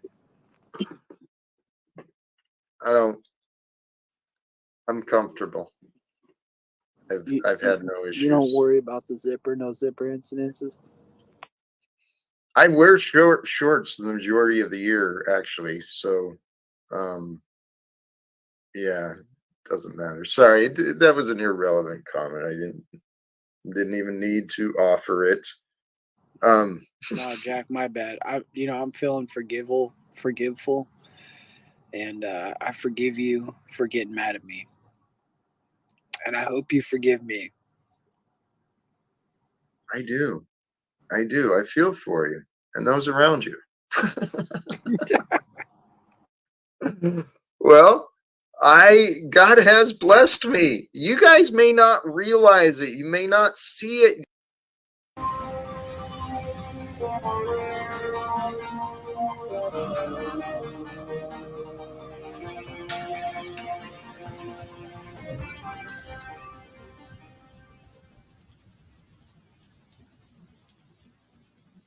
Right, those who make excuses jump in. Yep, to make excuses, whatever way it is. Hey, so what was your excuse for having skid marks as a kid? Was it because you were too lazy to wipe, or was it because it was an actual problem with your health? Because I can get over the problem with your health, but the laziness factor has kind of shown itself throughout your whole life. For those who don't know, Moose keeps bringing up this skid mark because I shared a story from when I was a child. And when I was a child, I grew up in a very, very poor family where laundry and stuff like that wasn't a top priority. And so growing up as a child without all the benefits, there was a period I also had a case of undiagnosed but obvious worms within my intestines. And so All right, I had that's a all lot you of have to say. It's physical okay, Jack. You don't challenges. have to get Hey, into shut it. up so I can answer your fucking clown ass question. So this story that you want to keep re-bringing up because I shared a momentary part of my fucking childhood. I was dealing with a lot of dude, calm down, take a breath. Care and challenges as a child, and yeah, I didn't wipe my ass well enough one day, and the kids in the locker room saw some evidence of skid marks. So I had to go through fucking 7th grade, I think it was, or 8th grade with that nickname. Thanks, asshole, for bringing this up into my adult realm like a fucking ignoramus with no Right, purpose, but here's the thing, no Jack, class. right? Is that, at one point you were a young being who had skid marks. Moose is now a grown man who is, in fact, a skid mark on the underpants of society, if you will. Ready. My life has been such an incredible story. When, not if, when a team starts to form with me and we start building this Live Without Fear stuff, start developing the website, start getting out videos and content and really creating some value to help people. There's going to be a lot of people who spend a lot of time with me, and they'll be seeing me taking off, and they'll be wondering, I wonder what happened. Christos. Why isn't Jack bringing me along? I was there. Yeah, you were there holding me back, Moose. Hey, dumbass. Christos is saying that God Paul's damn it, shitting on Paul. Jack Talcott. I'm sure he is. And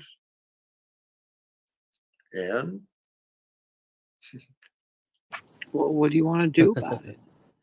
nothing.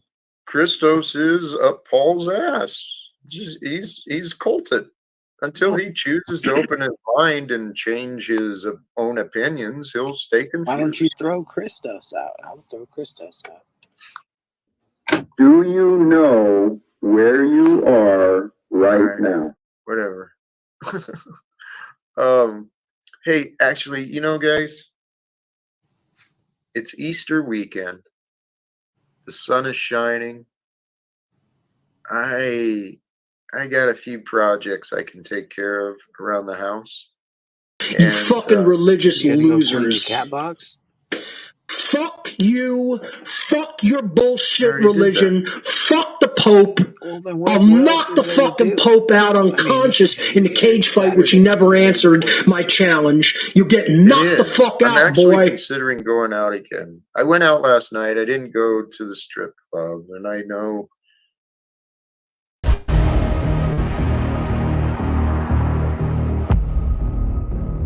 I am Telbatus of Boardcott. Resistance is futile.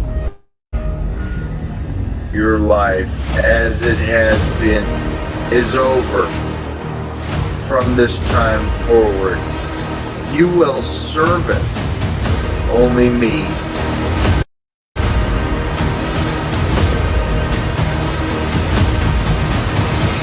You will be assimilated. And all this other nonsense. I love titties. You know, doesn't. Just saying. I miss. I've been a fan of the female body for a long time. They're beautiful, beautiful. I remember them, but it's been a long time. And you know what? I'm not worried about that. At some point, you know, many of the yogis and the spiritual people, they've chose to find that path of celibacy anyway. So I guess that's just my path. God's helping me along with my spiritual development. Wait, so you're living life as a eunuch? As a eunuch? No. I mean, I'm functional. I'm perfectly healthy. I just maintain pure thoughts and abstinence. So, All right, so how long? how long for what? You said abstinence. So how long? Well, it's not been a year yet, No way. but it's No way. No. well, with from the last time I was with a partner was in No, that's not what we're asking here, folks. We're talking any. that's what I figured. Yeah, that's what I figured. No, nothing this year. Welcome, Wizard. Yeah, Jack, I just got a quick message before I fade away and stuff. I just want to remind you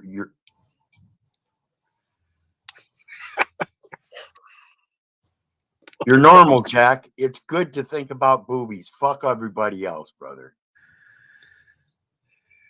Delicious and nutritious. Boo, thanks for that. Holy cows. Holy Praise cows. God. New levels of Jesus. pleasure. Praise God.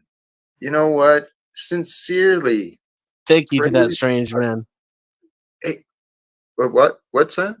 I said thank you to that strange man. Oh, yes. Hey, I was thinking earlier, truth. We've talked about truth quite a number of different ways, but truth really is a feeling. It is another sensation of ours. That's a kind of truth, yeah. Well, we feel truth and we feel when it's untrue, particularly when we speak it. And this is part of our design I've been paying attention to. The power of truth, and when we speak it, it must be confessed, it must be sought, we must seek the answers, we must be open-minded and willing to receive what is true. Otherwise, it's like God. God is eternally there, patiently waiting to be there to help strengthen us, just like the truth. The truth is eternal. It's just a matter of us cognizing it, realizing it, understanding it, hearing about it, whatever. The truth is eternal, just as is God. And it's there to support us, to help us grow, to help us develop. Whether we recognize it or not. Go ahead. I'm sorry, I didn't mean to interrupt you, Jack. Yeah, you Jack, did. yeah. You give me advice, and believe me, I sometimes or most of the times I look at it and self-reflect. And I'm telling you right now, this is my advice to you in terms of the strip club. I love what you were saying about women in terms of their bodies and all that. Yeah, right. But think what's gonna happen if you go there when some people are telling you to go there, and you know it's the devil's land over there. But think what's gonna happen after you go there. They're gonna try to mock you again and say, Jack is the God, say, promoting God, he's in faith, but he's going to strip clubs, which does not make sense. So there's always sometimes, in my Tarek, opinion, does he look it's like like he cares? Does he look like he cares right now? was I asking you, Moose, or was I asking him? Look at his face. His face says it all. I'm just saying, that's all. I see You the fucking tactics, that's all. religious loser. I get it. You're not very bright. Sometimes you can't read between the lines. Fuck I'm your not bullshit religion. I'm the dumbest Fuck the guy Pope. on the internet. I promise I am. Well, I wasn't saying that. yeah, we won't go that far. Because Tarek, I understand what you're saying, but here, please trust. I see. I see, and I am very aware of what people may perceive, may not perceive. I do consider perceptions. I don't let perceptions be a controlling factor, but it is a relevant factor and I shared this the other day. Truth. What is truth? Truth involves all relevant factors. So, as we're discerning truth. All right, Peanut Power, give me the final word. I'm wrapping up. It's pure insanity as always. Hopefully you guys got something out of that.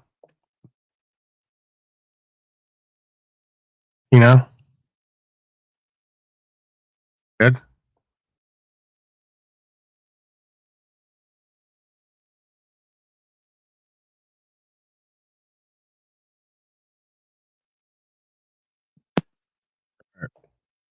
Hello? Yeah, hopefully somehow, some way they got something. You hear me? Yeah.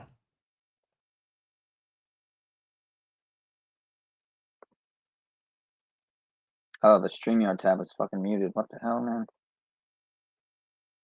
All right, great stuff. All right, everybody, that's Peanut Power. He's back at it again. He's back to streaming. He's got a talent for this thing. All right, I'll be back tomorrow, somewhere between 12 and 3. Get back to your lives, whatever that consists of. Please do something.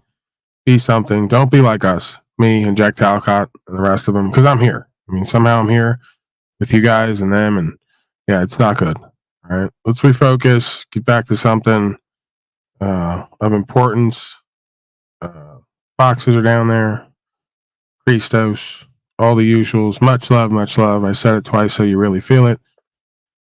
Yeah, I'm out of here. I'll see you tomorrow. Blessings, brothers and sisters, everyone. If you could take religion and a spiritual process and make somebody activate a part of themselves that they didn't know was there, you got something there. And I think that's all of what we're doing in all ways, is trying to reunite, reactivate those parts of ourselves that we've had cut off or we've had dormant to try to survive in this sick and twisted dynamic.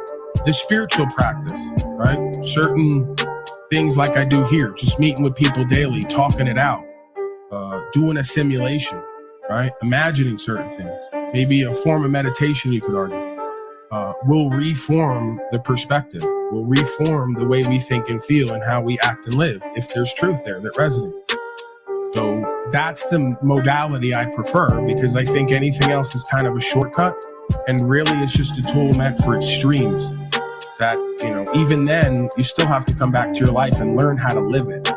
It might just be that everybody should have some experience in their life that takes them out of themselves and it forces them to surrender over to something so they can learn the art of surrender in certain situations.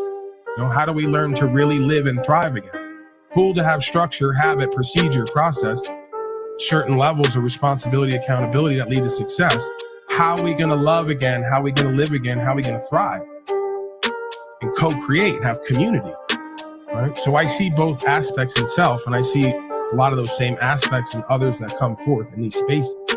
But again, it's a slippery slope in a world of religious dogmatics, when the other side of that is actual nihilist, infidel, worldly scum who really want a whole population on drugs. Right? It's a slippery slope because one side's going to call you the devil, the other side's going to say, yeah, let's do that, so they can take drugs all day, every day, and claim it to be the all. I can't. That's why I can't support it and promote it, because I know what it will turn into. God of all media.